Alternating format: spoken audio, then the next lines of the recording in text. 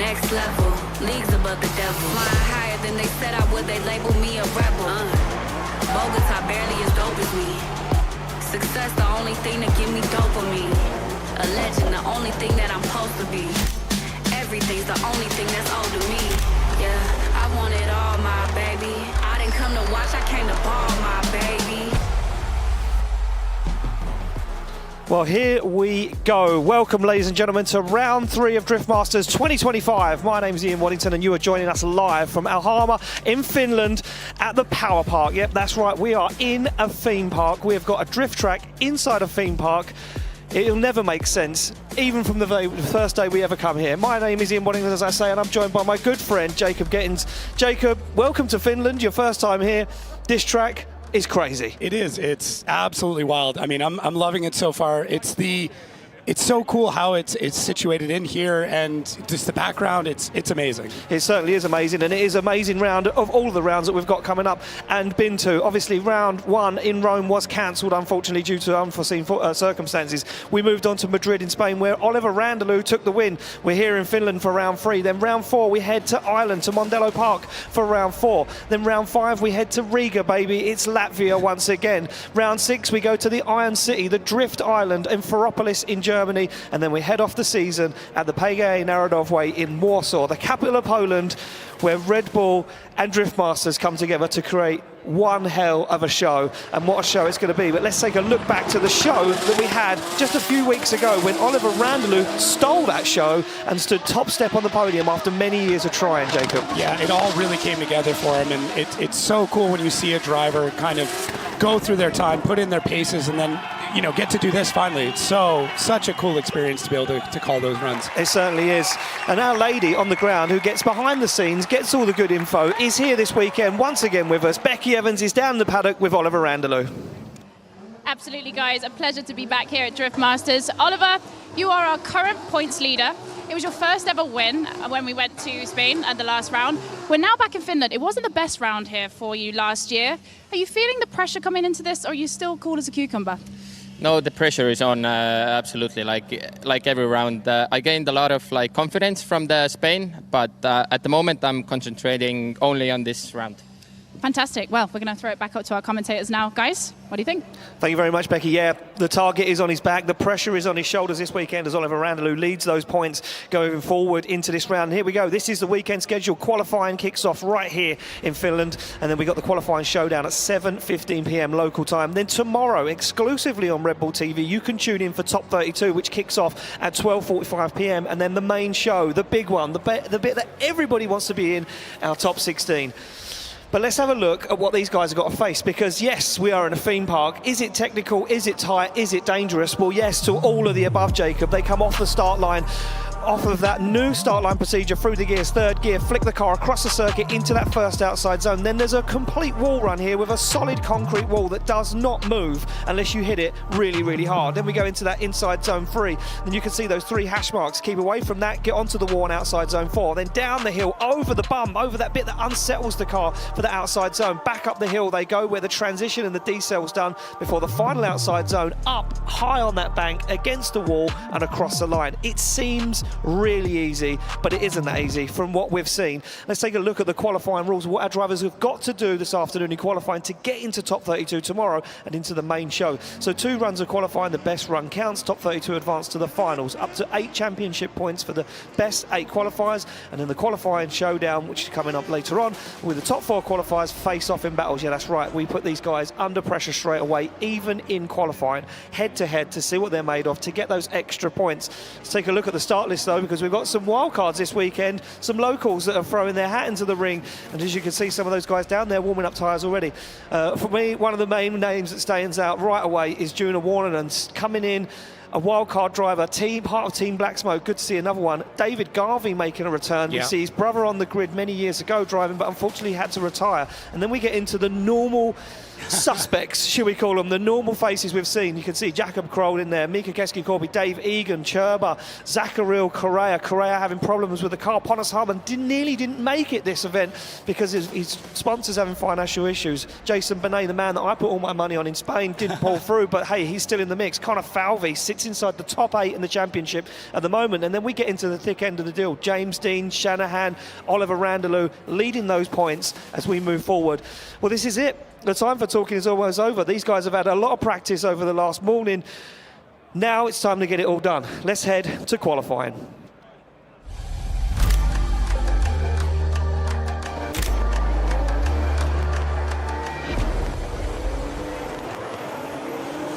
Well, here we go. The nerves start to set in now as drivers sit on the line ready to rock and roll. And as we say, the time for talking is over, and it's time to prove yourself on that global stage. As we see Erik Kavilla from Finland step up in this BMW E87 2JZ, 1,000 horsepower, but he's had problems with the car. What can he do, Jacob, as he fires it through? Looks for the outside zone, picks it up nice and early. And tags the wall instantly. Now upsets the car. He gets himself back into it, rubs the back bumper, but you can see he's got issues. That rear wheel got a lot of toe in, and I think toe out, sorry, and he's going to struggle. You can see him in those zones, struggling to make it up. Listen, this track is difficult enough, but when you adjust your alignment on the first outside zone, that's going to make it even harder, Jacob. Yeah, incredibly unforgiving. I mean, with all of the walls that you've got here, I mean, it's a very, very flowy track, which is great, but when you have a flowy track like that, if you miss anything, if you're off just by a little bit, it's going to bite you. And when you've got this much concrete lining every single corner, it's going to bite really hard. And we saw that right off the bat there with Emi. I mean, it looked good, and you can see after that initiation just carrying that little bit too much momentum, gets into the wall, and yeah, hard to see. I always love a driver, though, that gets their foot back on the pedal, really starts to push it around, but pretty clear on that one, it's going to end up being a 0. Yes, certainly is going to be a 0, and our judges deeming him, straightening, making a collision with the wall, not filling any of the zones. That will be a 0, and our judges for this weekend, as always, will be David Callas Vernon and Matti Gedges. So we're back on the line with Mattia Salindo in this beautiful BMW. Had a crash earlier with Teemo Pelto in practice, and those guys said the suspension turret moved back 80 centimetres and they had to get a tractor to pull it straight, and they fabricated some stuff in the paddock to get the car back out on track. This man actually helped build this track 2 days ago with the forklift that repaired his car, and he's doing a fine job so far as he fires into these last 2 outside zones, gets high up on the bank, into the wall, tags the wall, upsets the car a little bit, but gets the job done.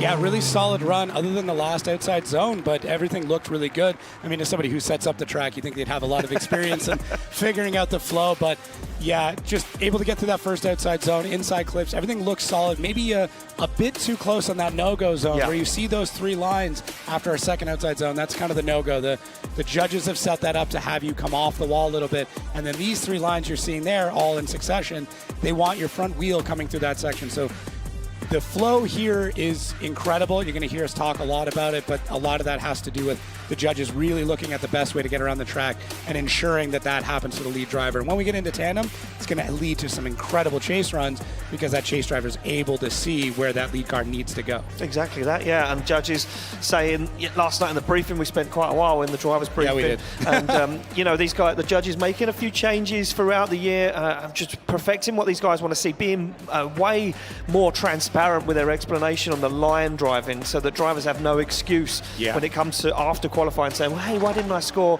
a 99-point run? And the judges can go back and say, well, look, this is what the information we had, and this is where we see your car. So that's the score. So there we go, a 77.5 for Matthias in that BMW E46. So he gets himself a score on the board as we go back to the start line. It's going to be Tony Ajalto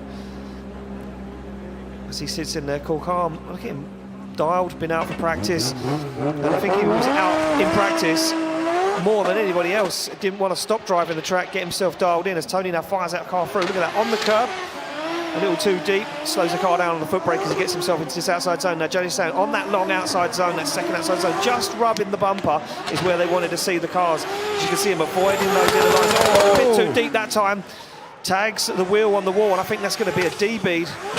Yeah, Or did he keep it in? Actually kept it on the tyre on the rim as he comes through that final outside zone across the line. I thought that was going to be a big accident. it looked like the whole lip of the wheel came off. Yeah, you saw that. There it goes. It popped. There it goes. Wow, how lucky was that? Good timing. Good timing, Ian.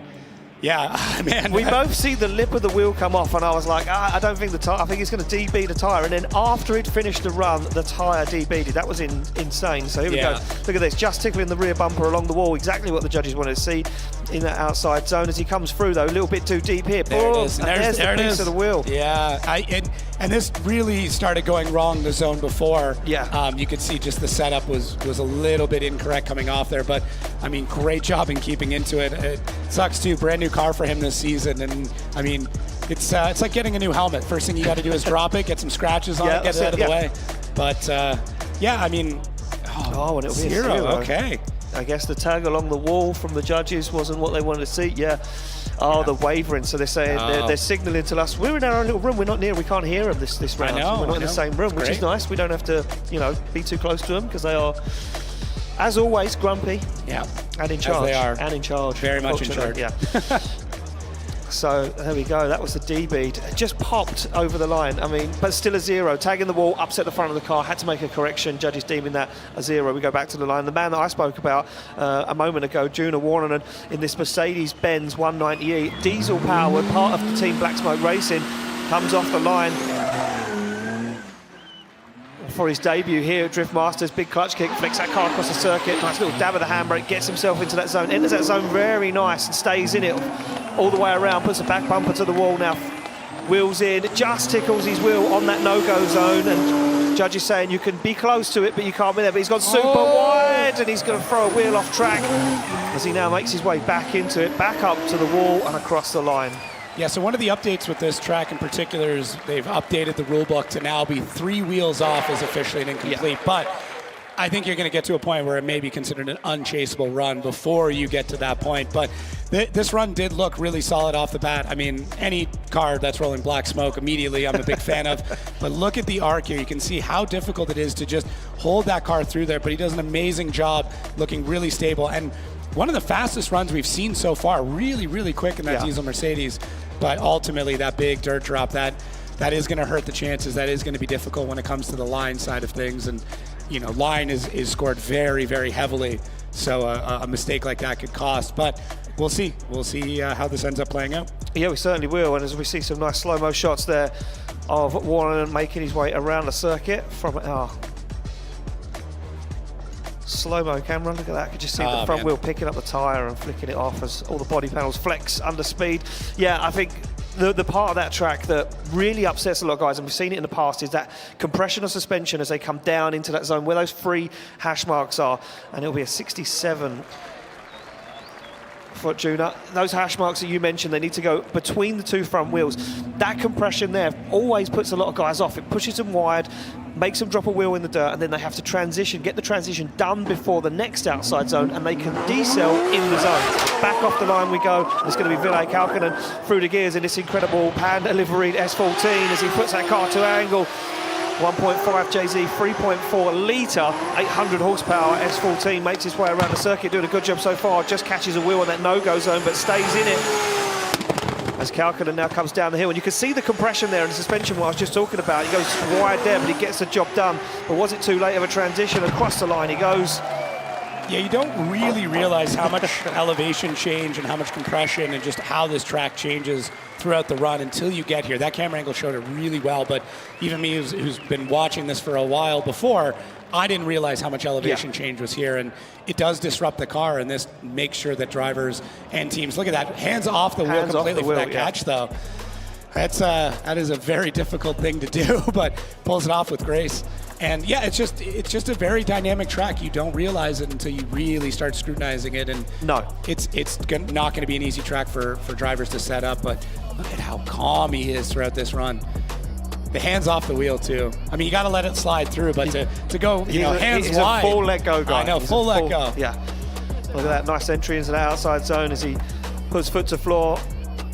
Flirts with danger. Look how close they get to that wall. I mean, you have to, especially if you want to qualify here. We've got, what do we end up running out with? 46 wow. total. Look at that. What a score for Kalkanen as he puts an 83.5 on the board. Ville Kalkanen, the man that proposed to his girlfriend, I'm not sure if his wife now or fiance still, at this track at Drift Masters. So there we go. We go back on the line. It's going to be Teemo Asuna from Finland, BMW E46 Coupe. M50 turbo underneath the bonnet, 807 horsepower. Looking good in practice earlier on. What can he do right now where it counts in qualifying? Will the nerves settle in for this young man as he puts that car right to the edge of the circuit? Nice line so far as he gets into this second outside zone. You can see that touch of the wall just upset the car a little bit on angle, but he stays in it, fires his way through. This is a very nice line, but again, deep into the wall, not what the judges wanted to see. Now this is where it's going to count. Oh, and he goes wide again, but he keeps it on tarmac as he flips back, dials on the angle, stands on the throttle, makes it into that final zone across the line, and he's been looking good all day. Yeah, I mean, as he started pointing things towards the grass, I thought he was going to go back to his rally roots and start to off-road this car, but does a really good job. As you said earlier, we want the drivers to have the rear wheels in there, but there's a point where you're so far into the zone and you're compressing the rear end of the car into it that it's no longer what the judges are looking for. Yeah, I mean, look, and the judges spoke about this quite clearly last night in our driver briefing about, you know, what do they want? As Drift fans, me, you, everyone here in attendance in Finland, everyone at home watching online, we want to see the back of the car smooshed into the wall, body panels flying everywhere. We like the X factor, but the judges are saying that's not what we're about. We should be clinical, we should be calculated as drivers. The rear bumper should be just grazing the wall, or you know, maybe just scuffing the wall. We don't want to see the whole back of the car completely demolished. And you know what, after thinking about it yesterday when we got back to the hotel, I was like, you're right, you know, this is smooshing the car like that isn't the greatest, but the line was good and the judges liked it as he gets an 86 on the board there for Teemu. We'll move it back to the line. It's going to be Nico Matala in this crazy Nissan S15 Dodge NASCAR V8, 700 horsepower. You know, I mean, you're not an American. Oh, yeah. It's from your... They're everywhere, but I mean, it's great to see him over here. Away from him. There we go as he screams off the line. Airfield hangs out of the bonnet as Nico Matala, back in Drift Masters once again, stands on the throttle, locks up that front brake, trying to push the back end of the S15 into that outside zone. Nice line as he exits now, comes into that inner zone, flicks the car through, and you can see a little deep there on that no-go zone, and that kept him away from the wall as he fires down the hill over that compression, keeps it clean once again, transitions, gets a transition done just in time for the outside zone, up high on the wall, flexes the tailgate across the line. Yeah, I mean, it looked like things were going to go sideways off that first zone, but was able to clean things up pretty well. That left foot brake that we'll see in the beginning, that had a lot to do with it, but it also shows you just how quick these cars are, how gripped up everybody's got, because speed's not really a factor at this track, but you still need a fair bit of it to make it through all the zones to really put down the smoke and make sure you can have a nice flowy run. But a little bit too grippy there through that section, and that transition coming through that box, just the timing wasn't quite there. So some of these drivers still working out stuff, but able to get through the run, able to get through all the boxes without any massive mistakes. It may not get you into the show at this point, but to get that practice run out of the way, to get that run out of the way, and now focus on, okay, now I need to go for the 90. I think it's always about getting that run out of the way, settling the nerves, you know, especially for these wildcard drivers that aren't in the championship round after round. You know, this is all new.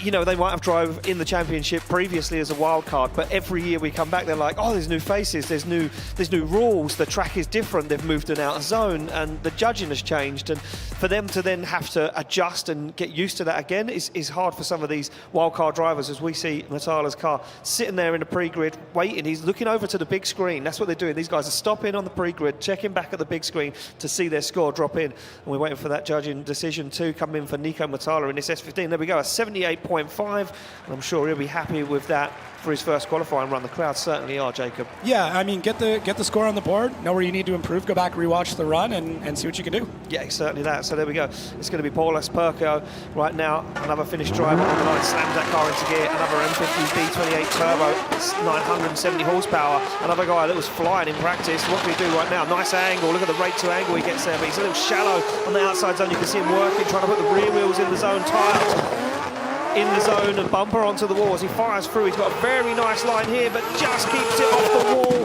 Clean driving for this young man as he comes down the hill now, flicks it for the last two outside zones, get the transition done just in time, up into the wall and across the line. Yeah, one of the most stylish runs we've seen so far, with a couple of mistakes in there, but a ton of angle off the hop. And for me, I really like coming out with that much aggression and then kind of dialing the line in a little bit later on. That, to me, gets way more nerves out of the way. You're throwing big style, you're hucking it in there, and they're like, okay, I'll clean things up after, but at least now I know how hard I can throw this car into that run. And you can always go back deeper. You can always, wait a little bit longer, push the car a little bit deeper. But it's very difficult to go back to a driver and say, hey, you did good.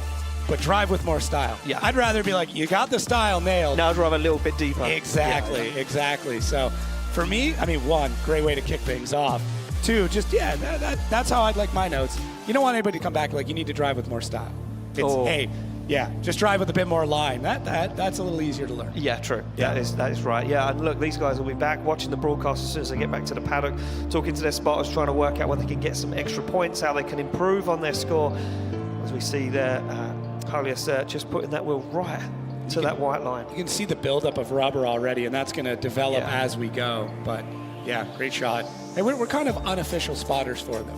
Give them the pre-notes, right? I've never thought that before. Yeah, we are unofficial spotters. We give them all the information they need. They just have to watch it back. Maybe they watch it back on mute, though. Yeah, I mean, I understand. You would. I understand. So there we go. Grandstands filling up already. And today is only our qualifying day. Our warm-up for what is tomorrow, our top 32 and top 16, which could get interesting. An 81.5 drops in there for Paulus. See, that's where the angle starts to make up for it. But course, not too bad. Style, angle, both good scores. A little more online, set. Well, there we go. We jump along to a man from Ireland. Our first wildcard driver, not from Finland, is David Garvey, making a return to drifting and a return his first wildcard drive at Drift Masters as he's dialed in car 2JZ Nissan PS13. 750 horsepower as Garvey now puts the back end towards the wall. Nice line into the outside zone. A veteran of Irish drifting. Falls out of that zone, works his way around, now picks up that inner zone, fires through, and he's going to have that nice line leading him to the wall, but can he hold on to it? Keeps it away from the wall, plays this one safe as Garvey comes down the hill, gets that white line between the two front wheels, dials himself in, looks for that final outside zone, flicks the spoiler towards the cone across the line. Yeah, not too bad at all. This is, see, and this to me is kind of the opposite of that. Really good line, but now I'd be coming back to the notes, so like, okay, you got it. Now have some fun. Really get in there. Really start to push the pace. So could be a little bit deeper through that first outside zone, but I can't imagine how difficult it is to get your laps in. You know, they've got 2 practice sessions before this. Drivers got a lot of laps in though. Yeah, like they were out there for a good time. So as long as the car is running well, you're getting a lot of seat time.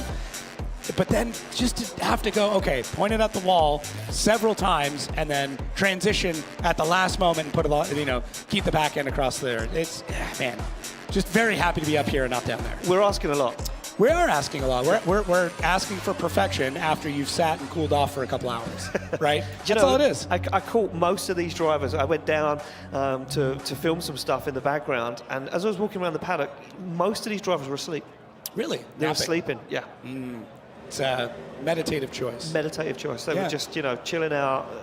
Wanted to just That's relax. The ultimate chill. Yeah. You can't get more chill than asleep. Don't overthink what's been going on in practice. Relax, go back out for qualifying, in that right mindset. As we see Garvey there sitting in that pre-grid again, another driver waiting to see his score pop up on that screen. We wait for the judges to put the score in. And here we go, a 77.5 for Garvey. So Garvey gets a 77.5 on the board. First qualifying run out of the way here at Drift Masters. Calms the nerve. You see his father with him there, just saying, it's fine, calm down, we'll go back, we'll talk about it, we'll move on. Now, this man didn't look like he was going to make it back out today. George Christopheru from Cyprus had a big hit with the wheel earlier this morning, ripped the rear wheel off of this BMW 1 Series, but now back out as he flicks that car to angle. Look at the line from Christopheru as he tags the wall once again. This man is not scared of the wall, but he's pushed himself out of that outside zone. Now he's got work to do to get himself back on that perfect qualifying line as Christopheru fires through down the hill. He goes over that bump. Look at the compression as the back end almost digs completely into the tarmac. Christopheru back on throttle, a big clutch kick across the line. Yeah, very, very aggressive. And I mean, this is kind of, I would say, George's calling card. Just going out there, throwing caution to the wind, just getting after it. And I mean, I can feel the eyebrows pushed together as he's coming through that track, just clenched teeth. Clenched his teeth, gripping the wheel. And yeah, I think if he can clean up a few things, everything else about this run is really good. And it's so neat how you can tell how someone drives from the outside, right? Yeah. You start to look at this and you can feel it, just even the way they come off the line. When they just have it gripped up, they're banging through the gears, big initiation. And yeah, George just very, very aggressive in this run. And that car is so gripped up. Like it is very, you can even tell with how the suspension's compressing, like how much it's bouncing. He gets on the throttle, it squats and launches. So that is in full kill mode all the way through this run. But look at that, 90 to the wall, right on it.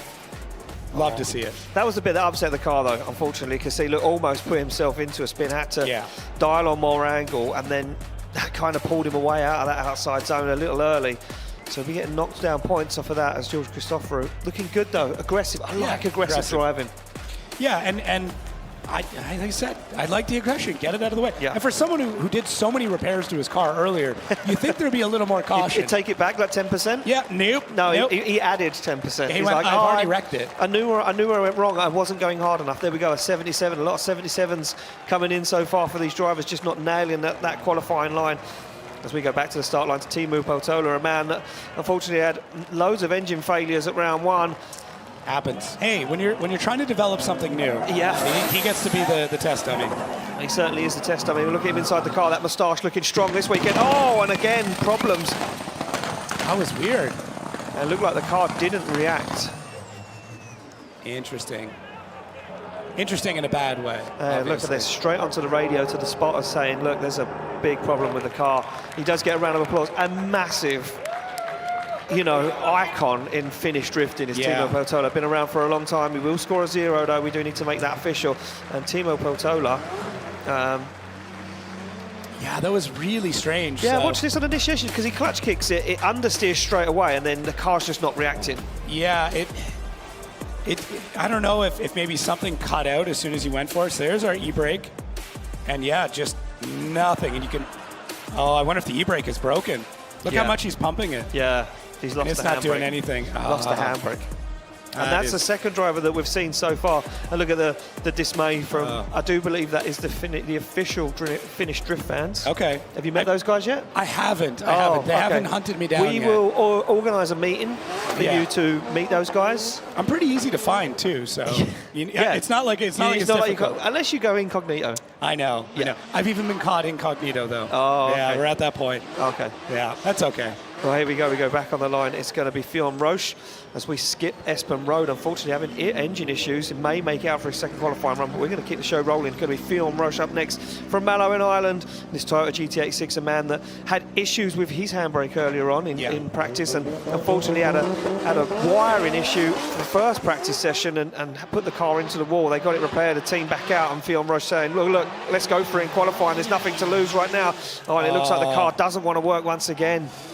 So rough. I had a great conversation with him after the last round, and I could feel the frustration with the performance, and this is not going to help with that. And hopefully the rest of this run, use the rest of the run to figure out what else is going on with the car, because the rest of this isn't too bad.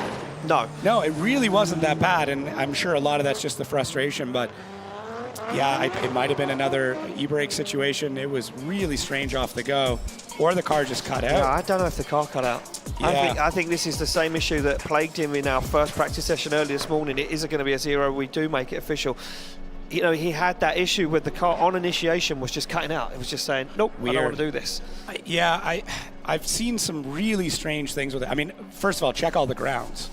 Make sure that everything is grounded. We might just ship you down there. Yeah, I could. Just go down there and be like, hey, I'm going to work on some of these cars, try and figure out some of the issues. We're going to go back to the start line to a man in a borrowed car. That's right, Dwayne McKver suffered engine failure in Spain, in Madrid, couldn't get that car back out. Come back to Ireland, tried to rebuild the engine. The parts for the engine got held up in customs, but he's back out in a borrowed car from his sponsor as Dwayne McKver now pilots a 2JZ powered S15. And look at this, puts the back bumper to the wall. McKver down the order because he's yet to score a point, but McKver wants himself back in the fight as he fires through this, goes a little wide, keeps it on the tarmac though as he transitions, gets that car into that zone, up to the wall he goes and across the line, taking the bumper off on the wall.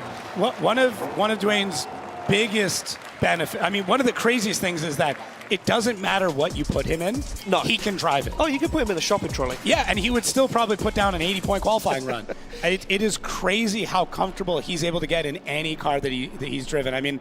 I've had the pleasure of calling runs at events for him where he's been in 5 different cars. Yeah. And just the only reason you know it's him is because he's dragging bumper across the entire run. Yeah. And you're like, oh, that must be Dwayne. I don't know what car that is, but I know who's driving it. And you can even see from the driving department, it is barely set up for him.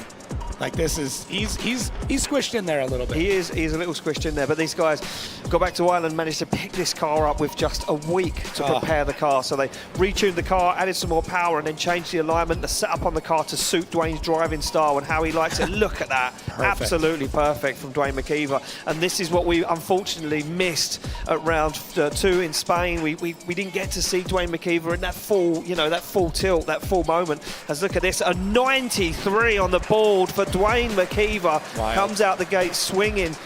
You can see that title sponsor on the door there as Dwayne McKver borrows the car from them. And incredible what these guys will do to help drivers out. Yeah, it's nuts. It's really good to see, though, that we've got that kind of support in the sport. It certainly is. Yeah, great to see him out. It certainly is. So there we go back on the line. Yves Meyer up next in this incredible Toyota GR Supra as he flicks it across the circuit. Now looks to set it up nicely, and he does for that first outside zone. Yves Meyer beginning better and better in this car year on year, and now he seems to have perfected the style. He's learned to tame the beast as Yves Meyer flicks that car towards the wall, and Yves Meyer now going for a huge run as he fires down the hill over. Look at this, perfect from Yves Meyer in a moment. Gets that car dialed on transition, flicks it up towards the outside zone and across the line. Oh, so comfortable. This guy's looking so good in this car this year. Just confident. I mean, even at that initiation, it was like on beat. You could see that he's got the timing down in this car, and it's so difficult to nail that with all the changing conditions and how this track is laid out. That flow, when you have a flowy track like this, getting the timing down, getting that beat down means everything. And just off the launch, first thing I thought of is he's got this nailed, and it flowed through the rest of the course. Yves Meyer just, man, it was such a great run to see. For somebody who has struggled for a while, it shows. You just put your head down, you don't give up, you put in the time, you put in the paces, and put in the practice, and you get a run like this. Incredible. So good. In a stunning car. And you can see the battle damage that's on this car too. He's not babying this suit. He's not babying it at all. No, he's not babying this Supra. Look, he built this car to do one job, and that was to come here at Drift Masters and put on a show, and that is one hell of a run there from Yves Meyer as he's starting to really now push himself and the boundaries of this car in this competition. Unfortunately, knocked out in top 32 at round 2, but Yves Meyer looking on form this weekend, feels comfortable. He's a guy that looks comfortable on this circuit as well, where in the past, unfortunately, has fallen to the beast that is those walls and taking himself out of competition. But what do the judges think of that as Yves Meyer now sits on the line? 91.5. Are you serious? Look at what it means to Yves Meyer as he climbs on the roof. I bet. And you know what? It's like he's just won the lottery. That was incredible from Yves Meyer. Well, that line score really carried things, 57.5 on line alone. So shows you how heavy-weighted that is as we move on to our next driver here in Clint Vanor. Yeah, Clint Vanor putting this car in the wall in practice earlier on. Nearly put the front end in and destroyed the car. Luckily, was able to save it. Clint Vanor been on a flyer so far this season. What can he do right now as he goes deep into the wall once again? Clint Vanor, a man known for destroying the back end of this S14, but he needs to tame it back a little bit. 10% off that 150 would be nice right now as Clint Vanor goes once again nice and close to the wall. The back end of this S14 seeing some battle damage already as it wobbles and wavers as he flicks himself into the outside zone. A little check-up from Vanor as he stands on the throttle. Yeah, he made corrections well through this run. I mean, there was definitely a few that came up, but can feel a little bit of frustration there. Clint knows that wasn't what he's capable of. Very aggressive, as you said, Ian. Really gets into the walls, really pushes things, using every implementation throughout the run, between left foot braking, like full throttle. It looks like he's trying to stand up in the car. That's how hard he's pushing on the pedal there. But just a few things he's got to work on through it, but the aggression is there. Once that line is sorted, once he's not dragging the rear end of the car through every single zone, he's such a menace out there. He's a driver that can win from the chase too. He can intimidate drivers as he gets around the run, but even in the chase. So hopefully the scores come in favorable for him and we can see him in the battles, because he's such a weapon when he gets into head-to-head. It certainly is. Well, you wouldn't have said this car was brand new just a few months ago. You'd have no idea. No idea. Well, Clint Vanor's definitely put it through his paces, that's for sure. And we go an 89.5 on the board from the man from the Netherlands. As we jump ahead, it's going to be Yakov Gro on the line right now in the Toyota GR86. looking fresh. Once again, the team, he said, went back to Poland, pulled the car apart, made sure it was 110%. They repaired it, repainted it, got it ready, and he said, I'm feeling good here. He likes these tight technical circuits with the walls. He likes to be able to position the car right where it needs to be. And what can Vashkonsky do right now as he puts this GR86 right to the edge of the circuit? Look at that, locks the brake up, hangs the spoiler over the wall. As Vashkonsky, a man known for that technical style, now gets himself into that zone. He's got the right mindset. Look at that line as he goes right to the edge of the circuit. Vashkonsky's on a flyer right now. Down the hill he comes. He shallows up the angle. Goes a little wide, but nevertheless cleans it up and gets into these last two outside zones on the wall across the line. Yeah, certain drivers really lend themselves to certain tracks, and Kuba, with his racing pedigree and how precise he came, like that he's been driving for years, really works well at this track. I mean, certain drivers, all about the speed, they love hanging it out there, big, long poles, but Kuba here wants the technical, wants it to be tight, wants to measure everything in millimeters, and really solid run here. And what I'd really like to see is that he's not trying to fly through this course. He understands his qualifying, fill the zones, get the angle, get the style down. I don't need to be as super fast, and just very controlled through the whole thing. Concede no hesitation here in any of the lines, any of the transitions, looks good, and just needs to dial in a few points to aim for that, you know, that perfect 100. And I really think that's all that's left, is just those small dials as he gets through the run. Look how deep he was through that. Oh, man. But it's perfection. It is, and that's what we're talking about. Just putting the bumper close enough, or dragging a, you know, just kissing the paint off the wall. That's what the judges were looking for. And I think that's going to be rewarded. And it is rewarded. A 92 dead on the board for Kuba Rashkansski. Couple of spots left in line, but yeah, really good run. Yeah, very, very good run. And our lady on the ground is down there with the man that had this car in pieces in Spain, but now might feel like he's in pieces. It's Becky with Kuba Vashkonsky. Absolutely, guys. Kuba, a big change from what happened in Spain. You've just put a 92 on the board, putting you in second position. This must feel a lot more relaxing than the second round. Yes, this round was, the first round was really heavy for us, but I'm really happy to be here because this track is amazing. The people here are amazing, and we are really happy to race here. And this first round, I'm really happy of it because 92 points, it's secured the place, and now for the second round, it's more relaxed, but it's possible to push more. Do you prefer a track like this, more tight, technical? I prefer the more tight tracks, for sure. For sure, you need to have a lot of power for the faster tracks. But this track is really tough inside the car because it's really close to the walls. And for everyone, I think it's no mistakes track. Brilliant. Thank you so much, Kuba. And we'll see you on your second run. Guys, back to you.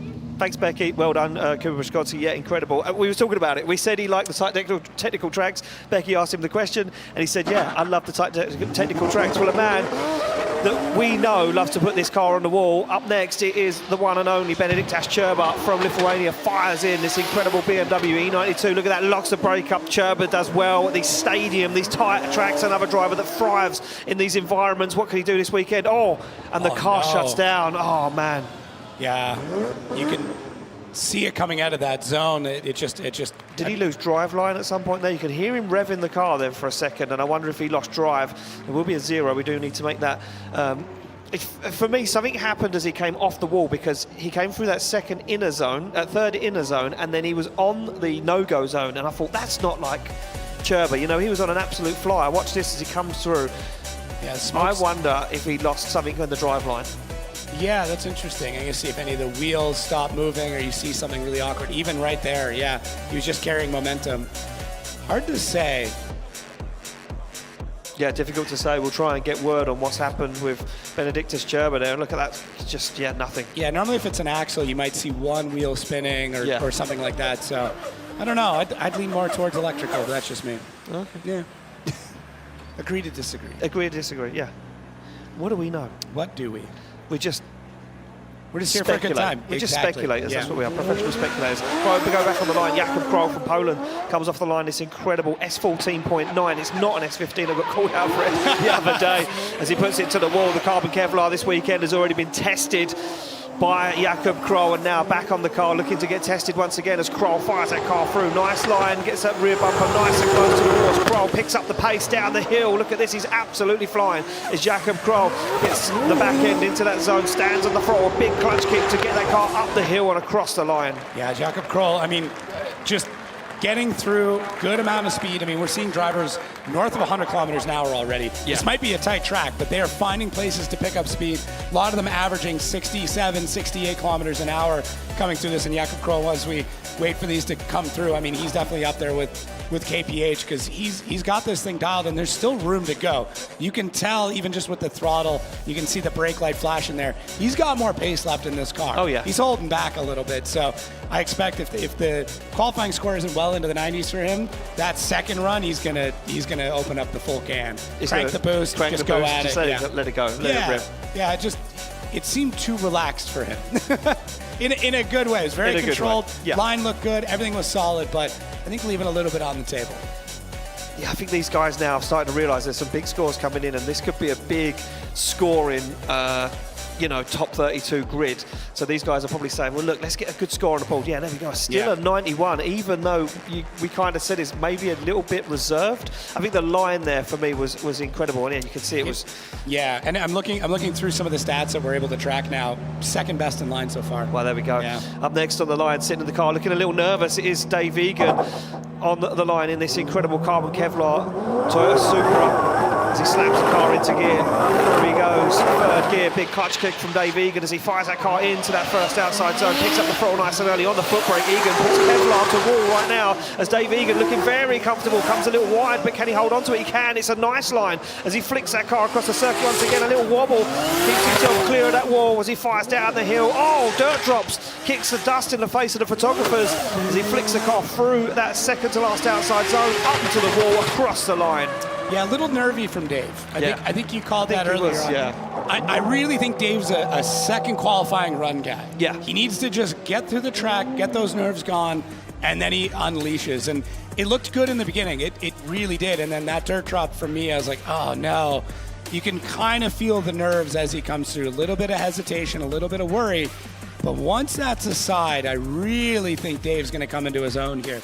And I mean, a driver that just doesn't have the same level of experience as anybody else, but still very much deserves to be here. Has put in the time and has the experience in so many different ways in drifting. And now it's just putting in a bit more reps, a bit more time on track to then get to that next level there. Yeah, 100%. I think it's all about the seat time. Yeah. I think that's the only thing that, Dave hasn't got over most of the grid is that seat time. But still, nevertheless, putting on a show and putting that car where it needs to be. For me, a couple of wobbles, as you say, drop wheels off the edge of the circuit. We'll see how the judges deem that. Remember, the new regulation brought in for Drift Masters for 2025 is that now 3 wheels off the circuit is a 0. 2 wheels will be a heavy points deduction. Obviously, depending where it is. Right. If you're 2 wheels off and it's a wall run, well, I mean, everyone's in trouble there. Yeah, that's a different situation. So there we go, a 78 on the board for Dave Egan on his first qualifying run. I think you're right, Jacob. You can see those nerves in him in the car. And look, there we go. Yeah, look, he just throws the hands. He's happy. He's happy. But he he's got saying, around. look, that was 20% of what I needed to do. Yeah. There's more I need to do out there. Happy it was only a dirt drop. Yeah. Well, there we go. Mika Keski-Korpi on the line now, the Finnish driver. You can hear the crowds around the grandstands cheering for one of their Finnish drivers as he kicks that car into gear. And Keski-Korpi been looking strong so far this season. Look at the way he lets that front wheel rotate and then gets back on the foot brake. Keski-Korpi picking up a lot of pace. It's a fast run from the young Finnish driver as he swings it nice and wide out that no-go zone. Deep to the wall goes Keski-Korpi as he fires down the hill. He's looking strong in this BMW 2 Series. Flicks it once again, dials on the angle. Can he hold on to it? He certainly can. A little nudge towards the wall and it goes again. Yeah, buttery smooth all the way through. And the way he transitioned in that second to last outside zone is super cool. Yeah, a bit of like a left foot brake stab to get the car to rotate around. But Mika Keski-Korpi, even right off the launch, look at how buttery smooth that transition is. Normally you see the cars kind of bite a little bit as they come back around. Not here. Mika just all the way through it, very confident, very relaxed. Was this one of the drivers that was sleeping? Because I would not be shocked. No, he was riding around the pits on his scooter, saying hi to everyone. Yeah, he's just enjoying himself. Yeah, and maybe that's the difference here. Just able to relax. I mean, still have fun, still exciting, but just really fluid. Well, I mean, I'm guessing he's probably one of the most local drivers. He lives just an hour away from the track. He might have gone home last night. So he might have went home. Yeah. Slept in his own bed. Big difference maker right there. Had a homemade meal. There it is. There we go. Wow. Mika Keskikorpi has come out this weekend with a statement. He said, Laurie Heinlein, you may have won the finish round last year, but I'm winning it this round. Wow, what a statement from Mika Keskikorpi, and the Finnish fans enjoyed that one, that's for sure. As we go back on the line to another Finnish driver, the man that made his debut here at Drift Masters at this circuit 2 years ago, Yako Ula, ladies and gentlemen, this incredible Toyota Chaser JZX 100 2JZ as he flicks that car across the circuit. Permanent license in Drift Masters for 2025 as he puts back end into the wall and along the wall as Yako Ula now looks down for that inner zone, finds it, flicks the car to angle, keeps it safe, not too close to the wall, doesn't want to destroy the car and give anything for the judges to talk about as he puts that car right on that right line into that second to last outside zone, up on the wall, across the line. We're just getting better and better with every run. Yeah. I know we're moving down based on performance, but it shows. It really, really shows. The runs are getting more confident. They're getting more aggressive without being kind of jittery or jerky around the track. They're all smooth, but aggression in those transitions. Do you want to know something? I do. You love a number. I do. You're a big figures guy. The top 5 qualifiers already are in the 90s, and it's only the first qualifying run. That's and scary. we are not close by any means to the big hitters in the championship. Yeah, it's we are like halfway through the first half of qualifying runs. Well, you even Kuba's interview where he's like, oh, I'm into the 90s, I'm in the show. I'm not sure about that. I don't know that a 90 at this point is in the show. Well, there we go. Look at that, an 89 for Yako Ula. He's close to a 90. He's up there. He's playing. Look at this, 7th position with an 89. We're going to get some big scores. I'm going to say halfway. I'm going to say 16 drivers in a 90. I think we're there. Yeah. I think tomorrow's lead and chase, top 32, is going to be incredible because everyone seems to have dialed that lead line in. We go back to the line to this man from Japan. It is Oki Nakamura off the line, 43 years of age, one of the oldest drivers on the grid, but that doesn't scare him because look at the line. Nakamura fires that car in. Oh my God, Nakamura is not messing around. Look at the line, that first outside zone, this GR86 as he flicks it to angle. Will he flirt with this ball? Of course he will. As Nakamura puts the car right where it needs to be. Oh, he jumps it. Nakamura is not messing around. Look at the angle from the Japanese driver. That was insane. Oh, that was fun. That's just old school, old-fashioned drifting fun. I had a grin the whole time. That was so sick. Nakamura, I mean, you cannot count this guy out, ever. Look at this. Just so solid all the way through. Hands up on the wheel. Very decisive in the e-brake pull. Relax, though. Look at that. You can see him smiling. He knows. He knows behind the wheel that this is just a great run. That transition, that completely sideways hop across the bump. I mean, man, so sick. This is the Nakamura. This is what we saw before. Yeah. This is the driver we watched growing up. Like, he's back to his roots again, having fun, enjoying the runs, and just throwing down, man. He's found the car that he enjoys driving in Europe, and he's found the championship that he enjoys driving in. And he said, I want to go back to Drift Masters in my GR86 and look at this. Nakamura just put on an absolute clinic at Drift Masters. We are in for one hell of a day tomorrow. He averaged almost 50 degrees of angle through that run. Crazy. He actually 83 degrees of angle at one point. Almost 90 degrees. That is nuts to be able to do that. Keep the pace. Do it along a concrete wall. Love it. Oh, wow. Look Agreed. at that. 93.75 for Nakamura. Drops him into second position at the moment. And he is, look at that. He's happy. The thumbs are up. He's saying, yep. There's more left out there, though. There's more left out there. I believe it. Well, here we go. We go back on the line. The action doesn't stop yet. We're going to have to keep ourselves going because Marko Zakaril from the Czech Republic is off the line right now in this BMW F22 2 Series Volkswagen 2-litre turbo underneath the bonnet as Zakaril fires that car into that first outside zone. Zakaril now makes his way around this long second outside zone, bumper to wall, looking good so far for Zakaril as he fires through the middle part of the circuit, back up onto the wall again as Zakaril flexes the back end of the 2 Series. Down the hill he goes. Look at that control. The car gripped up, almost come to a stop as it landed up onto the bank and goes across the line. Yeah, fun run. I mean, listen, when you're coming off the back of the Nakamura run, it can be tough, but kept it there. Still fun, and that's what always makes for an entertaining run is when you see the drivers enjoying their time behind the wheel, when they're not stressed, when they're just out there, running the walls, big transitions. And what I really like is there's no hesitation once he's in the wall. There's always that fear. You get into the wall, you lift off, it snaps back around. The steering. Yeah. No, just in the wall, holds the steering the whole time, pushes all the way through, and such a unique engine sound too, which is great. Anytime we get a new engine in drifting, always a fan of it. So, do you think this is going to take off? I've got a feeling it is. Yeah, as long as it holds. I've heard whispers in the background of more drivers talking about doing this conversion. Well, I mean, if it can hold for a season, it's in. Yeah. That's the biggest thing, because anybody can make a ton of horsepower on any engine, but will it last for an entire year? Reliability. That's the biggest thing. And he's making good power. I mean, he's well into like 850? No, 700 at the moment. At the moment. With the potential for more. A 90.5 on the board for Marko Zakaril. Look, here, this is a situation now. 7th position and 90. Right. This is what I'm saying. And we've still got some of the biggest hitters in the game to come up. Oh, but the windscreen wipers are on and the rain starts to fall in Finland. This could change the game. Yeah, the umbrellas are coming out. Diogo Correa from Portugal steps to the line. Oh, we can see the game change massively right now as Correa fires in. A man that stood on the 3rd step of the podium 2 years ago. He said to me earlier in the paddock, I want to be back on that podium. I love Finland. I love this circuit. As now Correa, look at this, he's rushing through the track. He wants to get a dry run.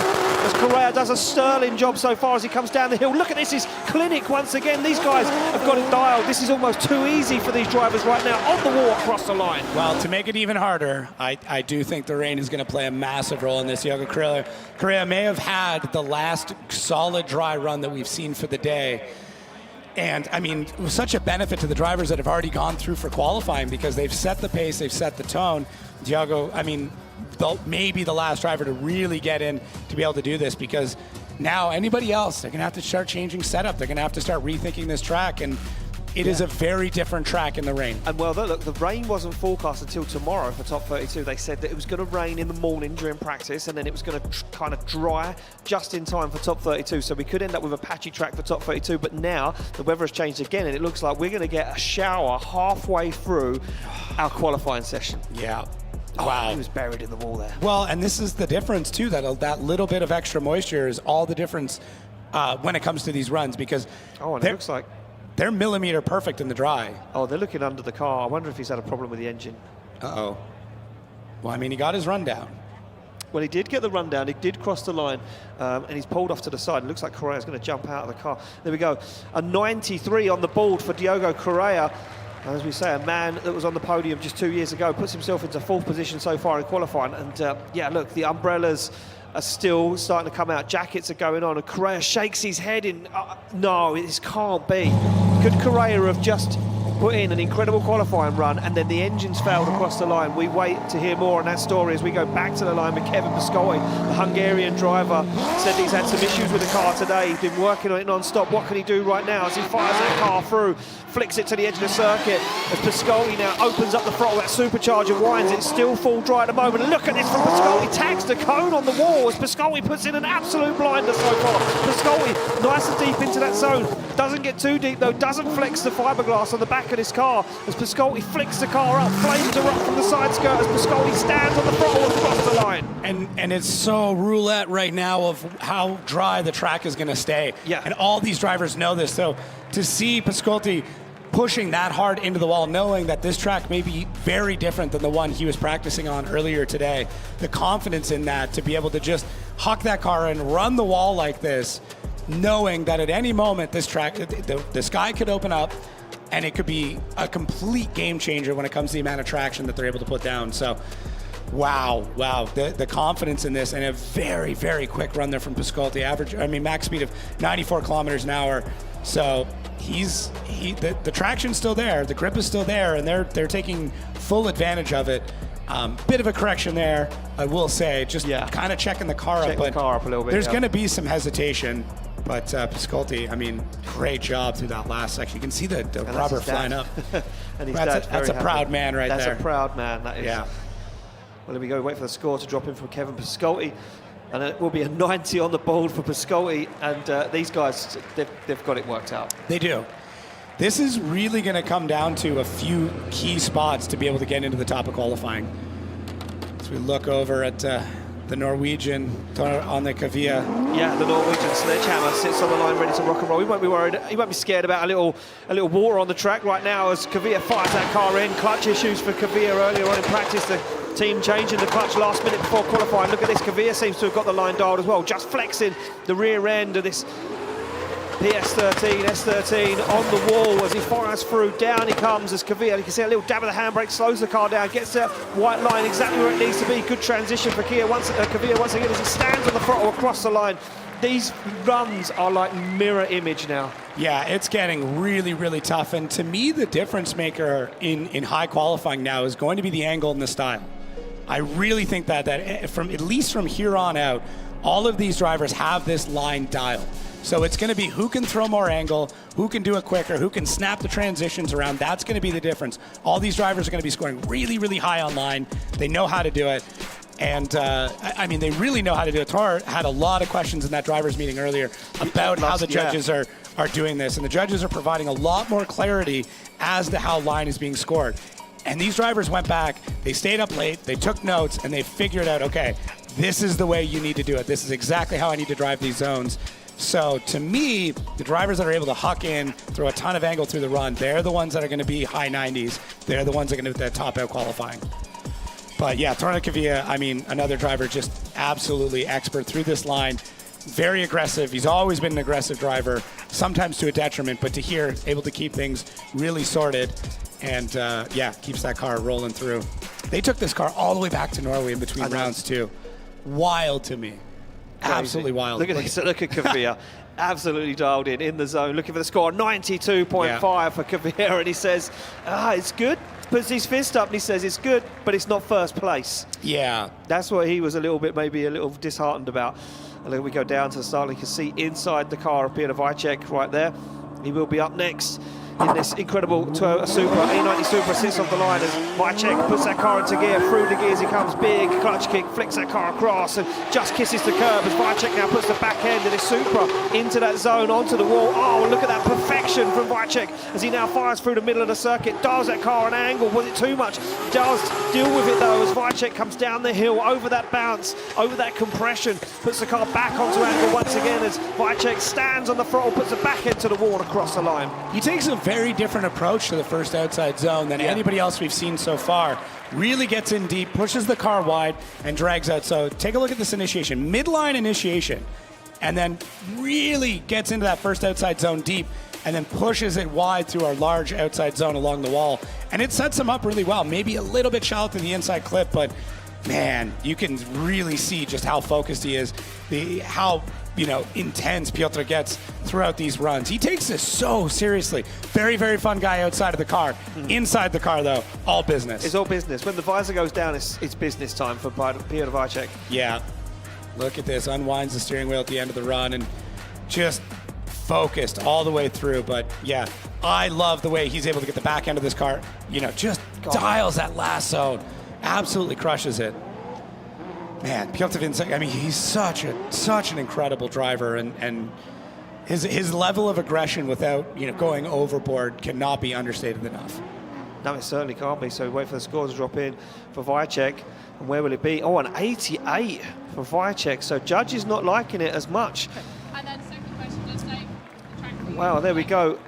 Becky down there with Peter. Peter didn't have the round one that he was looking for, Becky, and maybe not the score that he was hoping for just then.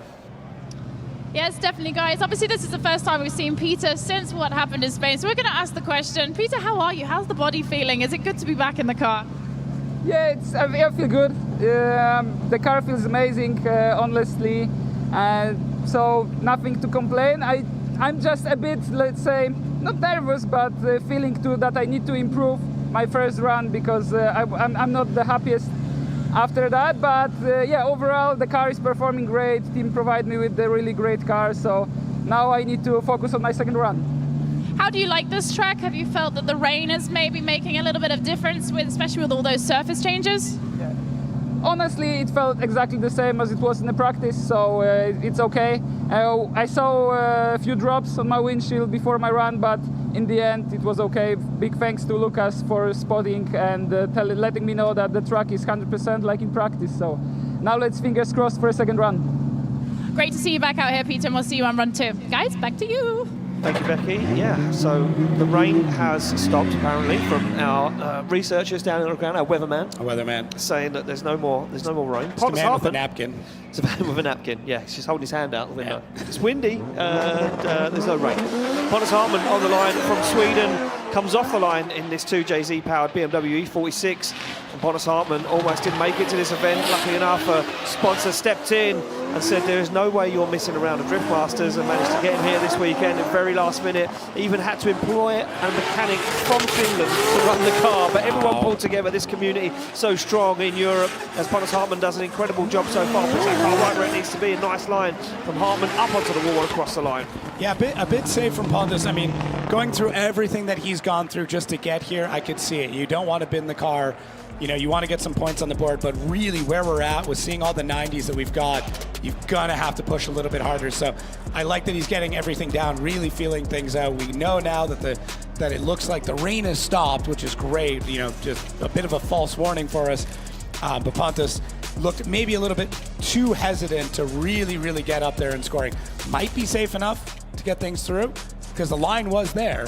I was just going to say, I think he went for a more of a technical line drive there and reserved maybe the style and the flair for later on. For later on, yeah. No, that's fair. I do think he's going to do well online, and we'll see. We'll see how we judge this. Well, right? we're just Drift fans. I know, that's it. We're Yeah. Drift fans, just like you guys here in attendance and you guys watching at home. And there we go, an 82.5. What did it lack on? Angle and style. There we go. We were right, Jacob.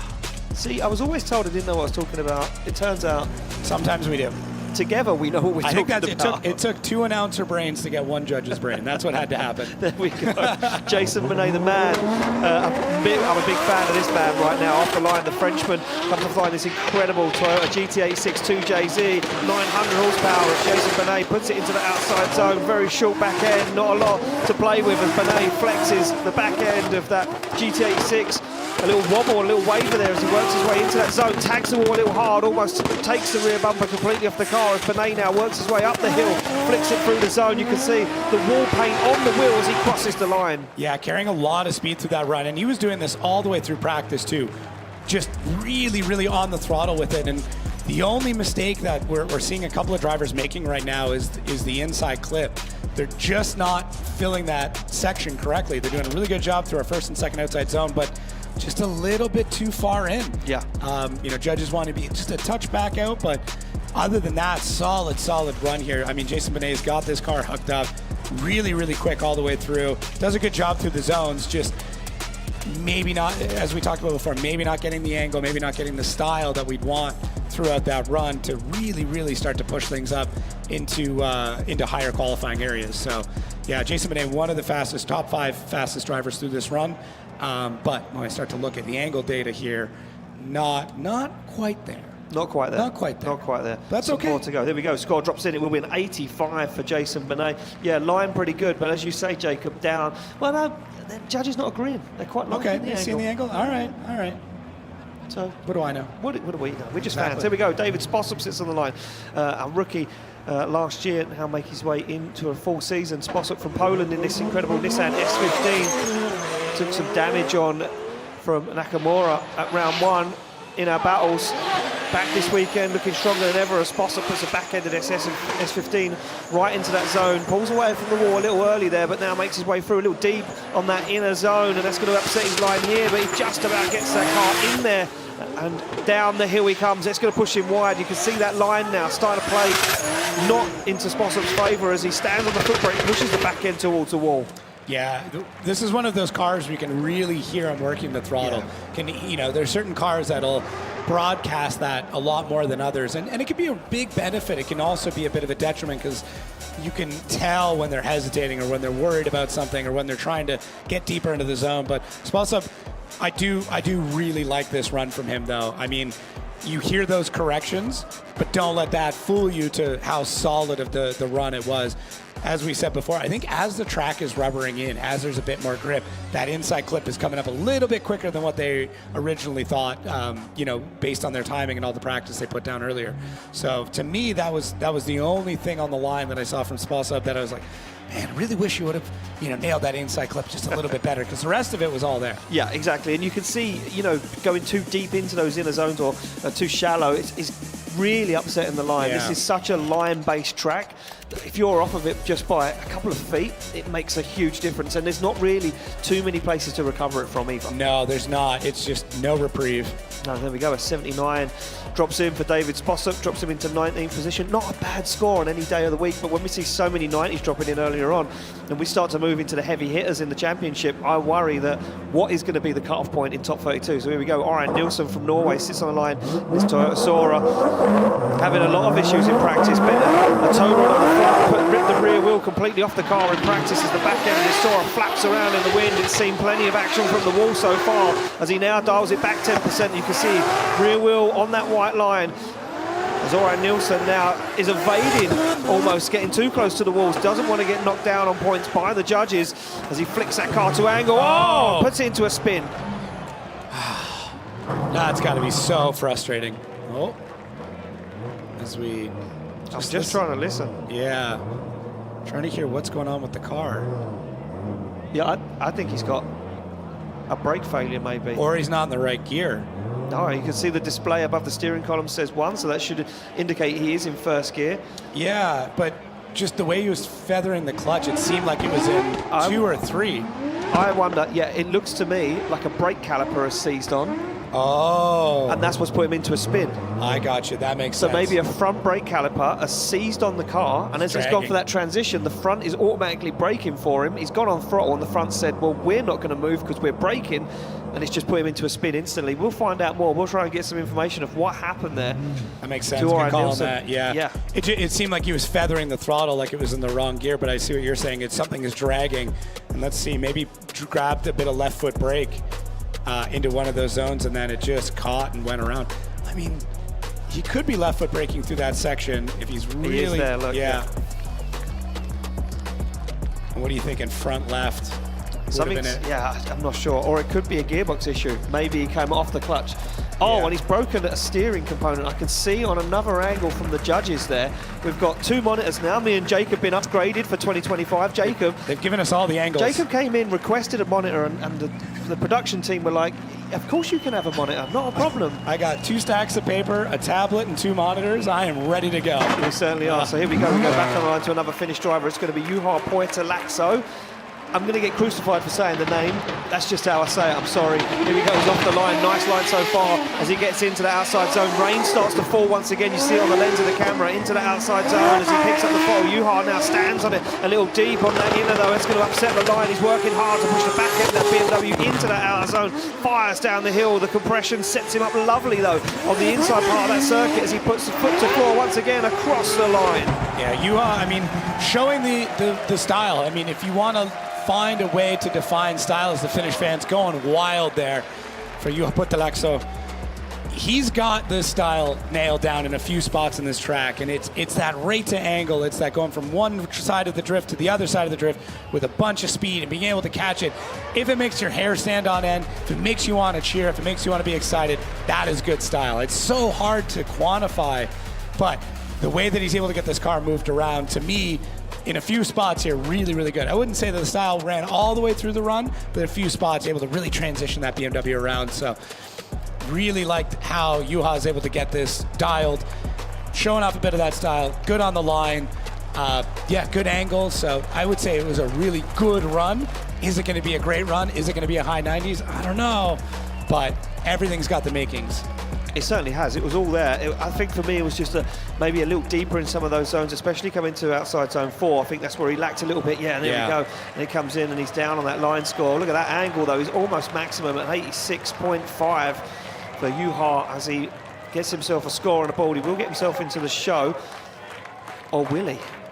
I don't know. I really don't know. I need to see the cut-off at the moment. We need to work out what the cut-off is. Here we go. The man that's currently defending a championship. He stood on the top step of the podium here last year. He won his whole event, fires through the gears, rain falls on the windscreen of Lauri Heinenen's S13 as he puts wheels to curb, and bumper towards. Heinonen now starts to feel the effect of the rain here in Finland. Doesn't disturb him though, as he now once again looks for that outside zone, fires through as he comes down the hill, the V8 screaming as he jumps the car over that compression, flicks it to angle. Heinonen on the throttle nice and early, puts the bumper to the wall across the line. That second outside zone though was, I mean, I think that was the best we've seen. I think the initiation caught him out. Watch how greasy and how slippery the initiation is. Look at the amount of water that's fallen. You can see how deep he goes on initiation as he flicks that car through. The car just lets loose and goes right to the edge of the circuit. Yeah, really pushes out wide and he's able to stay in it. What a maniac though. Just into the wall the whole time, uses it to feel around. It's like driving with your eyes closed. You're just feeling the way around the track. And I don't think that Lauri wanted to be that deep into that outside zone, but he had no option but to be that deep into the zone. But this is why he's a champion, is that he's dealt something and has no idea until he gets out there going, I have no idea what this track's going to feel like. Still lays down an absolutely solid run. And you listen, you have no idea how much these drivers can feel that rain. James Dean in the meeting the other day said, I can feel the paint you guys put down. That blew my mind, that they're able to tell the difference between putting chalk or paint down. Well, there we go. Wow. And a 94 on the board for Heinonen puts him into second position at the moment. And Keski will be the higher qualifier at the moment because he scored that score of 94 first. Becky's down there with the man that stole everyone's heart in Finland last year. Can he do it again, Becky? It's Lauri Heinonen. Lauri, that was an incredible run out there. We're watching the raindrops start to fall. How much can you feel that? Because you were quite deep into the walls there. Yeah, it was slippery. Yeah, and just before, like on the burnout box, my car, I think it lost the exhaust or something. So it sounds completely different, so that messed up my mind. But thinking of that condition, I think it was a proper run. It was a great run, and obviously you had a great time here last year. You were the winner. Are you looking to take the top spot again? Huh? Are you looking to take that top spot here again? Yeah, of course, I can do better without these distractions. No, we could all hear there was a slight note change of your car there. We were wondering, is he just using less throttle or what's happening? Yeah, just less throttle and keeping the wheel speed controlled, yeah. Brilliant. Well, good luck in your second run. Thank you. Back to you guys. Thanks, Becky. So he lost the exhaust. He couldn't hear what he was doing, and he still put a 94 on the board. Incredible. That's a champion. 100%. That's a championship drive. Well, we go back on the line to a man from Poland, and it's going to be Paweł Korpolinski, a man known for his sim drifting, known for that technical line driving, these sorts of tracks. Again, another driver that comes alive at these circuits. What can he do as he comes through the gears down in this S14A? Look at this from Korpolinski, flexes the bumper on the tyre wall on initiation. Korpolinski deep into the outside zone, but not too deep. Just flexing, tickling the back bumper along the wall as Korpolinski now finds his way around. Look at that foot brake locked as he pushes the back end towards the wall, the track rubbering in, gripping up as he fires down the hill. Korpolinski dealing with everything thrown in his face right now as Korpolinski puts it to the wall and across the line. Yeah, just so difficult to drive this, and you can tell that there's a couple of spots on this track that are a little bit slicker than others.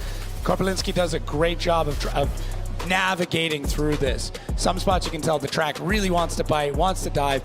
Even the way he's transitioning into a couple of these zones is very different than what he was doing in practice, what other drivers are doing. So not that the judges really care that there's any weather. You got to do the job. This is snow, and it could be like an ice rink, and they'd be like, deal with it. Has there been snow at an event? Not yet. Okay, we got time, but it could happen. There's always time. Yeah, there's always time, but yeah, Korpolinski just expert level, very technical, able to adapt through it, and that's as we get down into these later qualifying drivers, you're going to see more and more of that. These are the best in the world and the best of the best at the event. So it just, it just means that they have to be even more perfect. Yeah, they certainly do. And yeah, we're getting into the thick end now in the championship and almost done with our first round of qualifying. Look at this as Korpolinski waves and he says, well, just want to see my score. I just want to know what I need to do better for my second qualifying run. What do I need to improve on? And not a lot, that's for sure. A 93.25, and that is how close these guys are now. They're 0.25. But that's only fourth. Yeah.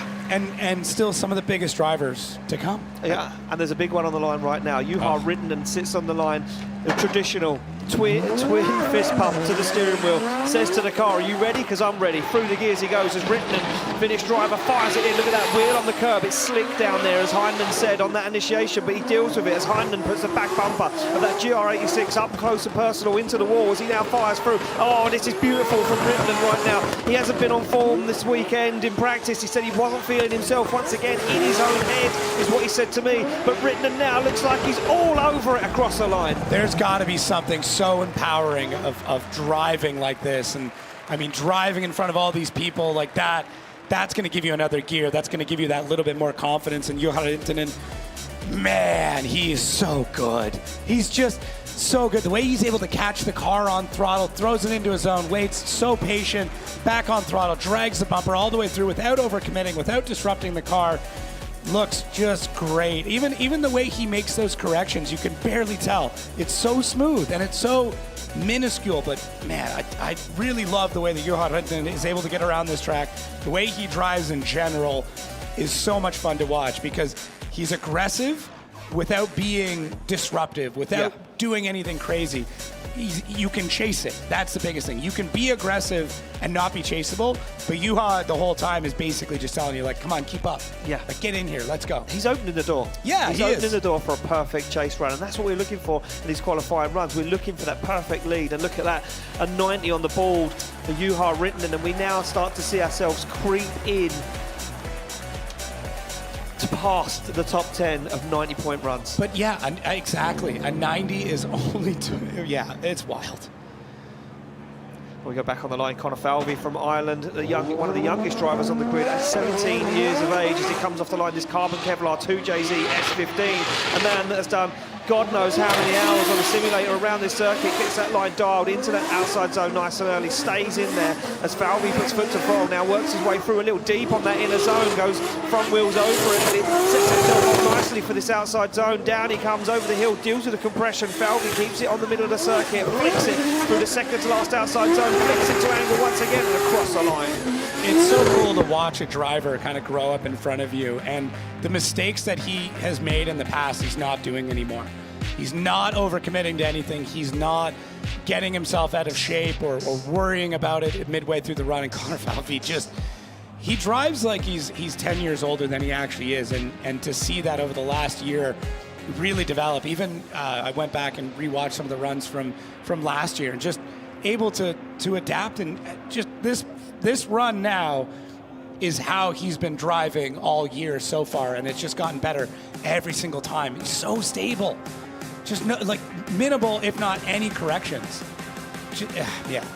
I just love watching it. I love watching his driving. I love watching his style. And I love seeing how quickly he's progressing in this sport. Yeah, for me, Connor Falvey drives like he's been doing this for 20 years. But he's only been doing this for a handful of years. And for me, I don't know, a lot of the other drivers in the paddock, a lot of the older drivers, they stand and they look and they say, do you know what, to see this young man, the way he is and how he's progressing in the sport reminds them of what they were, and and a lot of them have said it's scary. Yeah. Because this guy is only 17 years of age. He's sitting in the top 8 of the championship. There he is with his family and the rest of Team Drift Games as they await the score to drop in for Connor Falvey. What will it be?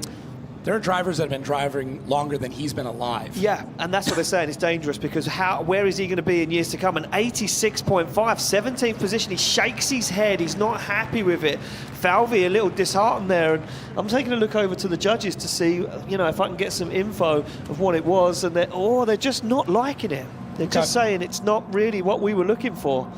And they shrugged their shoulders at me to say, hey, we've seen some incredible runs. Will we see an incredible run right now? Shanahan leaves the line. Connor Shanahan, Toyota GT86 2JZ. He was a champion. Will he be a champion again? He's got a championship drive in him, that's for sure. As Shanahan puts bumper to wall right now, full throttle for this young man as he fires through the middle of the circuit. Shanahan pushes that car right to the edge of the track. No lifting off the throttle as he comes firing down the hill and deals with that compression. That car gripped up to 100 as Shanahan puts foot to floor, locks up the front wheel across the line. Yeah, just really pushing the pace around the track here. Just able to get that car gripped up, really throwing it into everyone. Every transition is so snappy. It's so quick. And look at the patience to hold on to the e-brake like that to set it up for that second outside zone. And Connor Shanahan in typical form, fast, aggressive, committed all the way through this run. And I'm hoping it's going to show. I really do, because taking a look at some of the line throughout this, like, he's really crushing it. It's quick. I mean, 97 kilometers an hour through that run. It's there. It should be a solid qualifying run, although we do see that left foot brake popping in every once in a while from him, showing them that, showing the judges, showing everybody that it may not be the line exactly how he wants it to be, but he is using every tool. Look at that. I don't know if anybody's filled that last zone the way he has.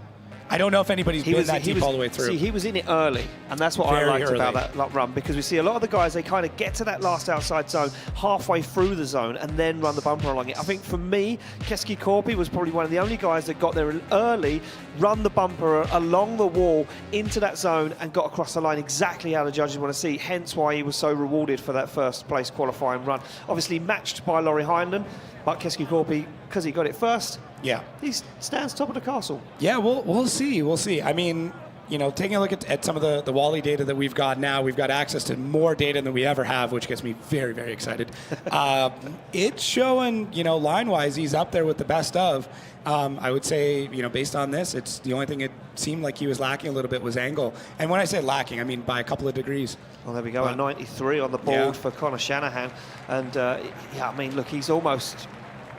There was a little bit of style for the judges. And that's a hard thing for a computer to figure out. Yeah, it certainly is. It certainly is. Well, here we go. Back on the line we go. James Dean in his brand new Ford Mustang RTR Spec 5 DM. Right. Got it right there. Nailed it. Here we go, off the line. Nitrous V8 screaming in Finland. We've been waiting to see this one as now Dean puts that car right where it needs to be. Look at that front wheel locked up as that car bounces around the circuit. Super soft suspension set up as Dean positions that car perfectly, puts the back end towards the wall. Dean will want to be part of this 90 party, that's for sure. Look at the pace he's carrying, but he deals with it as he fires that car at a big angle, stands on the throttle, just touches the foot brake, puts the car where it needs to be. It is so much car for this track. Yeah. I cannot understate how massive this Mustang is. They are gigantic. And James makes it and handles it like it's tiny. Makes it go around this course, almost looks weightless throughout the whole thing, just floats around, and he's super aggressive. I mean, multiple-time champion pretty much in anything that he's ever competed in, and you see that level of experience through here. Even through practice earlier on, he was on it right away. It's so easy and difficult to talk about James Dean because I feel like a broken record talking about how great he is. It's when things go wrong that it's surprising when it comes to James Dean. And nothing really went wrong with this run. No, it certainly didn't, that's for sure. Look at this. I just want to see the last. Look at that. Absolute perfection. You could basically drag a credit card between his bumper and the wall all the way through. That's it. He's not using my credit card. No, I mean, he could use mine, but I got to cut it up anyway, so... I mean, judges going back, trying to find fault in this run. We have access to the judges' replays you alluded to earlier on, and they're looking for errors. And yeah, so the new monitor system that me and Jacob now have, we see what the judges are seeing when they look at the replay. So the different angles, the replays, certain points on circuit, we can really now kind of refer to you guys and say, this is where they're looking at. Exactly, which is a massive benefit to us and to everybody at home and everybody at the event. We can try and figure out where's the error. Man, wow! Yeah. A 98.5 for James Dean. He tops qualifying with the perfect line score. Becky's down there with James Dean. It was heartbreaking Spain, but it's absolutely elation right now. Becky, what's he got to say?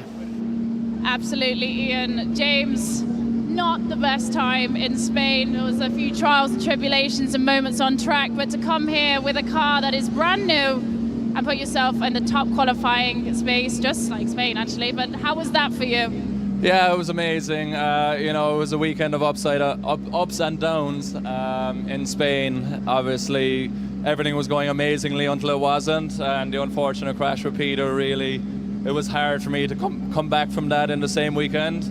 But this is a brand new weekend, new challenge, new track. I was getting really nervous before that run because windshield was full of drops of water with a few cars to go, but I just had to believe that the track was full dry. It felt like 95% grip of earlier, but very happy with that first run. We've got to talk about the differences in chassis here because we see GT86s really hanging it out all the way to the wall. How difficult is it when you have so much overhang in a car this big to really make it pinpoint and get yourself the perfect line score? Yeah, so I'm not in the lead position, it's not so bad, but when you're in the chase position, and this car, for example, chasing a GT86, you have to position yourself really well, because it's very easy to be in front of the front wheel, and if you're too far behind the front wheel, you're in the wall with them. So it's a balancing act. You have to approach every car differently, every battle differently, but I'm loving the challenge, and it's amazing to be back here in Finland. Thank you so much, James. You made it look brilliant. Guys, back to you. Thank you, Becky. Yeah, he did. He made it look effortless. That's what he did. Yeah, I feel bad for not reacting more viscerally about how perfect that run was. Shock there. I was. It's just, it's amazing. Well, hold on. I'm ready. Hold on a minute, because this man, well, he learned from James Dean, and he won't want James Dean to beat him. He'll want to beat James Dean. It's Jack Shanahan, ladies and gentlemen, off the line. This incredible Toyota GT86 2JZ screams, and look at this from Shanahan. It's almost a rinse and repeat of Dean's run right now as he fires through. Shanahan evades that wall, keeps the bumper clear of that wall as he fires down the hill, grips that car at maximum as he fires through, gets it right where it needs to be as Shanahan puts it to the wall and across the line. Just controlled chaos through the whole thing. And Jack Shanahan, when he's driving, you're ready for him to crash at any moment, because that's what it looks like the whole time. He'll dive in at the wall. He's full throttle. Look at the angle going into that. He's wrestling that car the whole way through, but makes it look smooth and effortless. It is crazy how Jack Shanahan drives. Nobody else could get behind the wheel of the way he sets up a car and drive as well as he does. It couldn't happen because it's on maximum all the time. When we talk about drivers like, oh, they're dialing it back a little bit, they're going to add 10%. That doesn't exist for Jack Shanahan. It doesn't. It's just, no, it's full time, all the boost, all the traction, all the everything throughout the entire run. As soon as he goes out. The way it flexed the back bumper on that final outside zone, for me, there was only one point that I can criticise Jack on, and that was the no-go zone. Yeah. Drops a wheel on the no-go zone, which judges said, like, hey, look, you know, you can maybe just touch the edge of it, but for outside zone 4, he was a little shy on it. Would like to have seen him a little deeper, like James was, just that extra few inches deeper into that zone. But the rest of that run for me, from Jack Shanahan, was incredible. And it's still going to be a good run, and he'll never be happy. Even if it's a 99-point run, he still won't be happy with himself. And there we go. It's going to be a 94. He says, well, there you go, that'll do. But he'll come out swinging for his second qualifying run. Even Becky's laughing at it. I mean, she's like, well, yeah. 94, okay. Right, here we go. We get into the podium finishes at round 2 in Spain. He finished 3rd step on the podium. Kevin Perser, he said to me this weekend, back on the podium. I'm not messing around, I'm here for business. The Estonian driver comes off the line. BMW 2 Series, flicks that car across on the handbrake, sets himself up lovely, gets into this outside zone. What can Kevin Perser do? We know he comes alive in the battle, but can he come alive in qualifying? Nice line so far from Kevin Perser. He wobbles a little bit there, pushes the car right to the edge of the circuit, smashes the back end off as Perser now starts to rein himself back in once again. Back on that qualifying line, he goes up into the wall, across the line. Wow. Showing why he deserved that podium. Really, really pushing the pace all the way through this. Very aggressive. Getting into the wall, sets the car up all the way through. Just a solid run. Other than that one wobble, as Ian alluded to. Just a little bit in that transition. There's a bit of a bump, there's a little bit of a hop, and you know, you set your car up a little bit softer to get the speed out of it, and that means it can get a little hairy, as it does there coming into the wall. Whenever you transition, that hop, it can be real spooky, but does a really good job of keeping everything sorted, everything clean. I mean, even with that wall hit, it wasn't like it disrupted the car. It was just on the edge where it tore the bumper off, but not so hard that it shook everything around. Look at that. Goodbye to that body kit. And even the headlight can't hang. No. The headlight's like, we're going too fast here. You Yeah. need to slow down.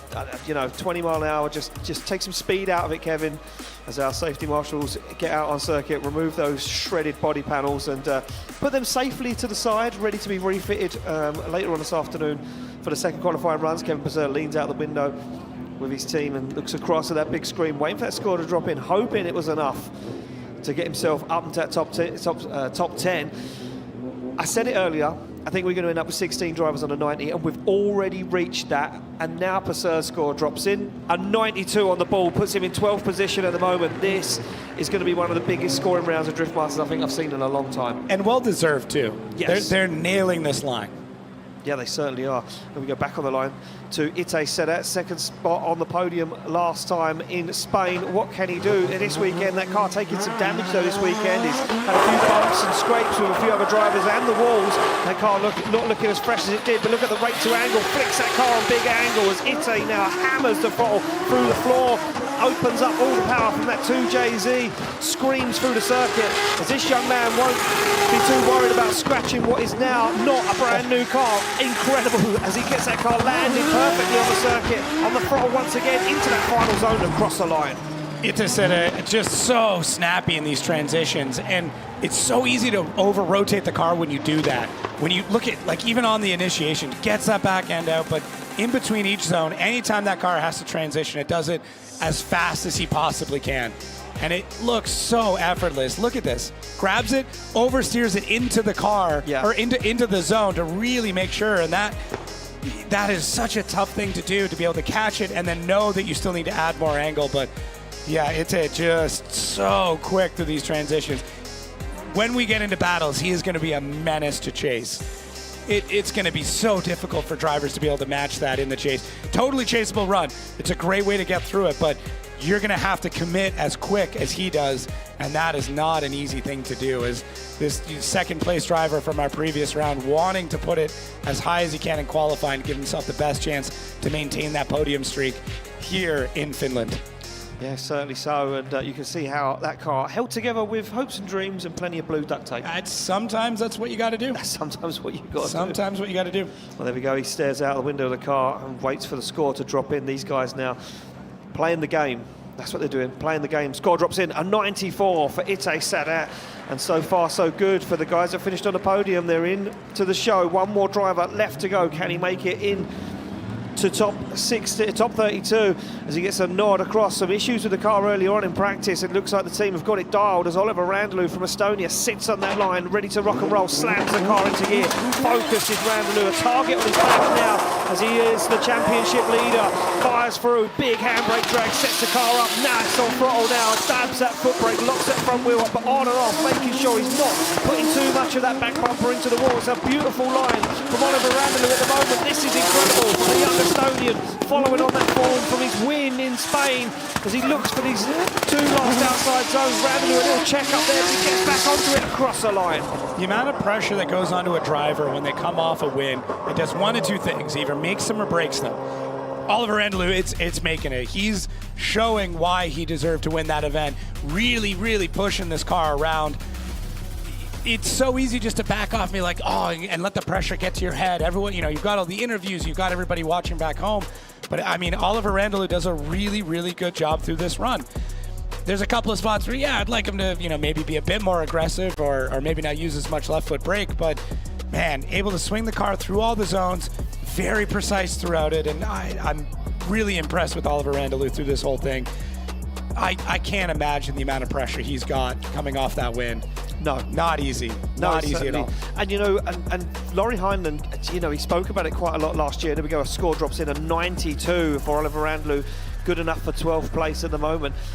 Heinlein spoke about it last year. He said that at no point did I really want to lead the championship. He said it was easier to fight from the back. You don't want to be the guy with the target on your back.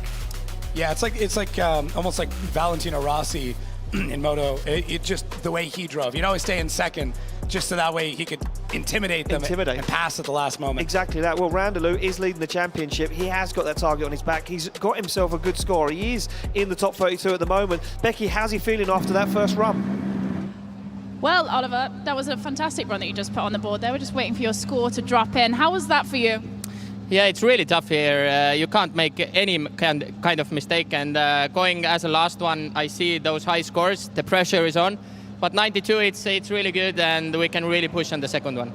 How do you manage that stress when you have it on your back like that? How do you just look down and go, you know what, this is what I'm going to do right now? I do stress a lot on the starting line, but once the light goes green, I'm totally in my own zone.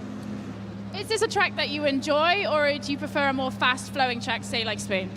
I can't say I enjoy it too much because there is so much risk on this track.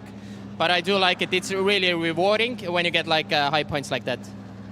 Well, did you make any changes to your car from Spain to here? I think you made a joke earlier. Actually, not too much, just? Yeah, just oil change.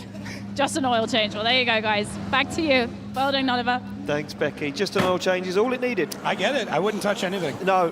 Don't touch a thing. Yeah, Don't wrap in change plastic anything. wrap, Yeah. and don't touch anything. You like the plastic wrap? Yeah. Yeah, you like that. I like that's how they ship cars around. It's smart. I like it. It's smart. It's very smart. Yeah. There we go. Let's take a look at how qualifying stacking up at the moment. Let's see who's in, who's out. James Dean obviously rounding out qualifying first place of 98.5. I think we're going to see that beaten. I think we're going to see a bigger score than Really? that. Wow. Yeah. Conor Shanahan at the moment sitting in 8th position with a 93 on the board. Nakamura in there. Jack Shanahan, the higher qualifier than his brother. That will be a talking point down there in the Shanahan camp. Yves Meyer, for me, a standout driver, one of the only first drivers to get a big score.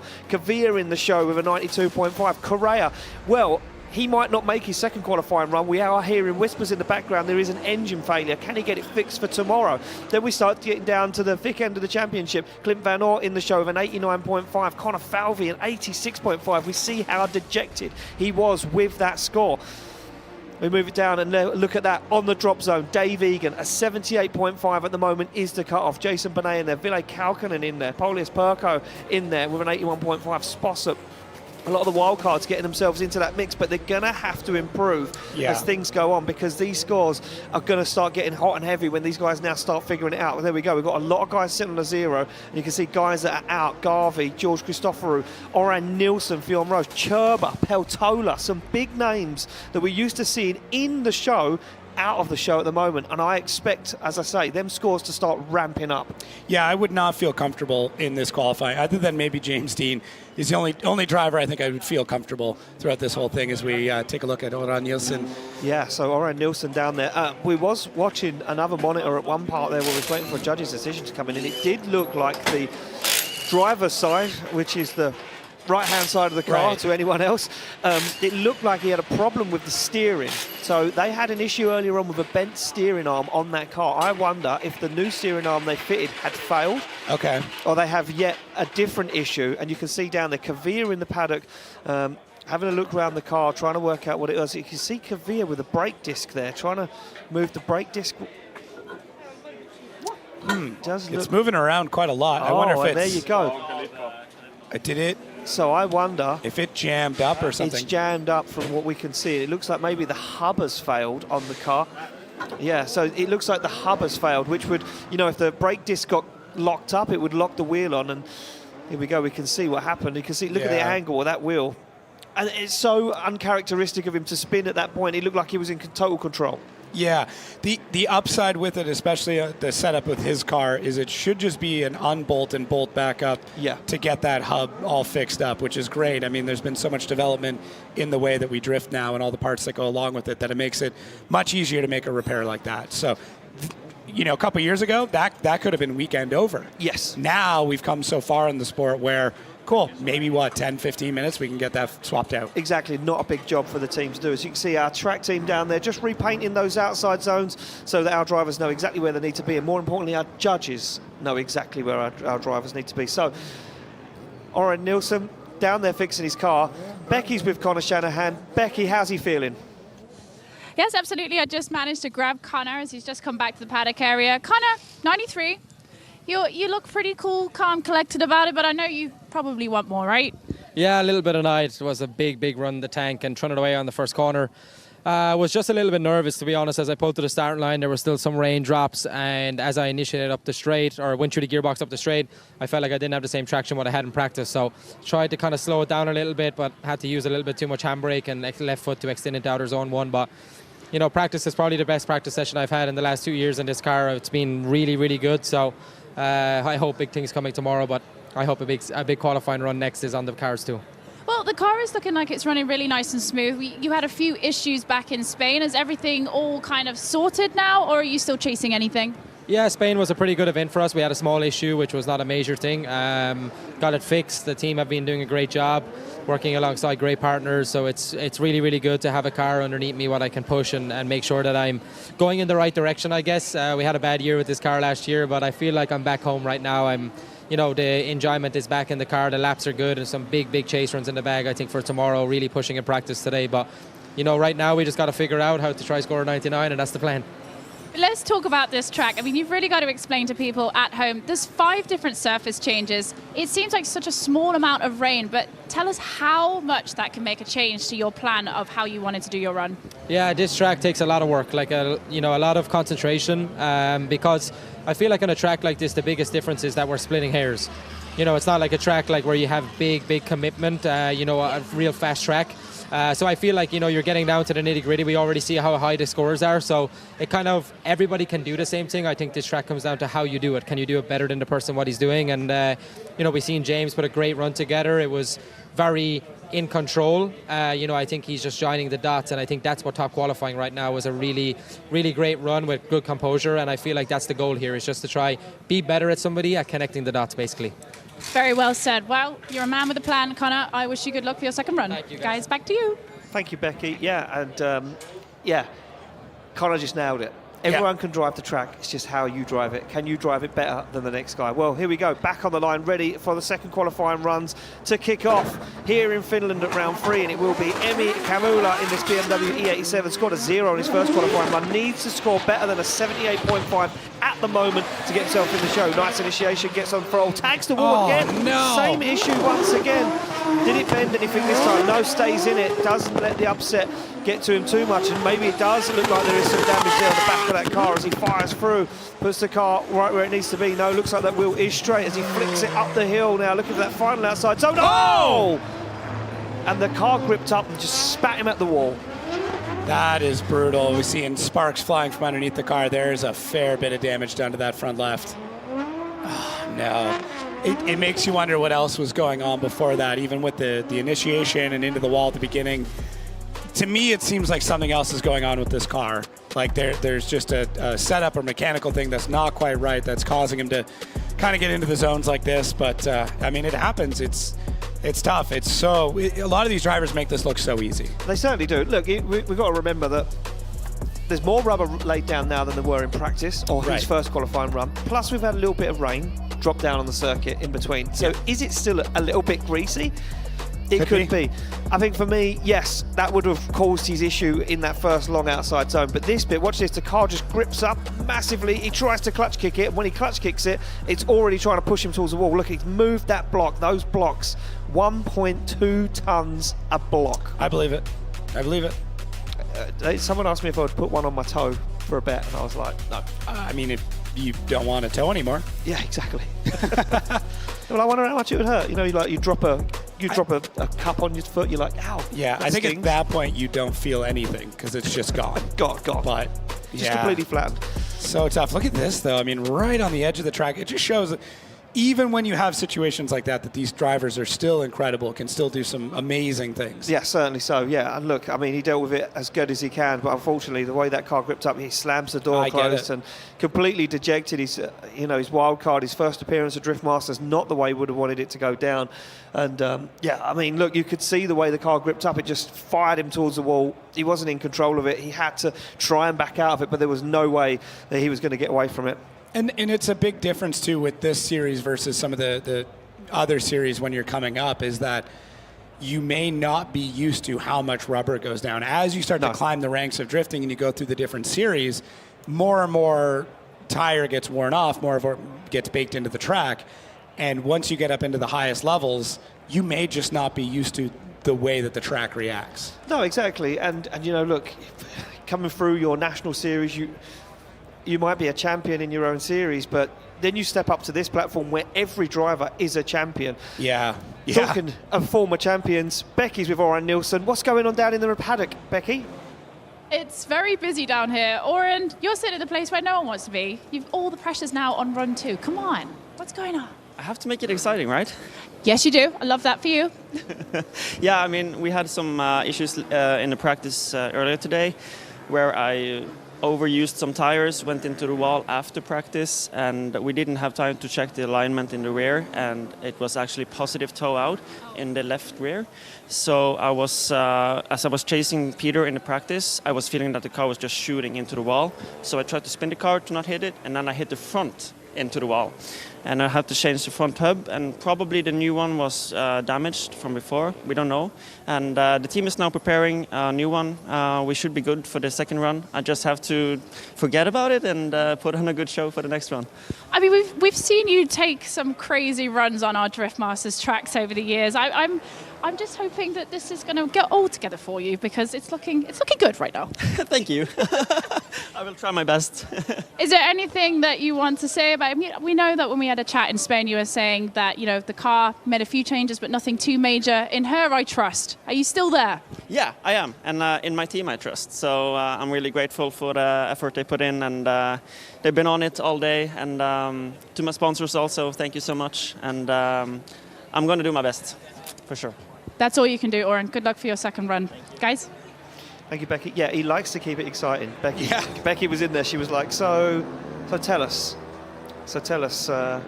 Yeah. Are you just playing a game?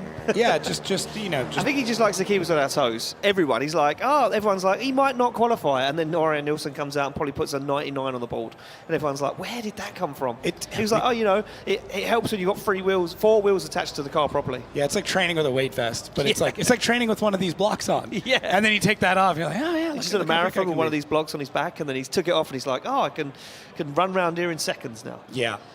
So there we go. We've got our heavy machinery out on track, moving the wall. And apart from a drift car, the only thing that's qualified to move the block. As we take a look back at the replay, you can see here where it all went wrong. Gripped up, big clutch kick, and already the wheels are pointing in the wrong direction. And nothing you can do. Nothing he could do at that point, that's for sure.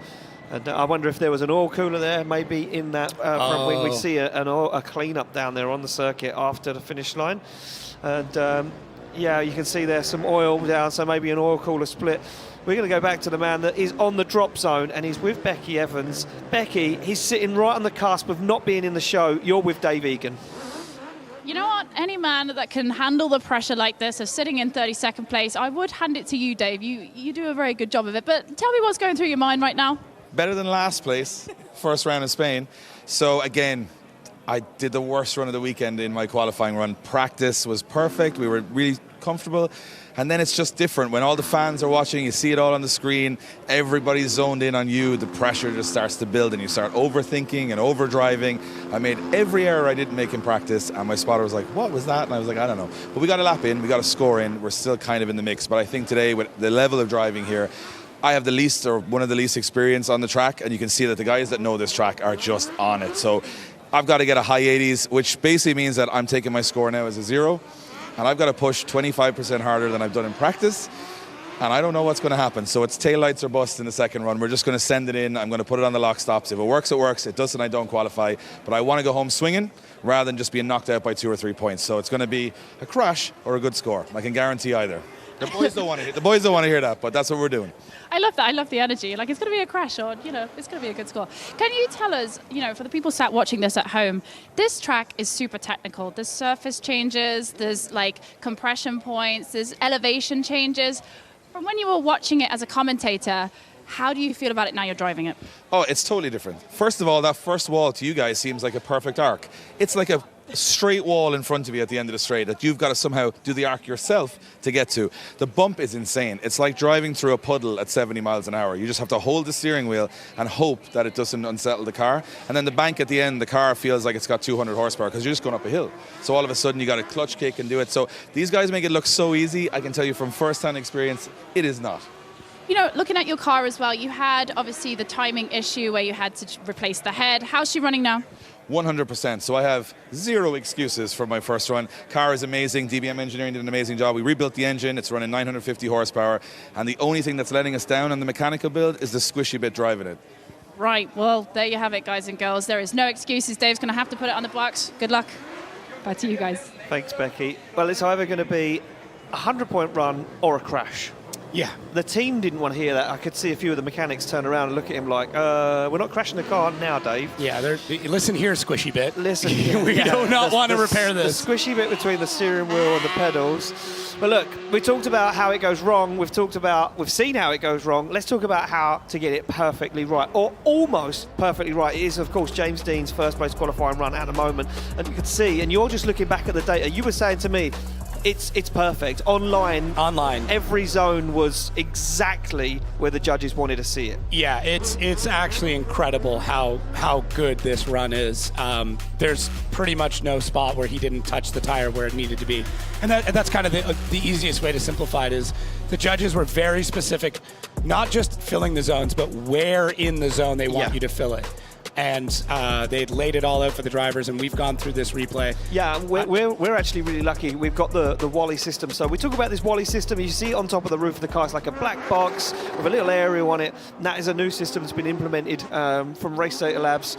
We call it Wally on all the cars, and that feeds back information to not only Jacob, because I am not qualified to look at numbers, but it also feeds back information to our judges, who they don't use it to determine a score, but they just use it to determine different things of how good was it. Is that where the drivers need to be? And you said to me, if you watch the run back, as we did earlier on a few moments ago while Becky was doing that interview, the front wheel and the rear wheels were exactly where they had to be on track. And for me, that is just mind-blowing. That the judges scored it as a 60 on line, and Wally backed that up. Yeah, it's not just inch perfect, it is literally millimeter perfect. Well, here we go, we're back on the line, ready for our next qualifying run. It will be Matthias Lindo in this BMW E46. Took it to the face earlier on, a crash with Teemo Pelto. Got himself with a 77.5, but not enough at the moment. He's out of top 32. The man that helped build the circuit with a forklift just a few days ago. Needs to do better than that, though. Evades the outside zone, flying down the hill he comes, on the throttle once again, flicks that car to angles. The sun now peeks round those clouds that we see hang over the circuit a few moments ago, and I don't know, Jacob, if that is going to be enough for the show. Yeah, I do think it's better than his previous run, but got a little bit shallow in a few spots, and that might be the difference here. As we've talked about, and we'll continue to talk about, everybody's got line dialed in. So if your line is not almost perfect or completely perfect, it's going to be a struggle. You better find a lot of style or a lot of angle to make up for it. But with 60 points on the board just for line, it's massive. So I do think he's going to better the 77.5 that he had previous. Is it going to be enough to get into the show, though? That is going to be really tough. We've seen this replay angle so much. Almost everyone's dragging bumper. Yeah. If you're not, that's going to be tough. I think now, looking at the judges' scores as they come in, we'll see it now reflected in this score. If you're not around a 55, I'd say, that line score of a 55 or more will not be enough. And there we go. Look, a 48 on the line is only enough for a 77.5. It is an improvement, but not enough for the show. And that is the end of the weekend for Matthias, as he moves it off the track. And we go back to the start line to Tony Ajalto, BMW E92. Scored a 0 on his first qualifying run. And looked like he almost had a false start there. Our start line Marshall Marcin. Yeah. Oh, not sure what's going on there. That is interesting. So I am not sure what's going on there or how the judges are going to deem that. I don't know if it was a false start or maybe he just said, hey, I'm having issues, I'm going to do a parade lap. Yeah, so we're going to try and get some info of what is going on from our guys on the ground. As our start line Marshall Marcin, the man of the moment. I can't wait to be at Riga where he puts a shirt on and his little dicky bow tie. I love that. Yeah, the outfits. The outfits. And this guy, like all of our track marshals throughout the year. So here we go. Light goes. So it's a false start. So Marcin tells him, waves him through, but it's a full start. So I'm not sure what's going to go on there. We're going to find out more about that. We're going to move it along to Junah Waran, this Mercedes-Benz 198 diesel. Yeah. You're all about this. And the fastest car on track so far today. Fastest car on track. 104 kilometers an hour. I said in practice that James Dean was the fastest guy. Well, not in qualifying. I was wrong. No, yeah. So far. It's the first mistake I've made. Mark this day down. In history. We'll celebrate it next year. Yeah. The day Ewan was wrong. Oh, so here we go. So he stopped on circuit, I believe, trying to find out where that is, if it's on circuit or is it right down the start line. It looks like it's down by the start line. We're going to try and find out what's going on there with Tony as we're waiting to start Junah Waran. There's one thing a diesel likes to do, it's idle, so he'll be okay. He'll be fine, and he'll use no fuel. No, none. Not an ounce. It'll be a thimble full. You know what a thimble is? I do. You do. Okay, so it looks like our marshals down there, you can see, talking to him, and maybe just relaying something. Right, so it looks like we're going to get Junah Waran off the line. He's going to do his qualifying run. Then we're going to go back to Tony. He's going to be allowed a second qualifying run. I think he got a little bit heated in the moment. Yeah. You know, out of the show, still on a 0, wanted to get the run underway, jumped the start. It was a full start. Here we go. Diesel Smoke off the line. Black Smoke Racing team member will be Junah Waran and fires that car in. Little dab of the handbrake. Oh. Another diesel issue. And another diesel issue after initiation. You can see him give it a clutch kick there, just to puff a black smoke out the tailpipe, and doesn't want to know. So that will be a 0 for Junah Waran, and he scored a 67 on his first qualifying run. So that might be it. So it was a clean start. Yep, we got the green light. And then at initiation, looks like he had to reinitiate.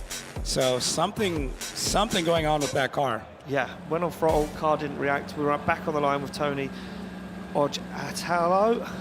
That's a real tongue twister. Oyatalo? Oyatalo. I was letting you go first. I always let you go first with the names. And yeah, you let me go first. You throw me into the lines then? That's fine. Hey, you're lead commentator now, big boy. I get thrown into the lines. But here we go. It was a false start. Apparently got a little bit excited on the line, lifted his foot off the clutch. It broke the beam and was triggered that false start. Here we go. Fires that car in. Currently sits on a 0 and needs to put in a 78.5 or more at the moment. That is at the moment. We've still got a lot of these drivers to get through as he fires through, back on the throttle again. He's trying to dial that car into the outside zone. He's come down the hill now, looking for that compression. Over that bump he goes as he flicks it into this outside zone. One more outside zone to go for Tony as he puts back bumper towards the wall and across the line. Yeah, what a good redemption there. I mean, knowing that you had a mistake previously on your other run, and then whatever happened at the line there, I think you're right, just broke it. But judges said it was okay. Yeah, look, Marcin saying to him, look, you get the countdown. Once you see the green, then go. To me, I think he sat there on the line with a car in gear. He was so pent up and needed to get the run out of him that he lifted off the clutch a little early, broke that beam, which takes almost nothing to break. Almost nothing, yeah. As soon as he broke that beam, it triggered a false start. Our starter Marshall Marcin was signifying to him, no, but you have to leave the line. You false started, so he had to, drive around the track, come back to the start line, and then wait for the judges to determine if it was a false start, could he run again? And they said, yes, you're allowed one false start and you can run again. And there we go. 75 on the board, not enough for the show as we lose this young man in competition.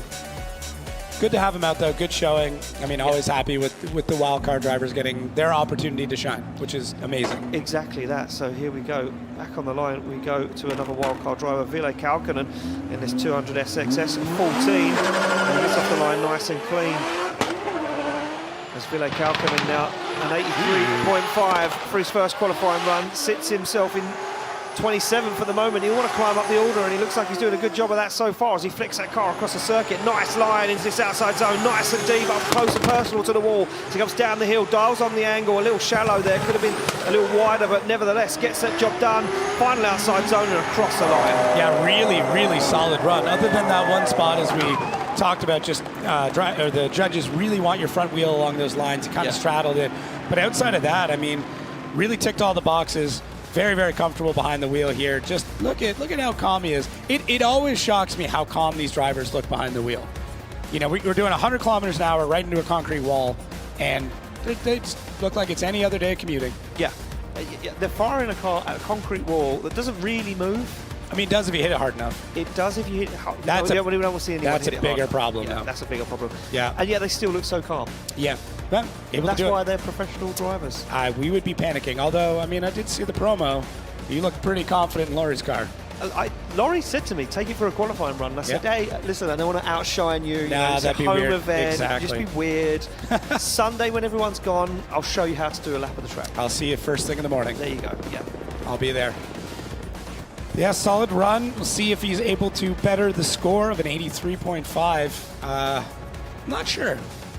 I think it'll be pretty close. You think? I think it'll be really close. 0.5 I'm kind off. of now wondering where the car's going to be for top 32. That's where I want to know. There we go. So it's an 84. It is an improvement. 27th, though he doesn't move up the order. It's going to be a nervous wait for Ville Kaukonen. He goes over to his team and he says, look, I did what I could. Yeah. That's Sometimes the shape that's all of the you head. can do, though. Yeah, exactly. Sometimes that's it. They move it along to the next driver on the line. It will be Teemo Asuna. 86 for his first qualifying run. fires that car in right onto the curb. It pushes him away though. Will that upset the line? It does ever so slightly, but then gets back into it, flexes the back end of the BMW on the wall as he now works his way through the centre part of the circuit. A little bubble, a little wobble as he gets himself into the wall. A little bit more confidence though for this young man. Oh! Hits the wheel on the dirt, and that really upsets the line, but he stays in it, puts his foot back down on the throttle and gets himself across the line. Wild. I mean, he was pushing deep in every zone. He was running every zone a good 3-4 meters past where it needed to. I mean, even that second outside zone, he leaves it so late, but it sets him up really well for the inside part. So you can see here through the second outside zone, look at how long he stays in there. Really stays in, but man, it's a nice line though. It is a really, really nice line. It sets things up. The judges could almost extend that zone a little bit longer, and a little bit late on the transition, gets that dirt drop, throws it up into the air. There's a bit of a rut in there now. That you know, he might be one of the last drivers who can get away with going that deep in there without bending some arms or breaking something else. So, man, that was a risky move, but we'll see if it ends up paying off with a bit better of a score for Teemo. Yeah, so here we go. Wait for the score to drop in from our judges. 86. Where do you think the cutoff's going to end up being? Yeah, that's why I'm really curious because, you know, at the moment, I'm going to flick through. It's still a 78.5, no improvement from any driver at the moment. And obviously, you know, Teemo's sitting on an 86 at the moment, so he's in the show.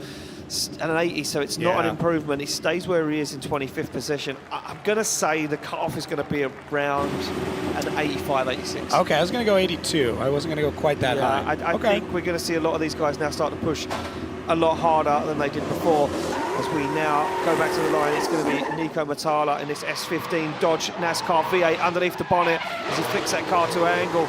78.5, 31st position at the moment, a tied score with Dave Egan. He needs to improve or he's going to find himself out of the show later on. Dials on the angle, and that's a nice line. Can he keep a hold of it? He certainly can as he puts himself into the outside zone. Could have been a little deeper to impress the judges, and another driver that just flicks a little dust in the face of the photographers down there at the back end of the circuit. On the throttle he goes, lights up the tyres and across the line. Looks like he really pulled some speed out of this car to make it a bit more manageable. Yeah, a little easier twitchy. to drive. Yeah, a little twitchy before, a little crazy, get a little hectic out there, but this seems a lot smoother. Able to get around the course without looking like he's fighting the car. And it's weird because with the judges, you can kind of telegraph struggles. There's not like a column where it says, you know, I'm struggling to drive this car, right? There's nothing you can get deducted by that. But it can influence what they see and how they think about things like style, which may only be 20 points, but when we're in such a points race here, those 20 points, getting 1 or 2 is going to be the difference between making it and not. And when you're already that close on the bubble, I mean, based on what we're thinking is going to be the cutoff, that could be it. And as we start to see this dirt drop, look at the rut that's starting to develop here. And a lot of the times it's getting back on track where that rut can really create an issue, whether that's a D-beat or a broken arm or a broken wheel. So these drivers really need to be careful how hard they end up pushing as we start to move down this order, because one more wheel drop like that could be the end of somebody's weekend pretty quick. It certainly could be, yeah. And we've seen it before. We've seen tracks before where they've dug in. Oh, look at that, and a mirror image score. And he's going to say, do you know what? That's all I had. Literally. That's all I could do. Like, that was me at my limit. That's the car at the limit. That is it. So here we go. We go back on the line. It's going to be Paulius Perco. And he's going to, you know, try his best to do everything he can to improve on a score. Where did he get before? An 81.5, so he's in the show at the moment. There we go, ranked 29th at the moment. Full throttle though, no messing around. Look at this, he's going for this one. Shallows up the angle. Oh, and it's scrappy though. The back end of the car completely buried into the wall as he flicks through. Looks for this outside zone. He goes deep, nice and deep. Tags the bumper right on the end of the wall. He's fast as he comes down the hill. He's picked up the pace this time. Flicks it to angle as he's moving through the course with some determination into that last outside zone and across the line. Yeah, very, very scrappy run. That's a great way of putting it, Ian. Just getting in there, really dragging the bumper. I mean, dragging the quarter panel at this point. That's how far into the wall he was. But I wonder if that's going to be points deducted. I mean, based on the judging criteria before, yes, it would be. Which is a shame because me and you were like, look at this. There's no car left. Yeah, it's really the qualifying run, this lead run, they're trying to develop a system that allows for a better chase. At the end of the day, what makes an exciting show is when two cars are parallel, going around the track, banging doors. Yeah. That's what we're here for. So by going too far into the zone, as we see there, the chase car can't really chase that. They've got to scrub something out, whether it's angle or line. or proximity, they've got to pull something away. So this is trying to set up the qualifying run to allow for a great chase. That's what we see with the no-go zone, which I love that idea, provide that room, and see a bit of an improvement there. It is an improvement, All right. It's going to be an 88.5 after that. I think that comes up with the angle and style. I think a little bit of loss on the line, but the angle and style more than made up for it. Yeah, exactly that. So Nasser Al-Harbali now pulls to the line. A 0 on the first qualifying run. Didn't make it for his first qualifying run. So sits on a 0, failed to make it to the line. This is it. It's do or die right now for the man from the UAE as Nasser Al-Harbali fires that car in. What can he do as he puts that car right to the outside zone, keeps it clean, keeps it back in just off of the wall. He knows where he needs to be. He would have seen the scores dropping in, full throttle from the V8 underneath the bonnet as Nasser Al-Harbali fires that car through the middle of the circuit, dials in on angle. Look at this, is a very nice line so far from this young man as he puts the car to the wall and across the line. Wow, you could not tell that he didn't do a previous run. It looked like he had been practicing all day, had no downtime, and got right back out on track. Really solid run. I was a little concerned when I heard the rev limiter really, banging the whole time, but they've got that wheel speed dialed. That car looks really stable. Normally when you start hearing that much rev limiter, it means that car's not set up correctly. Not the case here. Almost using the rev limiter to keep the wheel speed constant, which I mean, not the first time I've seen that or heard that. Just wasn't expecting it on this track, but really, really solid run here. Love the way he points the front end of the car in, transitions well, catches it. That is solid. I mean, I'm not sure. Do you know why they didn't make it to the line for the first one? No, I went down to the paddock before qualifying and they were working under the car. They were working on the front suspension, so I'm not sure what happened with that car. I'm sure we'll find out from Nasser Al-Harbali maybe later on.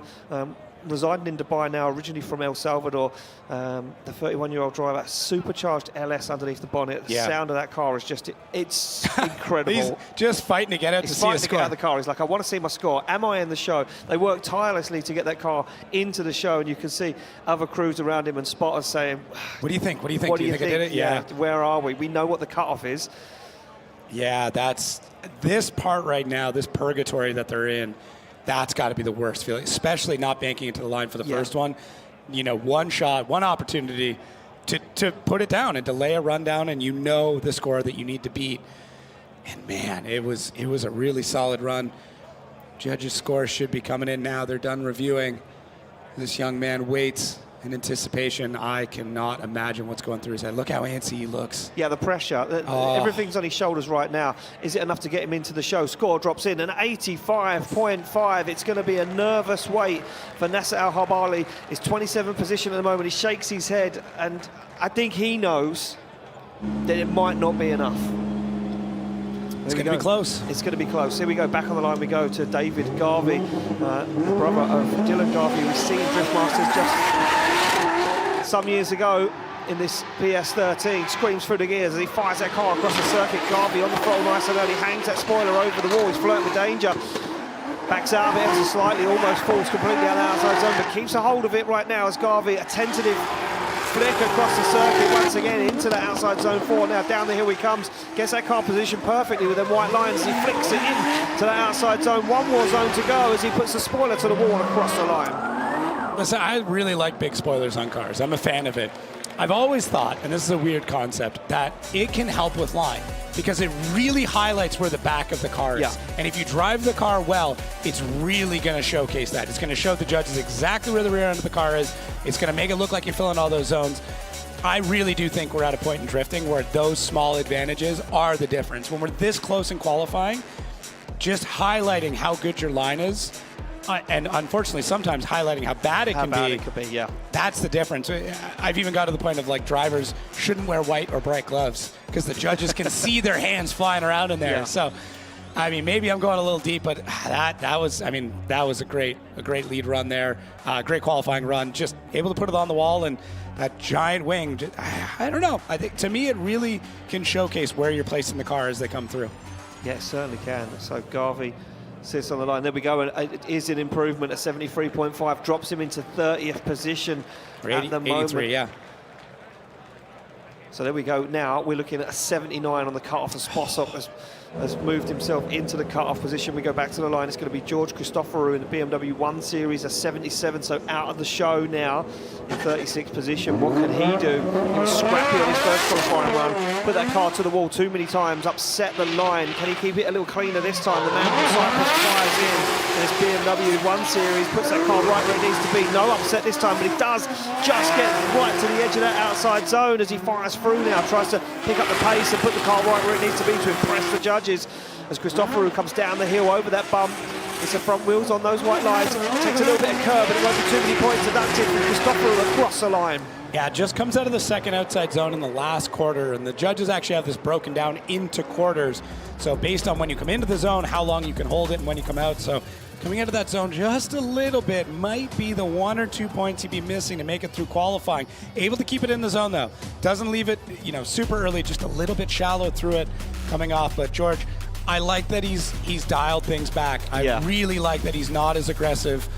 That is going to be, if he makes it through, that will be the decision that got him through, is not banging it through the wall, not being crazy. Got it through on that first one, but now able to dial things back, a little bit more calm. Well, still showing that flair, still dragging the bumper, still having a good time, but looks controlled. Yeah, you nailed it. He took aggression out, which he probably went back and watched his first qualifying run and said, I was too aggressive, I was too far into the wall, it was upsetting the car, that's not what the judges wanted to see. Let's dial it back 10%. Let's go back out there and rethink about what we did and see if we can't get ourselves in the show. As Christopheru, we wait for that score to drop in. Judges still deliberating, looking at replays from all different angles. And he puts his hands on his head, he said, have I done enough? Score drops in at 85.5, and he does improve for the moment as Christopheru gets himself into 27th position. We're getting close. And he says, look, he goes out with the shaky hands. He's like, I'm not sure. We go back to the start line to a man that rebuilt a brand new engine in the paddock hours ago. Espen Road, ladies and gentlemen, didn't get to the line for his first qualifying run. They rebuilt a brand new engine to get him out for qualifying. Can this do the job as he fires in the man from Norway? Oh! M50 turbo, 1,000 horsepower right now as Espen Road puts it into use, fires through the middle of the circuit, full of confidence, and he knows he needs to do everything he can as Espen Road puts that car right to the edge of the track. A little wobble, but he holds on to it as Espen Road flicks that car from the second to last outside zone. He's deep. Oh, he tags the wall, takes the tail light out and evades that last outside zone. Just desperation. I mean, your team is thrashed. The bearings in that engine came out looking like scraps of tinfoil. And I don't know if they rebuilt or they got another one, but either way, he made it out on track, and that might be the win for him this weekend. Well, word is he got on the phone to somebody local that had a similar engine. He purchased the engine, they stripped it, rebuilt it, put everything that they had on that engine in the car, had someone look at the tune, and then went out. Wild.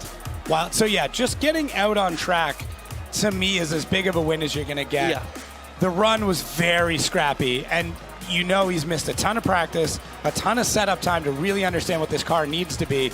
So the amount of practice he would have gotten in the beginning was, I believe, like 1 or 2 laps. Yeah. That's all he's gotten on this track today. I think that for me will seal the deal. That final outside zone, I think that might just seal the deal. It will be a score on the board, I think, I agree. for Espen Road, but I don't think that's going to be enough to get him in the show, unfortunately. I think contact with the wall that heavy, upsetting the line, is not what the judges were looking for, and we've seen how critical that line is so far in qualifying, and we've seen the scores, and here we go, it drops in, it's a 67 for Espen Road. Unfortunately, won't make it out into the big show tomorrow, but you know what, fair play to his team and fair play to everyone. And look, you see the despair there from the team saying, we tried so hard. Well, another man sitting on a 0 is this man, Teemo Pelto. Problems with that diesel, didn't want to initiate, had some understeer. What was it? Have they got it fixed? He's through the gears now, looking a little bit more confident as he flicks that wagon across the circuit, unleashes the throttle, and it is back on power, and it is starting to work for Teemo Pelto as he finds the outside zone. Now starts to get himself into the flow of things as Pelto looks for this outside zone along the wall. Outside zone 4, fires it down the hill. He's carrying a lot of speed, but it works for him as he flicks it to the second to last outside zone. A big clutch kick on throttle. The smoke erupts from every angle of the car. This is going to be so tight for him. I don't know if it ended up being the e-brake was the issue, but the amount of fear that's going to be in you having to grab that e-brake for the first time, whether it was that or something else, but it's so concerning when something's broken on your first run to come back in and have a confidence to be able to huck it at the wall at 100 kilometers an hour. Not easy, but we see the man, the myth, the legend throwing down, just going for it. Caution to the wind, smoke rolling out, mullet waving behind him. Absolutely epic run here. Look, just hunched over, looking for the next zone, trying to figure out where he needs to put it, but I love the angle that he's able to get out of this car. It drives unlike anything else. Not just the diesel, but the amount of weight that's there. Yeah. The car rotates so differently than anything else. It's just so much fun to watch. And it being a wagon or an estate or whatever you want to call it, just neat to me. And the personality behind the whole team, to me, is probably my favorite part. Yeah. It's so tough to do this and so tough to drive it. Right on the bubble. Oh, no. An 83.5 for Teemo Pelto puts him right on the cutoff for qualifying, and still with a lot of zeros and a lot of low scores on the board. Could it be enough to keep him in the show? We're going to find out. Fon Ro now from Ireland sits on the line. A driver with another 0 after that first qualifying run. That car cutting out, or we believe, or maybe mechanical issues, but it looks like they've got it fixed and back out ready to go. As he flicks that car across the circuit, nice initiation from Fon Ro right now. And he's on the foot brake. It seems to be working for him as he dials the back end of that GT86 into the outside zone. The 2JZ singing at the moment. Comes through the centre of the circuit. Nice flick, quick transition as Fon Ro puts it right where it needs to be. And this looks impressive from the young Irishman as he comes down the hill. A little check up, but gets back into it on the handbrake through the outside zone, up to the wall and across the line. So much better. So much better. There's so many countries that are producing incredible drivers. Obviously, Finland is one of them. The scape is nuts, and Ireland, it's undeniable what the level of driving that has come out of that country. Fon Ro doesn't get the attention he deserves, and this will hopefully bring a bit more to him because crushes out this run. Great line, really aggressive. You got to think about the people he grew up driving against. Just some of the greatest of all time, and it shows in the amount of pressure that he would have gone through throughout his entire career and continues to go through today. Having that mechanical, getting back out there, driving with this level of aggression. Fon Ro deserves to be here and deserves to be amongst the ranks of the greatest Irish drivers that are of all time. And this proves it to me. Coming back with this much confidence after having a mechanical, it's not easy. You go one of two ways. Yeah. You just give up and go, okay, I'm going to put down something, or you go full aggression, and you can see the respect from his fellow drivers. Yeah, there we go, an 85 on the ball dead for Fon Ro, and a little, he shakes his head, and I think he thinks it was better than that. And look at this Connor Falvey, two of the youngest guys on the grid giving each other advice. It's crazy to see, but that's just how old these guys are thinking in their head. We go back on the line to a man that stole the show for the first qualifying run. It is, of course, Dwayne McKver, down in the order due to the problems at round 1, but no issues so far in this borrowed S15 as he fires it in. Up into the outside zone goes McKver. He knows there's more to be had out there. Look at that, it's absolutely textbook from McKver so far. Comes through the centre of the circuit, avoids that no-go zone, deep onto the wall again, just tickles the tail light out of the back end of the 15. As he now puts foot to floor, he flicks it across the circuit, a little jab of the handbrake, back on throttle he goes as McKver is on full. Does not care this is not his car. Probably drives it more aggressively because it's not his car. It is insane what this man is able to do. Driving around the track, using every part of the car to figure out where the walls are, where the bumper is. Look at how stable he is coming through this. Just microaggressions, that's it. Whipping the wheel back around. I don't know anybody else who really drives that way, where he's forcing the wheel. No, I need you to transition quicker. Oh man, his driving is nuts. I love the way his style has progressed, his aggression, his confidence in this car. It's so cool to see because nobody else drives like Dwayne McKver does. No, for me, McKever's aggression and style are two of the standout highlights of who he is as a driver. And when we don't get to see it, it's such a shame because he is an incredible driver. We wait that score to drop in for Dwayne McKver. What can he do? As he gets out of the car, big beam, smile, and it's a 98 on the board for Dwayne McKver. And what a statement from the man from Northern Ireland. They call him the Northern Smoke Machine for a reason. His team say, look, we did it. It was a lot of hard work, but we're here and we did it. And we're sitting in second place in qualifying at the moment. Back on the line we go. We don't stop the hustle here at Drift Masters. It's going to be Yves Meyer up next at 91.5 on his first qualifying run. The man is feeling super confident in this GR Supra. What can he do to improve?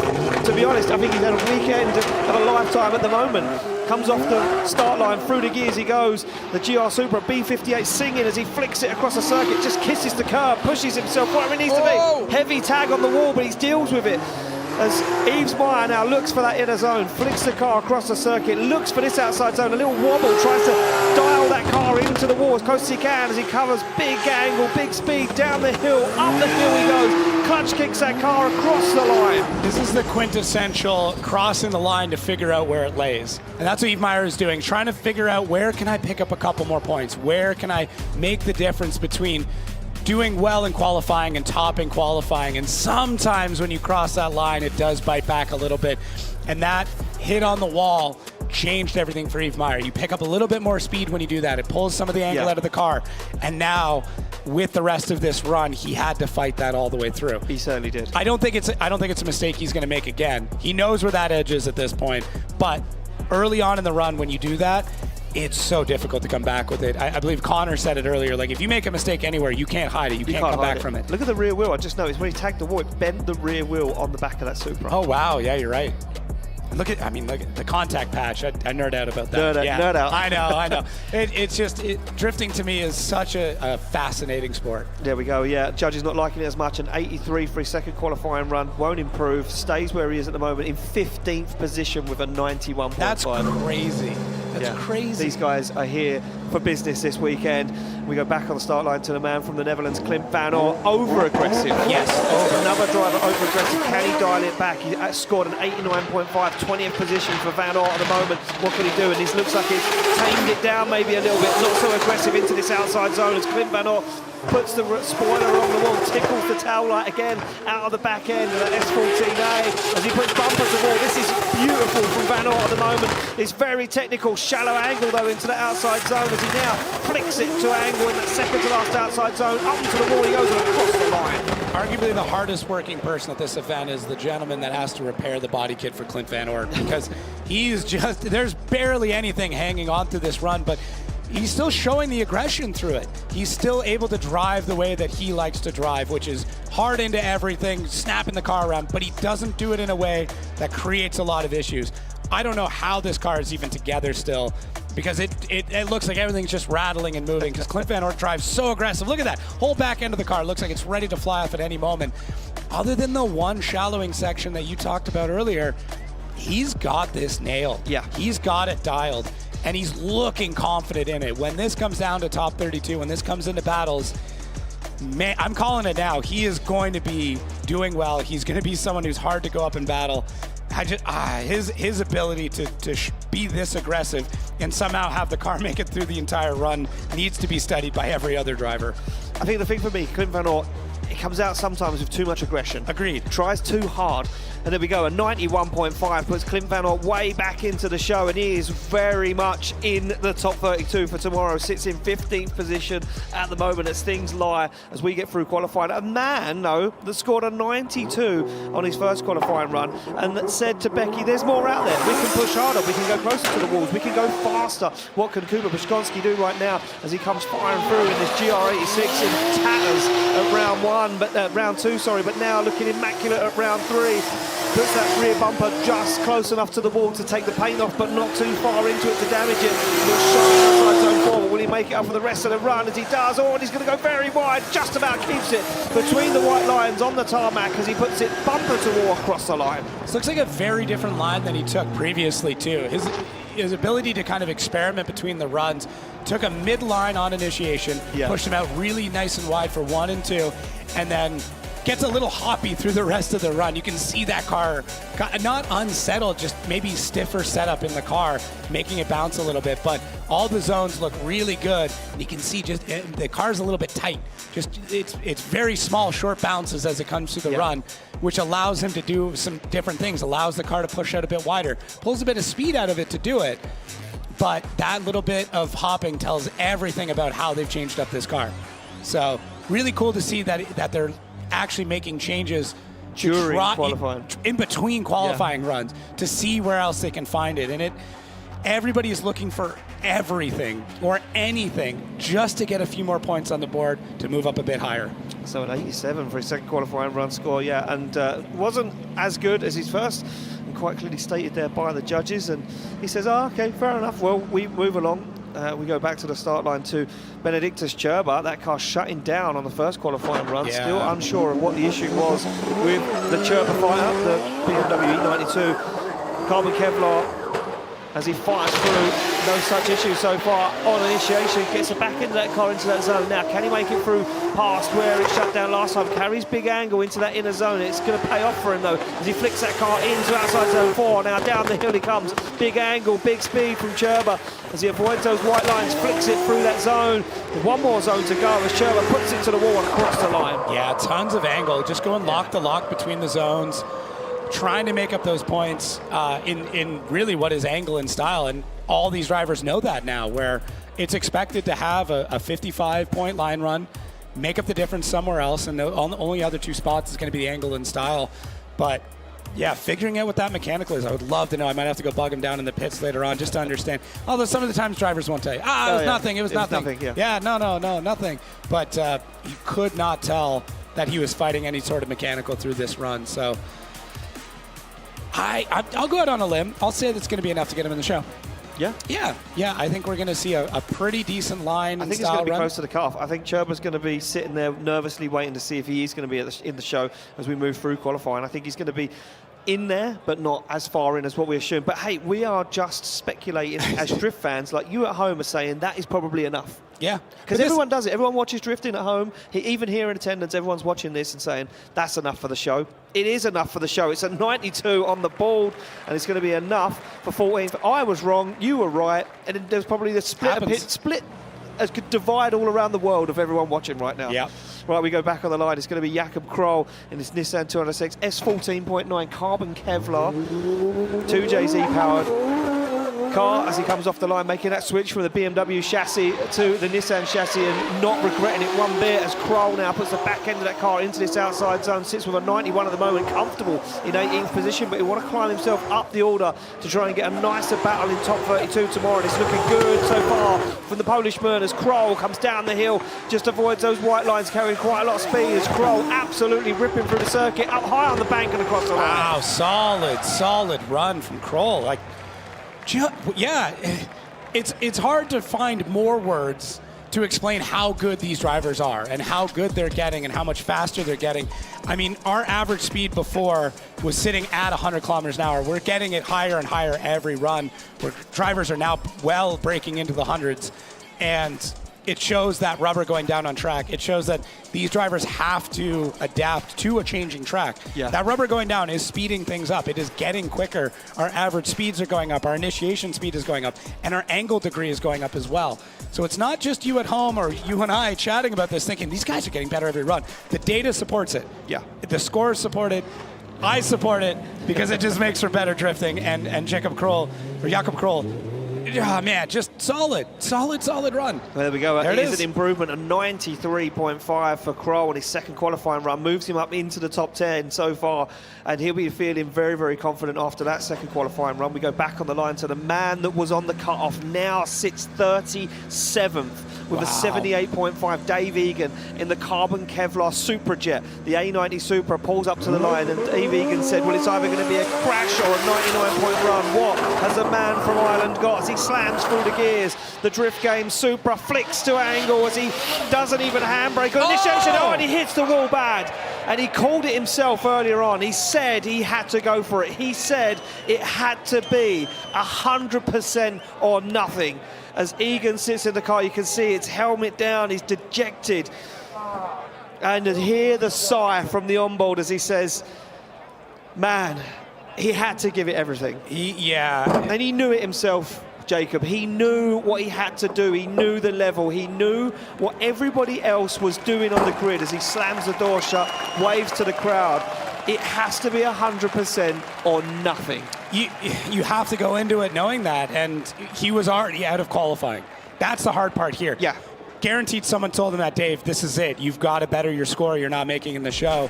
And he went for it right off the bat, super quick off it, really good feint initiation on throttle, gets the angle, just not enough in the car. Just not enough wheel speed to keep that backhand out and to push it out, and he knew immediately. Yeah. I think he knew before he even got into the zone. If he would have pulled that off, I mean, another 2% on the throttle was the difference between filling that zone and filling it into the wall. Oh, absolutely heartbreaking from an absolute icon in the sport. Yeah, I mean, look, we have to make it official. It will be a 0 for Dave Egan, his second qualifying run. I mean, look, you know, as a driver, you go out there and you say, I haven't done enough in my first qualifying run. I have to push it to the absolute limit. And sometimes that limit can sometimes come up and grab you so quick, and we've seen it time and time again in the past where drivers have to push past their comfort zone. Yeah. And you know, this is Dave Egan's rookie year at Drift Masters. He's feeling things out, he's working it out, and he'll be the first person to admit that this is the first time he's ever driven a car at this level, at this grip, with this much power. Right. And you know, Dave has had to push himself past his comfort zone to get into the realms of what these guys are doing and to get himself in the show. Becky's with Dave. Dave, how are you feeling, mate? Dave, well, you weren't joking. You said this is either going to be a 100-point run or a crash. Are you okay? I'm fine. Bruised ego, I think, a little bit. I mean, I knew when I saw the scores coming in that if you were going out here to get a 78, 80, 82, there is no tomorrow. So I drove like there's no tomorrow. I wanted to come in on the biggest angle, the highest speed that anyone's done all day. I achieved it. The problem is there's a big wall at the end of that, and I nearly got away with it. I just felt the back. I panicked a little bit. A bit more experience might have got me through it. But yeah, I mean, I'm not here to have a fancy car, make up the numbers. I want to try and push myself, push the limit, and do the best I can. I might not be the best driver on the grid, but I think today I tried my best. And sometimes it just doesn't go the way you want. Sure, look, that's all you can do at the end of the day is try your best. I mean, do you think it was a slight bit of understeer once you realized that the car was going that deep into the wall? I just went in too deep and not enough. I didn't brake enough. So I hit the back of the car. And once it hit the back, it kind of stepped me out and put the front in.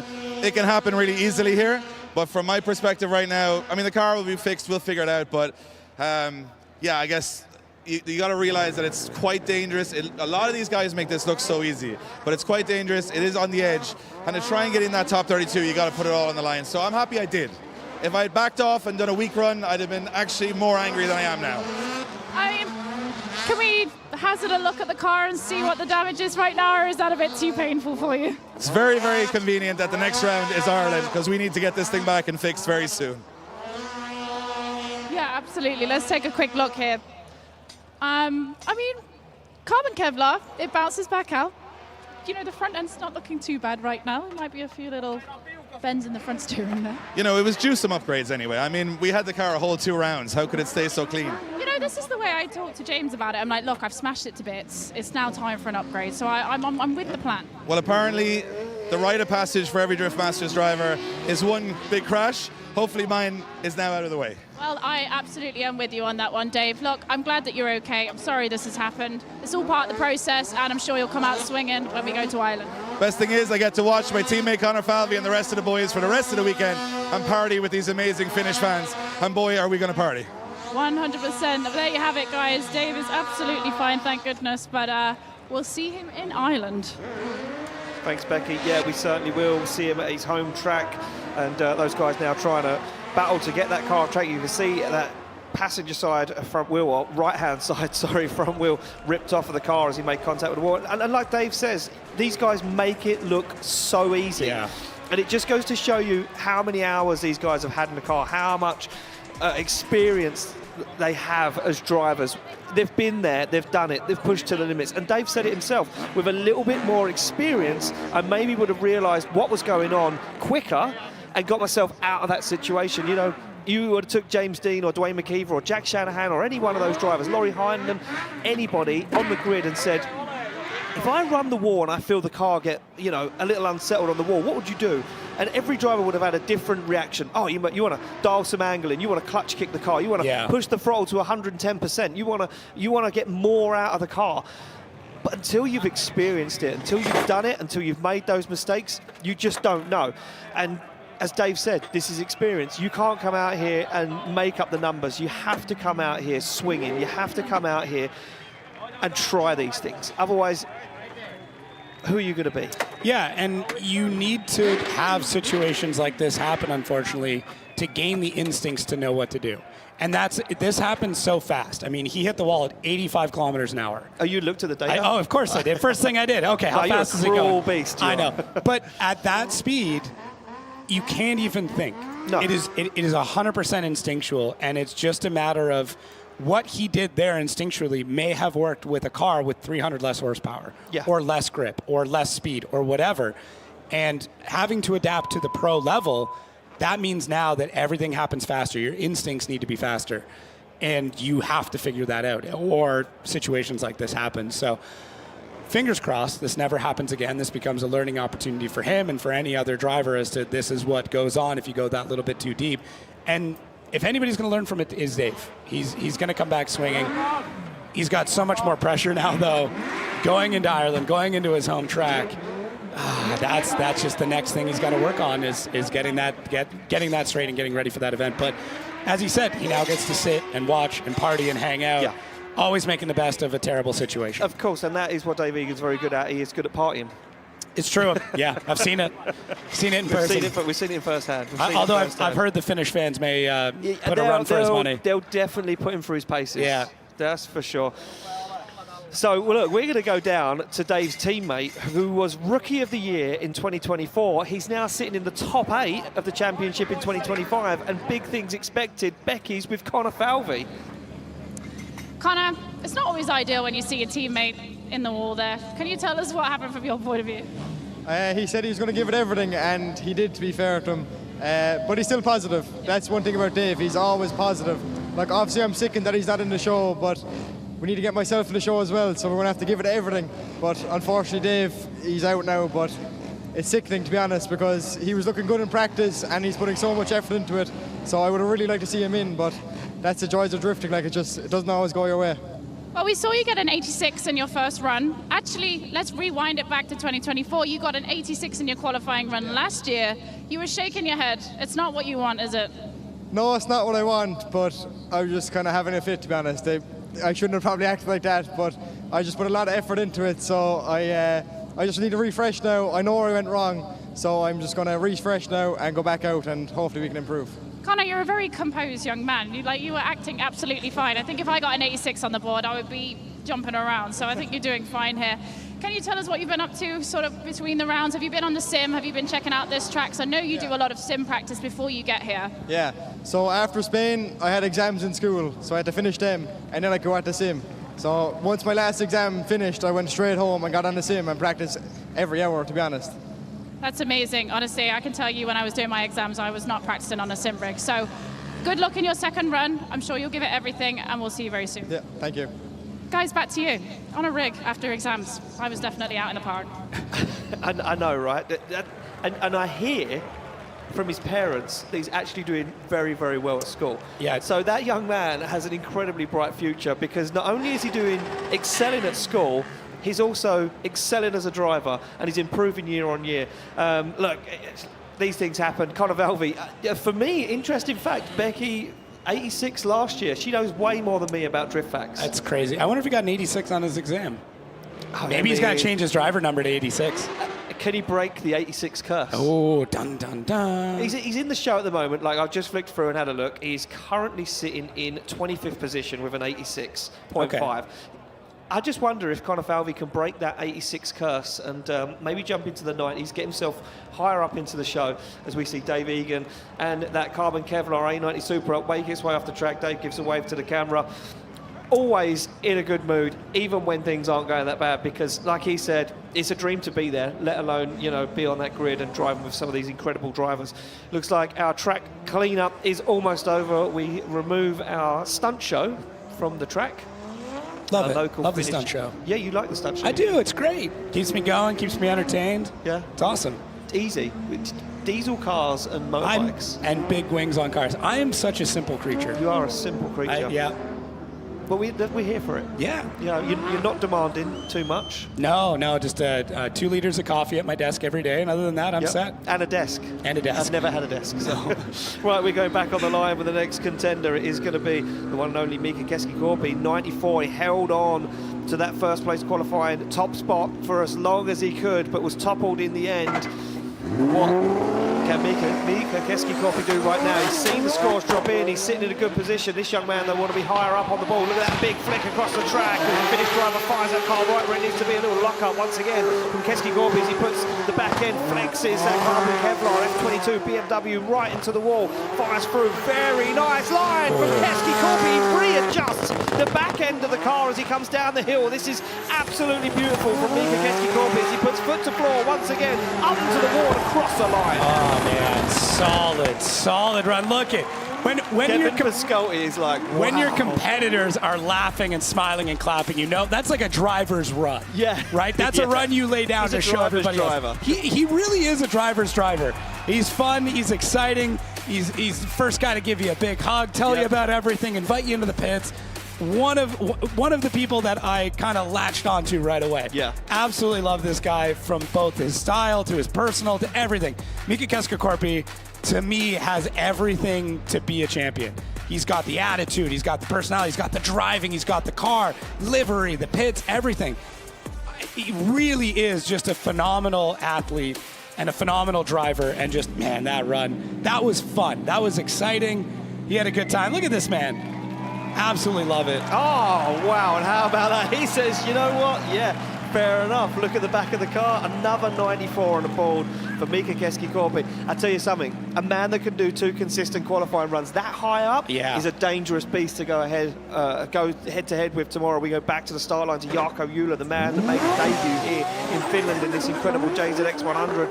Comes off the line to JZ, an 89 on the board. What can he do? Yako Ula, 22nd position. At the moment, it's deep into the wall. And that's a big error. The bits of the alloy wheel and the tyre, and he's shredded the back end of that car. Absolutely in ribbons is Yako Ula's JZX 100. It's another driver pushing for those extra points. Really, everybody knows. Everybody's on notice now that if you want to do this, you can see that tire still smoking. Yeah. Oh, man. Rough. I mean, look at big handbrake. Just gets on the throttle just a moment too late. That's all it was. And, you know, if you would have had a bit more angle, the gigantic trunk that is that car might have saved them, as we see bits and pieces of the wheels flying around. Thought I even saw a suspension piece there for a second, but rough. Yeah, just didn't get on the throttle, you know, at the exact moment. That's it. That's all. That's all this is. Yeah. And I mean, it really is the difference of maybe a tenth of a second to either have a perfect outside zone or we bring out the equipment again. Still smoking. Wow. That tire's like, thank God that's over. That was a rough ride. Early retirement. That's a rough ride. Early retirement. Oh, man. Well, our team here at the track coming out. They're getting a workout. That's good. They're being put through their paces this weekend. That's okay. It's kind of practice for them. You know? For tomorrow. Yeah. Yep. Get into the show. Warm them up a little bit. Tough go. Well, there we go. Yako Ula out of the car. We wait for the recovery to come and collect Yako Ula as our digger comes back out. You'll be happy to know, to repair the wall. Our heavy machinery. Yes.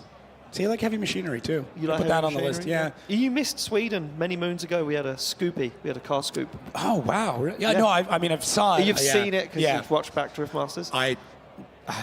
What, 4 years worth is what I watched in the off-season? Yeah, a lot of it. My family became big Drift Masters fans. They were forced overnight. Yeah. They were just binge watched it. It was great. Yeah, like a series, like a documentary. Just 4 years worth. But it felt like you were in my home the whole time. Yeah, as we got the phone out. Yeah, look at that, taking a selfie with the wheel. Well, let's talk to a man who's in the show and feeling and looking confident. Becky's with the one and only Norwegian sledgehammer, Tor Arne Kavilla. Yep, we're just having a little bit of a catch-up here. Tor sat patiently waiting in his 1UZ-S13. You've got a 92.5. What do you think it takes to push it above that number and try and take the top spot here? I think you gotta be driving beyond your own limits, especially it seems like they're really getting high scores if you do a really hard initiation and go wide out to the wall immediately. So we'll try that now, try some good old tricks, and hopefully we'll be up there ourselves. What sort of setup do you put on the car like for a track like this? The same as we always run. It's simple and easy in our team. I want to have a car that I can trust, the car that I know every time I drive it. So it's pretty much the same as in Spain, just different ratio and tire pressure. Is there any drivers that you particularly like to line up with this weekend? We have a few new drivers coming to the Drift Masters grid. We have some wild cards. Is there anyone that you're like, do you know what? I'd love to battle him. Oh, I would always, my dream is to battle James in a final. That is my lifelong dream. And if I would beat him, I would quit drifting. You do a little Nico Rosberg move there, just be like, right, won it, I'm out. Definitely. Well, thank you very much, Tor, and hopefully that happens for you this weekend, and we'll catch up with you soon. Thank you. Well, there you have it, guys. Beat James Dean in the final. That's high on the top of the things that they want to get it done. Yeah, I think that's a dream of most people. I mean, it's on my list, that's for sure. Battle James Dean, beat him, and then just never, ever step in a drift car or go to a drift event ever again. Just disappear. Yeah. And as Becky perfectly explained it, a Nico Rosberg. Maybe I could beat him at ping pong. There's got to be something he's really bad at, like stamp collecting. Computers. Computers? He's not great with computers. Nor am I. So I might get that one. It would be a really terrible... Yeah. Whatever. Yeah, I don't know what it would be. Spreadsheets? Well, you'd have to design a spreadsheet. Me and James would fail so hard at that. It wouldn't be a very exciting race, but it's one I might be able to win. You could win it, hands down, yeah. To. And then just quit spreadsheets. I would retire spreadsheets at that How point. have we got to spreadsheets at a drift event? I'll never know. Well, there we go. There we go. Mini. Oh, we're hearing it. We're hearing it. Reports are in. We're hearing it. We know what James is bad at. Go on. Mini golf. Wow. I'm really good at mini golf. I think there's one nearby. Shall we? Sunday, what are you up to?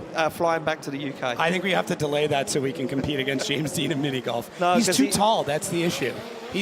Everything is mini golf to him. He's so big. Do you know what? Someone will come on board, build him a custom club, and then it's just game over for everyone. Now He'll that design his own club, make his own club, and then just beat everyone. Yeah, I believe it. You know? And he'll have a big V8 on it. Yeah, yeah. I think now that he knows that, he's going to become the best at mini golf. Yeah. And it won't take long. It'll take him 2 days. Yeah, one day. Yeah. One round of mini golf. Perfect 18. That'll be it. Walks away. Retires from mini golf forever. Well, we've gone from spreadsheets to mini golf, and we're back on track waiting for Yako Ula's JZX100 to get recovered. If you're only just joining us here at round 3, where qualifying has been quite the theme park of roller coaster up and downs. Yeah. I think it's been drivers realizing that perfection is so close, but on the other side of it is concrete walls. And that's what we're seeing. That's a brilliant analogy. I like that. Yeah, perfection is right there, but it runs along a concrete wall, and they're just overreaching a bit. Yeah, and I mean, that concrete wall is a fine line, because if you're too deep into it, you're losing points, and if you're not close enough to it, you're losing points. Yeah, it's tough. I mean, it's been the second outside zone that's been catching people, really. A little bit on the inside clips, but not a ton. And you know, you can lose a lot on outside zone too. As we talked about before, the way the judges have this broken down is it's 4 sectors. So, you know, breaking into quarters. And essentially, if you're going too deep or you're too shallow, you start to lose points off your line score. That's how the judges have broken down.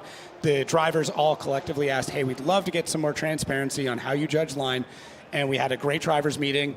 And they really did. They went zone by zone and said, okay, if you're really 30 centimeters too deep or 30 centimeters too shallow, that's a couple of points off. It certainly is, yeah. So there we go, Yako Ula's car almost ready to leave the circuit. Becky's with Kevin Biscolti, who was mind blown by Mika Keski-Korpi's qualifying run. Yes, absolutely, guys. We were just catching up there. Kevin, it feels like it's been a while since we've had a chat. Mika Keski-Korpi's run right there. What did you think? Because it was written all over your face. That was a special one for me. I love him, and I love how he performs. So good to see that how he is driving. Let's take you back to Spain. It wasn't the best weekend for you, but you're back. The car is all put back together. Was it hard to get everything back together for this round? Yeah, because after Madrid we had an engine and supercharger failure. So it was hard and tough to make the car in time, but now we are here. First qualifying round done and ready for the second one. All right, thank you so much. Guys, he's ready to rock. Let's go. He certainly is ready to rock, yeah, and we're just taking a look back at Kevin Biscolti's first qualifying run, and yeah, not the score that he may have wanted, should we say. Could have been. If it's not 100, it's not the score they wanted. Look, it's still a 90. He still looked a little bit like, could have been better. Yeah. Could have been worse. Always be worse. Always be worse. Could be on a Could have tow been truck. worse. Here we go. It looks like we're ready to rock and roll. The action is ready to get underway. The track is clear and ready, and we move to the start line to a man that wowed us once again. A 93.75 on his first qualifying run. He's the one and only Oki Nakamura from Japan in this crazy Toyota GR86 2JZ, 1,000 horsepower. What can he do? As we can see the heavy machinery in the background just making its way off the track. The lights go amber and they go green, and Nakamura comes off the line, screams through the gears, goes for a big flick across the circuit, right to the edge of the track.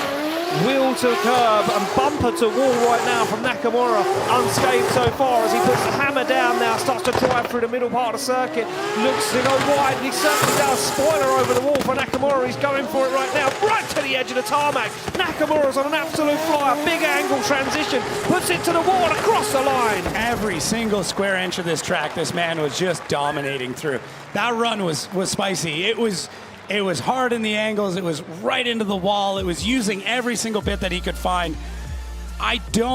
This is up there. This has got to be up there, especially on the style side of things. I mean, for a driver that had a rough year, you could not tell anymore. This is right back to form. This is exactly why it was so exciting when he announced he was coming over. This is what you wanted. This is what I signed up for, is this type of driving. Nakamura, I mean, bringing such an amazing Japanese style to drifting. This is so quintessential Japanese drifting, right? Big, floaty style, but still aggressive. Wow, look at that. I mean, popping off the whole way through. What a great shot. Perfectly in focus, too. Such a hard thing to do. I'm just nerding out about everything. I just love it, man. I mean, look at this proposal. We've got another proposal at Drift Masters. Will she say yes? Will she put the ring on? She does. Finland, give them a round of applause. That's the second proposal. Finland brings the love and the joy and the good drifting. Wow, another proposal at Drift Masters. And she said yes. That's awesome. He waited for the moment that they were on camera. They were holding out the Nakamura flag. We didn't get the result from Nakamura's second qualifying run. Nakamura's like, what's going on? Where is it? Oh, it's a 97! Nakamura comes in third in qualifying at the moment. A 97. This man could be unstoppable this weekend. We know he's deadly at the chase. We've got to keep the action flowing, though. Zakaril sits on the line with a 90.5 on his first qualifying run. What can he do on the second? You've got chills. Goosebumps, man. We've got it all going on in Finland this weekend. Proposals, drifting, crashes, the whole lot. If you aren't here, you're missing it. Zakaril fires that car in that 2 Series Volkswagen 2-litre underneath the bonnet, hammering round the circuit as Zakaril now puts foot to floor, flicks that car across the track, goes nice and deep into outside zone 4 as he comes down the hill. Big speed. Can he keep it on the circuit? He can't. Drops a wheel into the dirt as he now picks up the pace once again, puts a bumper to the wall and across the line. Absolutely saved that. I thought that was it. I thought it was over. He got into the dirt, thought he was going to shoot off into the wall, but Marko Zakaril, man, just riding the lightning all the way through this, because every part of this looked like he was ready to crash. The car was either going to spin out. He was holding on. Yeah, he was holding on that whole way through. That little engine, though, man, he's on to something here. Hey, don't talk bad about that little engine. It is phenomenal. I might have to load up on those when I get back home, but look at 90 degrees in the dirt, back on throttle, shoots it across. So hard to keep into it. You know you've made a mistake at that point, and you could just give up, but no, Marko stays in it, finishes up the run with style, adds angle all the way through. What a competitor. What a drive. Yeah, Zakaril known for that style. We've seen glimpses of Zakaril in the past come through. We see it in Germany and Ferropolis many years ago, where he was so close to getting on the podium and the car let him down, and he's been struggling with that ever since. And we know this man has got the drive in him. We know what he can produce as a driver. Look at him, he smiles, he's feeling good. He said that this new engine package for 2025 could be the key that he needs for success, and so far it's working. What can Zakaril do? I don't know if the judges are going to favour it better than a 90.5. Then wheels off circuit will be points deducted. He was way off that qualifying line. Yeah, there we go, an 81.5 on his second qualifying run. Stays where he is, 19th position with a 90. Wow. Let that sink in for a moment. Let that sink in. We go back to the line. Kevin Pascolti from Hungary sits on the line, gives us the thumbs up. He's dialed, he's in the zone. He said he absolutely loves Keski Gorby. Well, can he follow the run? Can he mirror that run? He sits with a 90 at the moment. And what can he do? 21st position for Pascolti at the moment, flicks that car in big grip. You can hear those tyres hanging on as he now gets himself in the outside zone. The V8 screams with that supercharger bolted to the top as he flicks it through the middle of the circuit. Nice and wide, lights up the tyres as Pascolti puts that car right to the edge of the tarmac. Opens the throttle once again as Pascolti puts it into the outside zone. One more zone to go and across the line. Yeah, grunts it through that run, paints the walls with the back of the bumper, really pushing it. We're seeing a mix-up of drivers going with a lot of speed and a lot of aggression and kind of dialing it back a little bit. And I feel like he dialed back just a touch here to try and get the car tamed a little bit more to maybe find a few more points. I don't know where those points are hiding on this track right now, but every driver is trying to find it. Some are looking a little too deep, some are looking a little too shallow. A little bit of a hesitation there, but overall, the consistency and trying different things is what you want to see. You want to figure out, okay, what if I transition a little bit later? What does that do? Well, in this case, it shallows you up a little bit. But having to experiment like that is key, especially if you're confident that you're in the show. Why not try something a little bit different? It might change the way you attack the track. And I really feel like Kevin Pascolti is doing that in this. So is it going to translate to something that's going to be higher than a 90? Not entirely sure, but what it is it's showing that he's trying to find new ways, he's trying to progress, and just, getting out there and doing something a little bit different as we start to see some dark clouds rolling in once again. It was around this time last time when this happened, but isn't able to better his score. No, an 86.5 drops in for Kevin Pascolti on me as you say, those clouds now start rolling in. We are forecast rain through the night here in Finland, and we go back on the line with Junah Waran. See that, the signal, he did the two hands forward. What can that mean? He did the John Travolta move there as he fires that car in, and look at this from Kavilla right into that outside zone, nice and early, scrapes the back end along the wall as Kavilla now puts foot down, fires through the middle of the circuit, looks for this outside zone and goes very deep to it, scrubs the whole back end along the wall as Kavilla now works his way around, second to last outside zone, foot to floor once again as Kavilla goes to the wall. This is going to be up there. I'm calling it right now. This is going to be up there. He's got that line dialed. He's getting the angle all the way through the track. He drives with such an aggressive style. It looks mean. It looks angry. It looks like he's going to crash at any single moment within this run. Junah Waran is... he is up there as one of the best drivers on this track at any moment. When he decides to turn it on, when the car is running well, when the setup is dialed, he is so difficult to beat. It's crazy what he's able to do with this car. It's also crazy this thing is still holding together because he's rubbing the bumpers through every single zone that he can. He finds a wall, decides he wants to paint it pink. Well, I think most of the suppliers of duct tape in the area are completely sold out because the paddock has every roll. Between that and zip ties, man, there is not much left on the shelves. Yeah, Finland's out. If you're coming to Finland for zip ties or duct tape, if you're flying in, bring some with you. Yeah, or go to Sweden or Norway because that's probably the only place left. We're just going to quickly evaluate on something that we missed. Diogo Correa has a hole in a piston, so he missed his second qualifying run. Wow. So stays where he is at the moment. Score drops in a 93.5 for Kavilla. Slight improvement, but he stays where he is. Look at this. First thing he does, congratulates the team and says, well, we are more than in the show. Oh, look at this. We go onto the line to a very nervous Piotr Vichek right now. 24th position and 88 on his first qualifying score as the light now starts to fall in Finland. What are we going to get from the Polishman as he puts that car right where it needs to be? Absolutely lights up the scoreboard so far as Vichek now fulfills that inner zone, fires towards the wall. Look at this, nice and deep. He looks like he's got this one dialed as he comes down the hill, picks up that line perfectly as Vichek fires that car through that second to last outside zone. Up the wall he goes. That's beautiful from the Polishman. Yeah, beautiful is the best way to put it. He's able to hold on to the angle through this run like nobody else is. Fills those zones, holds it, and then snap transition at the last moment to get into the next zone. When it comes to head-to-head battles and it's looking like he's going to make it there, it is going to be very difficult to compete with Piotr Vichek. He drives with such a different way, and some of it is this car.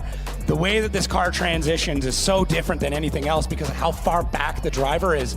and it really does allow you to hold it. Look at how long he's on angle and then just snaps in. That is so difficult to do, because if that car does not release, if that transition does not happen, all you're doing is plowing right into the wall. Yep. It takes a lot of I'm trying to find the right word here. Skill. It takes that. It takes a lot of things to be able to drive the car the way that Piotr Vichek does, because man, it is not it's not an easy car to drive the way he does. No, it's so difficult. It's certainly not. It is very, very difficult. And it takes skill and experience. And he doesn't even wait for his score. He says, you know what it is. And it's a 97.2 for Prai Vichek as he jumps himself way up the order and now cements himself inside that top 5. We go back to the start line to an 82.5 of Pontus Hartmann, which is out of top 32. 35th position at the moment for Pontus Hartmann. He knows what he needs to do. The man that nearly didn't make it to Finland fires through. Tyres are alight from the start line all the way through to the second outside zone. A little tag on the wall, but it doesn't let it upset him now as Hartmann puts foot to floor, fires through that inner zone, waits for the car to adjust on angle, now picks up the throttle once again. Down the hill he comes, absolutely flying is Hartmann. They've all got this line absolutely dialed, driver on driver, car to car across the wall. Yeah, we said he was going to have to go harder. We said that earlier, that he was a little bit shy on this, which we understand. When you don't think you're going to make it to an event, the first thing you want to do on your qualifying run is just get something down. Just try and be safe, because you've had all these crazy things happen to you before you even pulled the trailer into the parking lot. But now is the time to go crazy, and Pontus does this here. This is what I was expecting from his first run, and he pulls it out in the second one after laying down a decent one that might have gotten him in the show. But now with the way the scores are climbing, he is going to need something epic. What's our breaking point right now? An 84. 84 is what's going to get, or above an 84, and really you want to be in the 90s. Yeah. So that's the number right now. We'll update you as we go, but 84 is the magic number. I mean, 84.5, really, because you're going to need to do better than the driver that's currently sitting on the bubble, which is Ville Kankunen. And can Pontus Hartmann do it?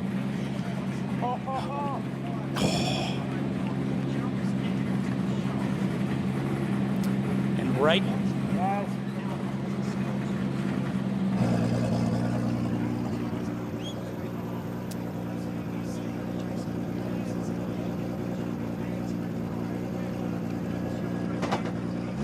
Two drivers still.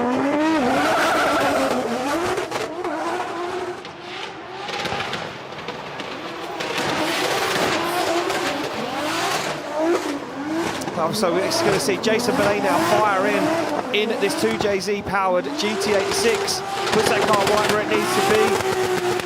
As Benet comes down the hill, absolutely full tilt, puts that car right to the edge of the circuit, flicks it big angle as he holds onto it, and Benet doing everything he can, fires it on angle across the line. Yeah, firing through it right on the rev limiter, popping and banging the entire time. Jason Benet just drives with so much heart and passion and just everything big and loud and crazy.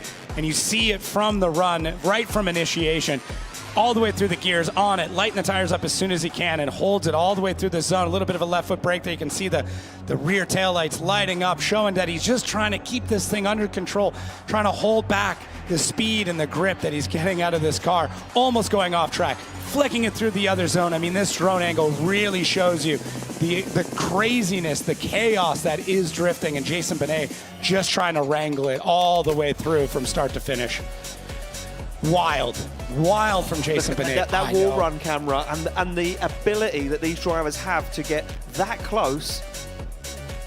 I don't even like parking that close to somebody. I can't even park in my garage like that. So there we go, an 88.5 for Jason Benet, second qualifying run, keeps him in the show, 24th position, does move up the order ever so slightly. We go down now to David Spossum, who is out. One of the two drivers, you said two drivers? Yep. One of the two drivers that are out of the show at the moment. Spossum needs, at the moment, an 84.5 or better to get himself into top 32 tomorrow as he flicks this S15 across. It's shallow on that first outside zone. Can he work it into the second outside zone a little deeper? And he can. He keeps that bumper away from the wall. Now on and off the throttle. You can see him modulating it from the tyre smoke as he works his way across the circuit into outside zone 4. Fires down the circuit, looks for the outside zone, collects it perfectly on those hash marks as he gets himself into that second to last outside zone, the final one across the line. He was building confidence with the run. You could feel the hesitation in the driving in the beginning, and as he got through every zone and collected just another sector of this track,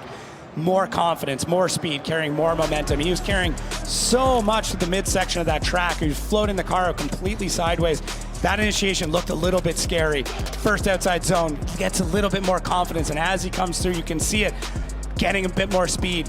But just the speed that he was carrying was absolutely enough from Spell. So I don't know of anybody else that really was able to hold that momentum through the entire track the way he was.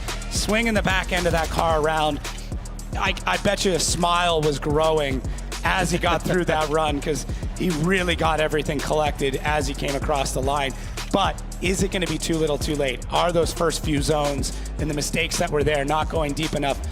Is that going to be the difference between making it into the show and packing it in the trailer? Well, he did. He got himself into the show, an 88.5 again, and look at the smile. Look what it means to the young Polishman as his team go over and congratulate him. Relief. I felt it for him. Yeah, relief for Spossop. And we go to the line to the only man left not in the show. Everyone after this is in top 32. So once this run is done, we will have our top 32 grid dialed. Sitting on a 0, Oran Nilsson from Norway fires through in this Toyota Sora. What can he do? He tickles the tyre wall with the back end of the Sora, now plants it against the wall as Nilsson knows this is it. It's a do or die run for the Norwegian as he hammers through the middle of the circuit, gets nice and close to the wall. Nilsson knows it needs to be calculated, it needs to have line and style and flair, and he needs to impress the judges. He manages to put it right to the edge of the circuit across the line. Oran Nilsson is not making this easy on anybody. Anybody that's on the bubble right now is not an Oran Nilsson fan, because yeah, Fon Ro, that's who's right now looking at this going, am I going to be in the show tomorrow? It is in the hand of the Norwegian in a Toyota Sora who just laid down a heater of a run. It's such a big car too. Very dynamic. You can see every little mistake. That's the hard part when you get into these longer cars, is it takes a little bit longer to get into the zones. It takes a little bit longer to transition. I have to drive a little bit quicker to really spice things up. But Oran Nilsson has been driving this thing for so long. There is nobody who drives a Sora like he does. Able to get through it, getting deep into those zones, but is it going to be enough? Yeah. I really don't know anymore. No, and you know what? Before you could have called it. If the scores were, a lot lower, you probably could have said, this. Yeah, oh, man. Absolute beauty. Well, it needs to get himself an 85 or more. And what's it going to be? It's a 92 for Oran Nilsson, who gets himself into top 32. And that is the grid set. No more people will change. All that's going to change now is the order. Who will end up top of qualifying as we head into the heavy hitters of the championship of 2025? We go back to the line. It's going to be Juha Poitalaxko in this BMW E92 M3. He sits with an 86.5. He'll want to jump himself up the order, and you see him pumped inside the car, focus dialed. He clicks on the anti-lag button as he gets ready to leave the line in this 2JZ powered BMW. Kicks the clutch across the circuit as Juha now puts the wheel on the curb, used it to guide himself across the circuit into this outside zone, full throttle, but he's away from that wall. He's keeping it safe. Is Juha as he fires through, looks for outside zone 4 and fulfills it. Beautiful. He looks out the side window, down the hill he comes, collects those dots, collects those outside zones, dials it on angle, technical. It's beautiful from Juha Poitalaxko. Yeah, really dialed run from a driver that's kind of known for being nuts. Yeah. Just for being a wild man. It's cool to see him starting to clean things up and dial things back and be a little bit more precise in it. Being crazy, being wild, being nuts can only get you so far, and especially in a competition like this where it is technical. It's not the fastest track, but it has some of the most zones that we're going to see all year, and you need to collect all those. You've really got to dial this whole track in. You can't make a mistake anywhere. You have to have a level head throughout the entire run, and Juha Poitalaxko does a really, really solid job of this. Not overdriving the car, not overdriving the run, just getting through it, getting all the zones. And this might be just different for him. I mean, it's neat to see. I don't know if somebody's been talking to him or it's just him kind of, internally reflecting, going like, I love driving like a madman, but if I'm going to win these events, I got to bring it back a bit. Oh, wow. What a score. What a jump up the order. A 93 for Juha as he, again, now starts to push the 90s. I'm not even going to... We're going to wait until the scores drop in at the end of this to show you how high up the 90s are. Right, we go back to the start line, to the man that won this event, the man that is trying to defend a championship. It is, of course, Lauri Heinonen in this incredible Dodge Pro Charge V8 S13. He comes off the line screaming through the gears. A 94. He'll want to be up there, though, in the show. Big angle, big flick, big commitment as he puts the back end of that 180SX right to the wall, all the way around, as Lauri Heinonen now fires through the middle of the circuit. Wall run once again, the tailgate pops open as he fires down the hill, collecting the dots. This is unbelievable from Lauri Heinonen, but will the judges favour the wall runs as he crosses the line? Just committed to putting on a show from the get-go. Light goes green and Lauri goes, I want to repaint this track. I want to start fresh. I'm going to make sure that everything is going. Look at this, right off the bat. No, very little wheel spin too. Yeah. That launch is nuts. It's so difficult to do in a drift car. For a car that wants to break traction this whole time, he's got this thing done. Look at the front wheel, barely even moving. I don't understand how he can be this solid through this run. It is absolutely wild. So controlled, so calm and patient through the whole thing. And on the outside, just madness and chaos and body parts going everywhere. While behind the wheel, Lauri Heinonen just relaxed and chill. It makes no sense to me the way that he's able to drive this car. It is almost unhuman what he's able to do through this run. It's unbelievable. You watch it back now, you look at the replay and you see where he positions the car, how he puts the car, where it is, how far into the zones he's going. The only thing that I can see the judges marking down this is how deep he's into those zones. We'll wait for the score. Look at that. Oh, even man. Connor Shanahan says, wow. You know what? That was a good run. That's almost a concern, Shanahan. He smiles and waves to the camera. Will he top qualify in his home event, or will he be in those high scores that we've seen so far as Heinonen awaits that score to drop in? The Finnish fans are ready for this one. This place will erupt if he tops qualifying or if he even gets close. And yep, they hold out the sign, V8. Well, here we go, score drops in. It's going to be a 94.5, and he says, you know what, I'm happy with that. 2 consistent scores, and Heinonen says, I couldn't have done it better myself. No, it's wild. It's just wild. Man, what a treat. What an amazing day. You're being treated right now. Oh, it's great. The best of the best from around the world coming together, an incredible track in the middle of Finland in a theme park, putting it down as Paweł Kompolinski leaves the line. The Polishman sits in 11th with a 93.2 at the moment. Paints the back bumper on all the way around that wall, now starts to get himself into that outside zone, and once again another technical line driver, a man that's used to the sim, probably done 1,000 runs of this circuit on the simulator before he even came here. And look at this from Kompolinski, locks up the foot brake, puts the bumper to the wall. Yeah, technical is the perfect word for it, Ian. Just calculated, surgical almost, right? Yeah. Nothing was done out of place. It's like he knew exactly, okay, after this many seconds I have to do this, and it just flows so well. For being such a clean run, it still had fun in it, right? Yeah. It was just a great run that had all the elements that you need in it. And I really do think the difference now in a lot of this driving is getting so close to the edge that it feels like you're about to demo the whole car. That to me has been the runs that have ranked really, really well.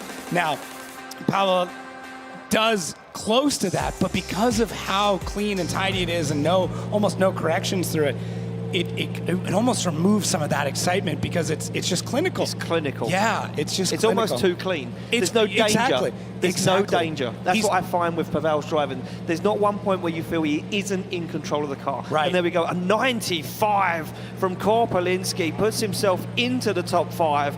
And he's happy with that. He taps the car and says, we did a good job today, buddy, me and you. Tomorrow we do it all again. We go back on the start line to Juha Rintanen, a 90.5 on his first qualifying run. He gives a thumbs up.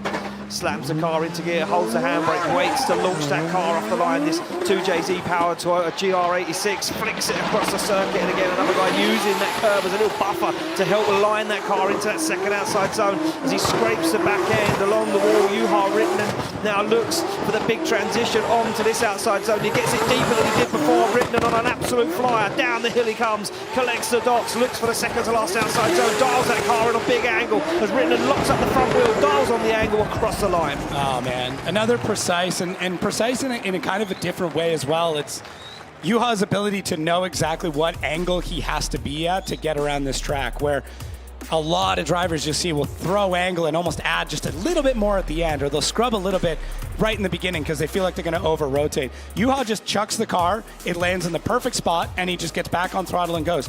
There's almost no angle corrections through this run. It is just smooth to exactly where he needs to be, and it's just very flowy and clean, and yeah, I feel like I could fall asleep in the passenger seat with him doing it. That's how smooth he's able to drive.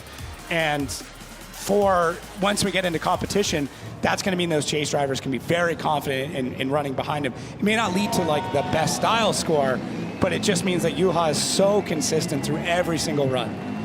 Like no broken sweat, nothing. Comes out perfect hair. Athlete. Yeah, it's great. Real athlete. He's one of those like subtly jacked guys. You know what I mean? Yeah. Feeding off that adrenaline. Yeah. From a qualifying run. There he goes, big smile on his face. He'll be happy with what he's done so far today. What can he do? His second qualifying run. There we go, a 92.5 drops him into 15th position, and he'll be like, yeah, okay, that's good.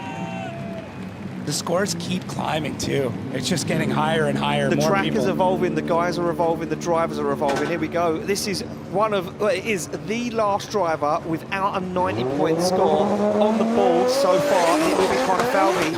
He'll want to jump himself up the order as he kicks that car across the circuit. Big clutch kick, and you can hear that car dialed in as he focuses on the outside zone, locks up the foot brakers. Connor Falvey now watched every other person's qualifying run and said, I know I can do what they can do, and I know I can take it to the edge of the circuit. And Falvey puts bumper to wall, down he comes over the hill, slows that car down, but still on throttle as he now puts it through that second to last outside zone. One more to go as he dials on the angle. Looking for risk, man. Looking for every little bit. Yeah. He was kind of taunting the track all the way through. You know, just comes in, he's like, I'm going to try this, and like just dive in at a few things. So he's hunting for that 90 for sure. Yeah.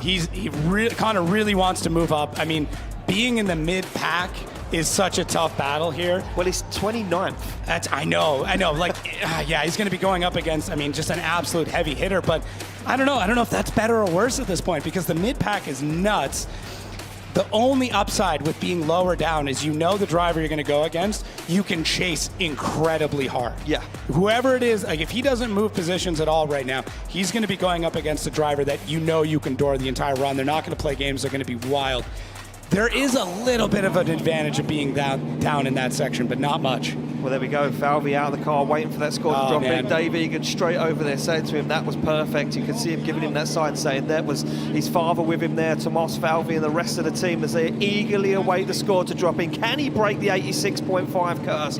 Can he move himself up the order as Falvey awaits the score to drop in? Judges type it in to their pads. What's it going to be for the young gun, the rookie of the year in 2024? Falvey score drops into the system. It's a 91.5! And Falvey jumps himself into 22nd position with a 91.5. That could be top qualifier at a lot of events.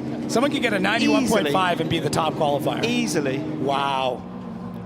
What is going on? Well, we'll get more into that conversation after we finish qualifying, but we go back to the line to Connor Shanahan, who sits with a 93. He comes off the line. He knows what he needs to do. This man won a championship in 2023 as he looks out the window at the outside zone. Look at that, flexes what's left of the tailgate and throws it up and over the wall. As Connor Shanahan now starts to put on a show in front of the Finnish fans here in Finland, fires through down the hill. Look at the speed he's carrying. As Shanahan puts that car right where it needs to be, stands on the throttle once again, up into the wall and across the line. Wow, hold my trunk, right? Just do something completely different. Hucks the trunk over the wall, right at the media guys, hey, get a photo of this. I hope someone got that, because that is absolutely epic. Man, Connor Shanahan, when he feels like he's behind, when he feels like he has something to push for and drive for, is unstoppable. Like, just able to get through this run. There goes the trunk, on throttle all the way through, no hesitation, floats the car out when he needs to. It is just wild. I mean, going back and rewatching battles, him and Jack here, 2023, those were some of the most epic battles. This is the first finals that they had together in their entire career, was right here in Finland. And man, I'm excited to see what else he's able to do this weekend, because if this is any indication of what the battles are going to be like, it is going to be such a long day. We might be having the longest day with one more times if this stays up. I mean, the pack is so tight right now. I don't know. Normally you can come through some of these and be like, I have a favorite. I think this driver's going to do well. No idea. No idea. No idea. No idea.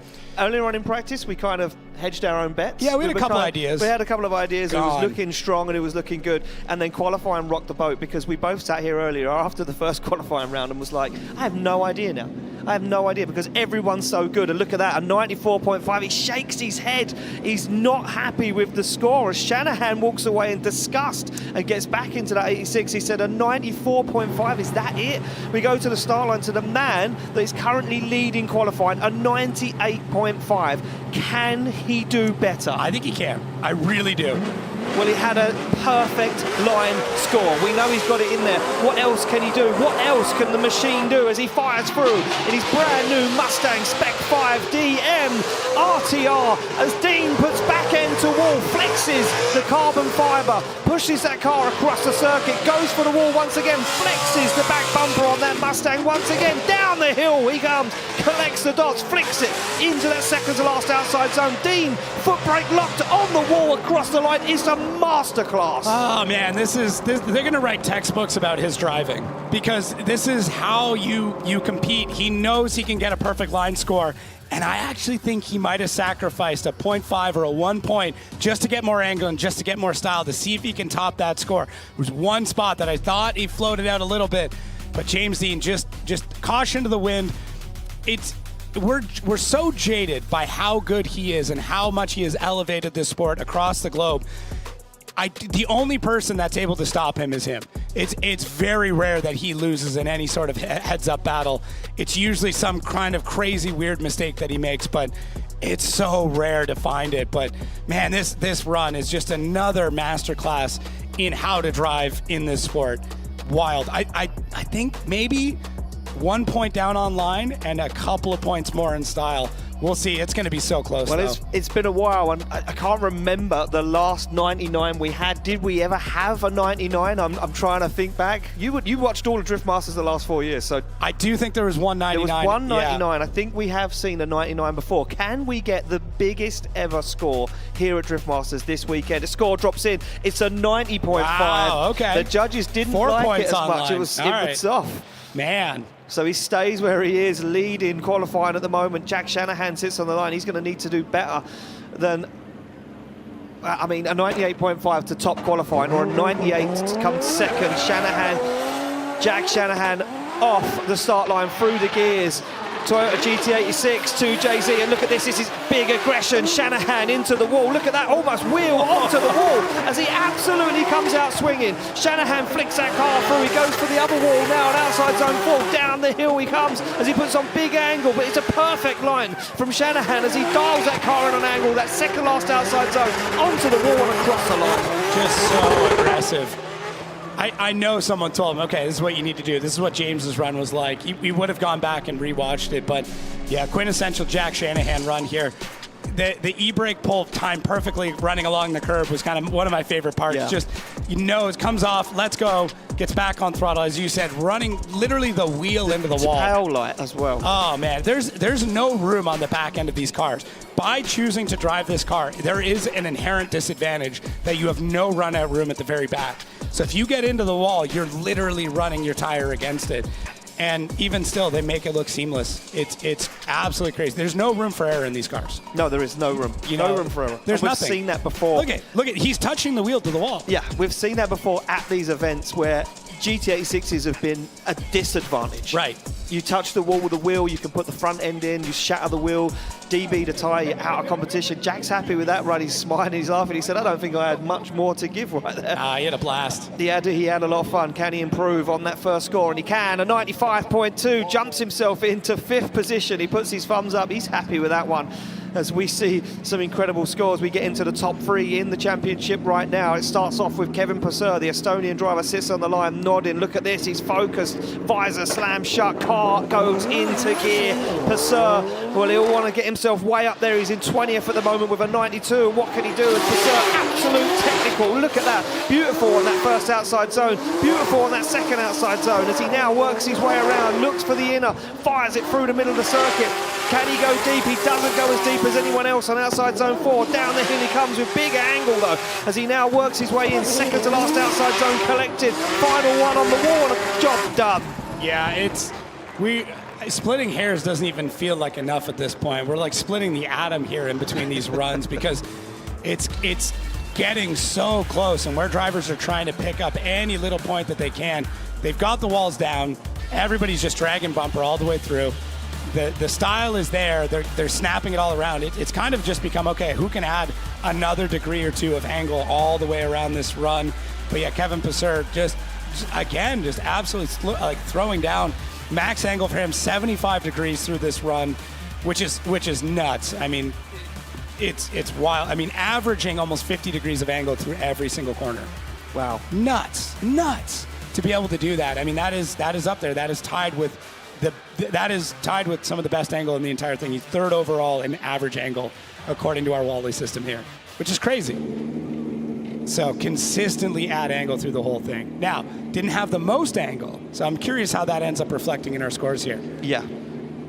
Well, we're all waiting to see what that score is as it drops in, and Kevin Perco stands there waiting to see what that score is. And you could see the focus on his eye. He said, look, he threw everything at it. He did, yeah. He threw everything at it, but he wasn't as deep on outside zone 4, and I feel like that could be, the small little chink there that could lose him those valuable points. That line, we've seen it before, is key. 95 on the ball to 58.5. Look at the angle though, 19 style, 17.5. He's up there. And really that additional angle goes into that style point of like being able to snap over to that. So it's really cool to see how this new Wally system is lining up with the real world judges. It's scary how close they are. Yeah. Gives credence to the judges, really. It certainly does. When we go back on the line to Ite Seda, second to last qualifier in our qualifying session here in Finland as he fires it through. BMW 2 Series 2 JZ underneath the bonnet. He's very deep into the wall, but he keeps a hold of it now as Ite Seda puts that car right where it needs to be, trying to impress the judges, picks up that inner zone, avoids the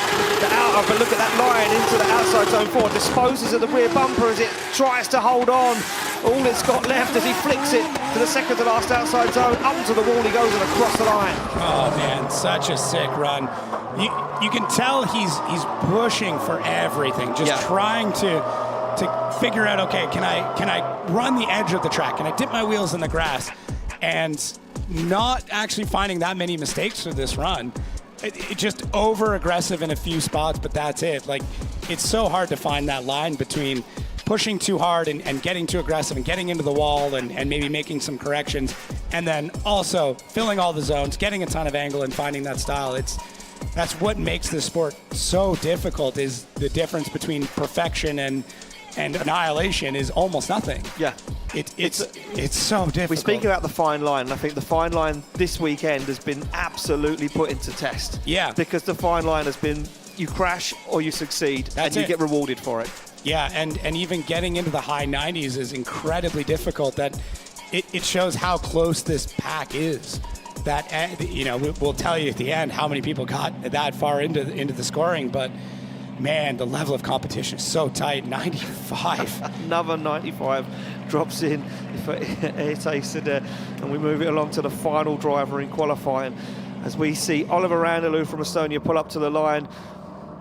Sits with a 92 as well, so in the show, 17th position at the moment. The man with a target on his back leading the championship at the moment. Not sure what's going to happen after this weekend as the anti-lag fires from the back of this turbo BMW E46. Fires it in. Nice line so far from Oliver Randalou puts that car right into that zone. You can see him fighting with the steering wheel though, trying not to let that wall run upset the front wheels too much as he now looks for outside zone 4, nice and deep. The tailgate popping open a little bit as he's rubbed it off on the wall. And look at this, works like an air brake almost as he slows that car down, transitions to the last 2 outside zones. Job done for Oliver Randalou. Little bit of active arrow never hurt anybody. Yeah, never hurt anyone. Yeah, just I hate it. Maybe it's a trick. Drivers are trying everything these days.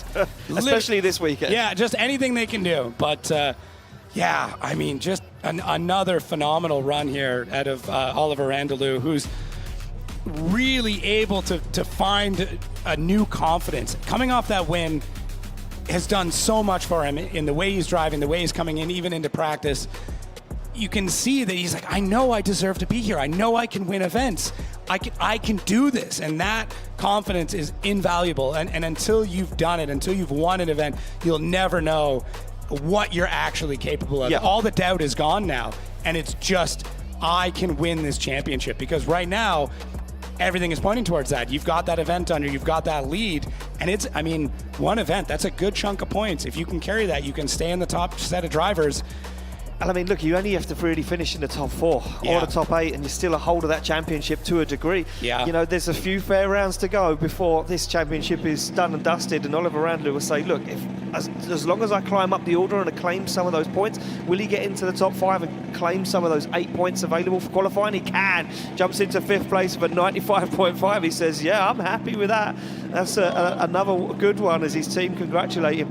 And Oliver Randalou rounds out qualifying here in Finland, which has been nothing short of a roller coaster. It's been insane. I mean, as we see that roller coaster in the background, here we go. That is. Well, this is it. This is the tale of the tape so far. James Dean tops qualifying with a 98.5, followed by Dwayne McKver with a 98 and Prai Vichek with a 97.2.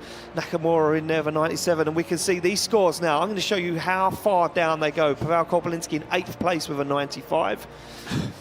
Kevin Purcell with a 95. Look how many 95s and 94s we've got. They're split by 0.5s, most of these guys. Diogo Correa in the show for tomorrow. Can he get that car repaired in 16th place with a 93? Kavilla in the show with a 93.5. Connor Shanahan not happy with his second qualifying score, a 94.5 for him. And yes, you're still reading this right. We're still in the 90s, up to 24 drivers. Zacharil in 24th place with a 90.5, Falvey with a 91.5, Cherba, Nielsen, Pashkonsky, they're all into the show with massive scores. And rounding out 90-point scores is Kevin Pascolti in 25th place with a 90-point run. And then we start to see him drop off as we go down to Nasser Al-Habali, the last place qualifying, 32nd place with an 85.5. Wow. And these are the guys that never made the show. We lose Roche Hartman, Ville Kalkanen, Garvey, Egan, Matthias Lindell. A lot of these wildcard drivers not able to hang this weekend. And then you see Espen Road, unfortunately, that one qualifying run that he got, not enough to get himself into the show this weekend. And here we go. Let's take a look at that first place qualifying run.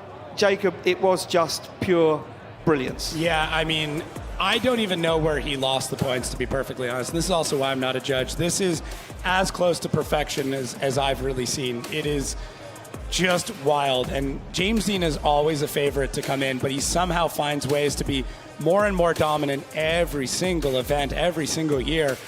It is inspiring that we are living through the history in this sport and seeing the dominance that James Dean has. Now, he is not perfect, though.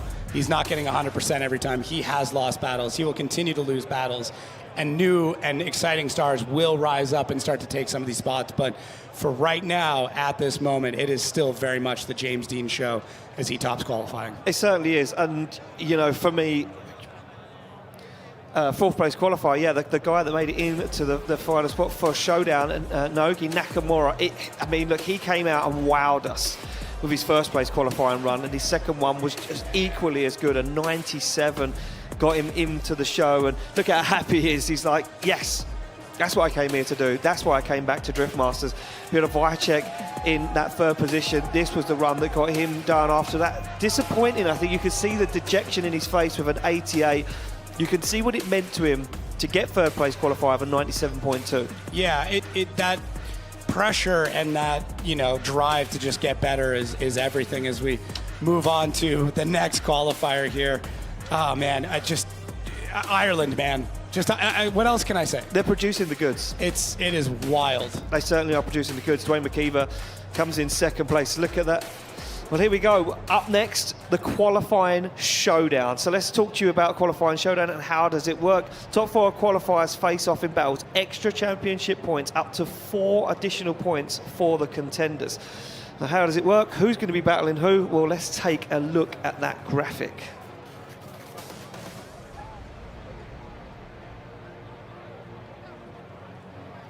So we'll wait for that graphic to drop on our screen of our battle tree for our qualifying showdown. I have already written it down. You've already got it. Huh? I've already got it. I've got it.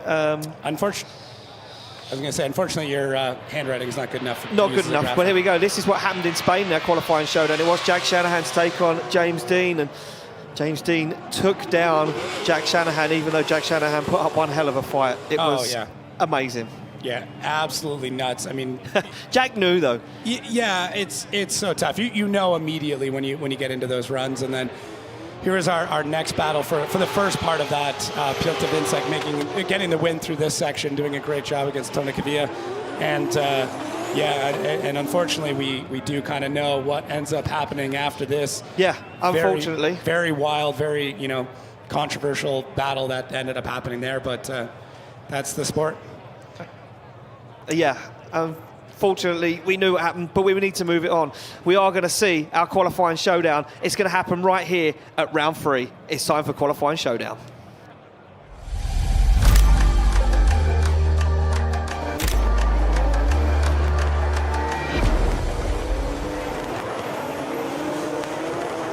Right, well, here we go. It is time for a glimpse of what we're going to see tomorrow in Top 32. The action's been hot and heavy in qualifying. We've seen probably the greatest number of 90-point scores, and this is how it's going to work. It's going to be James Dean to take on Oki Nakamura for a spot in the final, and Dwayne McKver to take on Prai Vichek for a spot in the final. Go head-to-head. Who will win the qualifying showdown? Who will bag all of those points after qualifying and look the strongest tomorrow for Top 32? Well, we're about to find out. We're going to head down to the back end of the circuit as we see James Dean warm the tyres on the back of that Mustang RTR Spec 5 DM.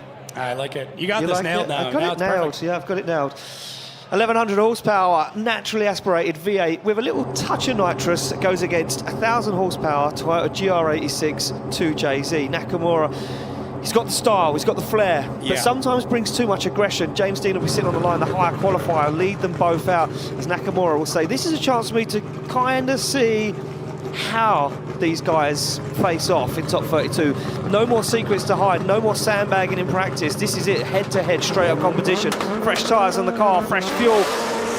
Maybe not some fresh drivers, they'll be tired after that action, but here we go, through the gears they go, fire in, James Dean flexes the back end on the tyre wall, gets himself set up into the outside zone. Nakamura now finds himself on to the door of that Ford Mustang as they come through that inside zone. Dean looks for that out and now starts to open the throttle. Can he drive away? Certainly can. Nakamura, a little wobble, tries to find Dean. Dean goes wide, holds it onto the circuit just about. They both slow down for that final outside zone across the line. That's what I was talking about earlier. I mean, James Dean is incredible, but he is not perfect. There are still mistakes that can happen. A little bit of timing, a little bit of change going on, but we'll rip things back here and see what all happened with James Dean, with Oki Nakamura chasing him behind, who looked like he was starting to get gapped a little bit, but that might have been James Dean just crimping up that bit too much, and that's what ended up pushing him off track, is Nakamura showing a bit of pressure there on James Dean right off the bat as they come through our inside clip, and a great transition from both drivers. Nakamura does an amazing job of timing that out, taking a little bit out of the line. Nakamura might have straightened there. He did, yeah. They didn't see that before. Yeah. Lost in a smoke trail, and only from the drone shot we actually got to see that. Yeah, I mean, this is the thing. There's so many different camera angles. I know our judges are going to be taking a pretty hard look at this to understand what all happened there. But yeah, James Dean going a little bit deep and throwing it into the dirt. Very rare, but it does happen. It just looks like he was carrying a bit too much momentum. Just going a little too spicy there as we swap him around. Well, do mistakes weigh themselves out? You've two fairly big mistakes. Yeah. Well, here we go. Might come down to this. Still one half of the battle to go. It's going to be Nakamura to lead out James Dean. for a spot in the final of the showdown, the qualifying showdown here at round 3, Drift Masters Finland, as they fire in to the outside zone. A little scrappy from Nakamura, and it has to wait for James Dean to make that dive onto the door as Nakamura now makes his way through outside zone 4. Dean times that transition perfectly, dials on the angle, almost couldn't slow the car down. Dean puts himself back into position and Nakamura takes it to the wall. Interesting. Another bit of a mistake there from James Dean. Nothing crazy, but in a track like this where no mistake can be hidden, that might be it. Yeah. That was wild. I mean, everything up until that point looked really good. Nakamura, he's got a good setup in this car. He's got driving with a lot of aggression, a lot of style. And James Dean, typical chasing fashion, really trying to push the pace, trying to get that lead car to make a bit of a mistake as they come through that transition, that no-go zone, which chase driver, you know, that zone is meant to give the chase driver a little bit of room to come through. And then James Dean on that dive really has to check up and over-rotates a little bit back on throttle, but you can see that focus and maybe a bit of frustration leaking through the Irishman as he overcommits into that zone. That could have been it. That could have been the mistake. I'm interested to see the judges' take on that, how they see Nakamura. Did they see Nakamura on that correct line? And James Dean and Oki Nakamura jump out of the car and not many words exchanged. No. Nakamura not speaking too much English. Okay. Definitely not a lot of Irish. No, it's a whole other form of the language, that's for sure. So there we go. Yeah, Nakamura just says he's way taller than me. That's all I've got. Yeah. I mean, he is a very, very tall man. Two legends. He's like a proud dad, James Dean. Yeah, two legends of the sport, though. Super cool to see. Well, here we go. Side of left for Dean, right for Nakamura. Who's going to take it through? It's going to be Naoki Nakamura. Takes the win. Wow. Advances on to our qualifying showdown final. And I would like to take a second, if I could, to jump over after we've seen our next runs and just find out with David Kalas after when we get a break, because he likes to talk for quite a while and he's going to want to explain this, so we'll get to that in a bit, but we will speak to David Kalas and find out exactly how that one went down. We're going to go back to the start line though, to Dwayne McKver. See Dwayne McKver on the line now. I am being told that Prai Vichek has decided to not take part in our qualifying showdown this afternoon. He has withdrawn himself out of the showdown, so it will be a bye run for Dwayne McKver.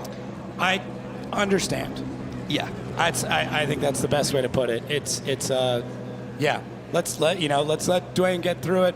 Piotr kind of just come back saying, okay, well, you have your fun, and I'm going to go back, get this car ready for tomorrow, and get everything set up and really focus on top 32. And of course, these are only 4 points for qualifying. There is no, this doesn't affect anyone's qualifying order. We're going to let Dwayne fulfill his, bye run. All he had to do, was initiate to prove the car worked, and that was it. The understeer caught me for a moment. I thought, please don't. Yeah, I'm hoping that wasn't anything major. Well, the rain started to come down here in Finland once again, so that could mix things up for a moment. Okay, so we're getting word that he was just initiating. That's it. Just an initiation. I mean, saves us a bit of time on swapping tires. It certainly does save us a moment of time, but Nakamura will be requested to come back to the start line. If I do have a moment, I'm going to try and jump over to David Kalas, if David can hear me, just to get a word on the decision between James Dean and Naoki Nakamura. Yeah, this time we are having a new rule, which is saying that 2 wheels off is not 0. You need to put 3 wheels off. However, it is still a huge deduction, which was taking win from James. Okay. Thank you very much, David. Yeah, just a little insight into what I wanted to kind of get a little feeler of what we're going to expect tomorrow. Yeah. That's what I'm kind of, And there we go. We can see that mistake from James Dean. Yeah, he almost went 3 off. He almost went 3 off. Now the thing is, those 3 white lines that you see James at now, they should be between the 2 front wheels of the car. Okay. So in the driver's briefing, the drivers were told by our panel of judges that those dotted lines should be between the 2 front wheels. Interesting. So if you are one way or the other, you're clearly not on the right qualifying line. And as James was way past, dropping wheels off the track, yes, he is off that qualifying line. So not what the judges wanted to see. So Dwayne McKver now sits down the back end of the paddock as we await the arrival of Naoki Nakamura for this qualifying showdown final. Yeah, this will be a really interesting stylistic matchup. You've got one driver that's driving with an absolute ton of style, and both drivers are menaces in the chase. Yes. That to me is going to be really, really interesting. I wonder if it could be a battle of controlled aggression. Oh, interesting. Yeah, who can keep their head the longest? You've got it. Yeah. It's like we're like joined. I think we're long lost by a wire somewhere. Yeah, I mean, there's definitely a wire can join us. Technically, there is a wire that joins us. I think, controlled aggression. If you can control it, keep your head in the game, try not to overdrive your lead line. Right. I think that could be a key. Not only for this, but for tomorrow in Top 32. We might be way wrong. We were kind of wrong earlier when we said qualifying wouldn't be this mad. And then we sat down and qualifying was this mad. Yeah. I think trying not to overdrive in the lead position or the chase position tomorrow is going to be a big factor when it's so easily done. Overdrive the car, do what James Dean did, go too far on the outside zone. Could that have been a bit of rain? Who knows? Yeah. There's so many factors here. And when we know the drivers' lead runs are all edging on perfection all the way through, this does become a chase game. Yes. And that's one of the coolest parts about having such an amazing qualifying is that now this really does come down to who can have the craziest chase. As we see Dwayne deciding to take the chase lane off the bat. So an interesting strategy here. Yes. Fresh tires off of the first chase. Yes, exactly that. So if you're only just joining us, you never managed to join us at round 2 in Madrid in Spain, a new format that's been brought to Drift Masters for 2025 is that the higher qualifier can choose whether they lead or chase first. I was just looking, Dwayne was like checking to make sure his helmet turns all the way. Yeah. That to me, he's like, okay, I want to make sure that I can look right Big over angle. my shoulder because I'm going to be on this man's door the whole run. Well, there we go. So they pull to the line. Looks like they've got the thumbs up all around. Yet the anti-lag fires from both cars as they leave the line. It will be McKver to chase down Nakamura for the qualifying showdown final here at round 3 in Finland. There's been a little bit of separation that opens up now. McKver starts to shut the door. McKver caught out a little bit there by the pace of Nakamura as Nakamura goes deep into outside zone 4. Through the smoke comes Dwayne McKver, though, keeps a hold of it as Nakamura fires on big angle with big pace as he puts it to the wall and across the line. Interesting. I think what this comes down to is that both these cars are probably set up for qualifying. They're not really set up for tandem. And Dwayne McKver, once again, never driven this car before and has to figure out, okay, how do I end up chasing with this? How do I get as close? We can see the rain starting to really come down now on the lens of that camera, but yeah, Dwayne McKver playing it a little bit safe or just not able to get the speed out of it to keep up with Nakamura, who really has got a lot of pace in this car. So I think now that they swap things out, the question's going to be, did Nakamura really burn off a lot of tread? Does he have the tire left on the car to be able to keep up with Dwayne, who's going to have maybe a fresher set? So is this a little bit of strategy here from McKver, who's thinking, okay, well, I'll play it a little bit safe. I'll save some tire, but then when I get out in the lead, I'm going to have everything. I can just throw this down and try and walk away from Nakamura. I don't know. Really don't know, but we'll see how it plays out. This could be a game of strategy as well. We could see this play into effect tomorrow. Yeah, I think so. I really do think so. Listen, it's a heads-up game, but there is still a strategy involved in every single run. And there we go, back on the line. McKver to lead, Nakamura to give chase. Through the gears they go, down that start straight, flick to angle, and McKver puts on big angle as he fires that car into that second outside zone. And look at this from Nakamura, he's not going to give up without a fight, that's for sure, as he now starts to dial on the angle, aggressive bites at the side of that S15. And McKver leads him into outside zone 4, flexes the spoiler on the back of that S15, big speed from both guys. They keep a hold of it though as they fire through that second to last outside zone, on the wall, across the line. Interesting. Very interesting. I really feel like McKver laid down a better lead run there, which kind of led to Nakamura really being able to chase well. So this is where we start to really contrast and compare and kind of add up exactly what happens in both sets of runs, because Dwayne laid down an absolute heater there in the lead, but Nakamura was, other than maybe 2 zones in the center section, absolutely dooring him all the way through. As McKever's maybe biggest fan, getting a little partner. Nervous. Yeah. Yep. Getting nervous. She's definitely his biggest fan. Yeah. Oh, man, I really hope this is what we're going to see tomorrow, because this is what I like about the qualifying showdown. It's a taste. It's a taste of what we're going to get to see tomorrow. It gives everyone an idea of how hard these guys are going to drive, how fast they're going to push. Where will they take the risks? Yeah. And where can you take the risk? Like, what zone can you dive in on? What one do you have to be a little more patient? Where do you decide to make up that proximity? Yeah, exactly that. Well, we're going to see that as it evolves all the way through to tomorrow. Nakamura points to McKver and says, maybe he thinks that he got the win. Here we go, slide him left for McKver, right for Nakamura. Who's going to win the qualifying showdown? Oh, it's a split decision, but it's Oki Nakamura wins the qualifying showdown as Nakamura takes the top step on the qualifying showdown and bags the most amount of points available. And he's super happy. And even McKver says, yeah, fair enough. Yeah, I completely agree. I mean, Nakamura did everything he needed to do on both runs, laid down a really good lead run. Maybe not quite as good as Dwayne's, but made up for it in the chase. Yeah, he certainly did. And at least 2 of the 3 judges agree with me on that. 2 of the 3 judges. Yeah, absolutely epic run. I really do hope that this is just a small preview of the epicness that we're going to be able to experience tomorrow, because we're in for a treat. I'm going to need a really good night's sleep and a ton of Red Bull to get through this, because this is amazing. This is absolutely nuts. As we take a look here at our total point standing.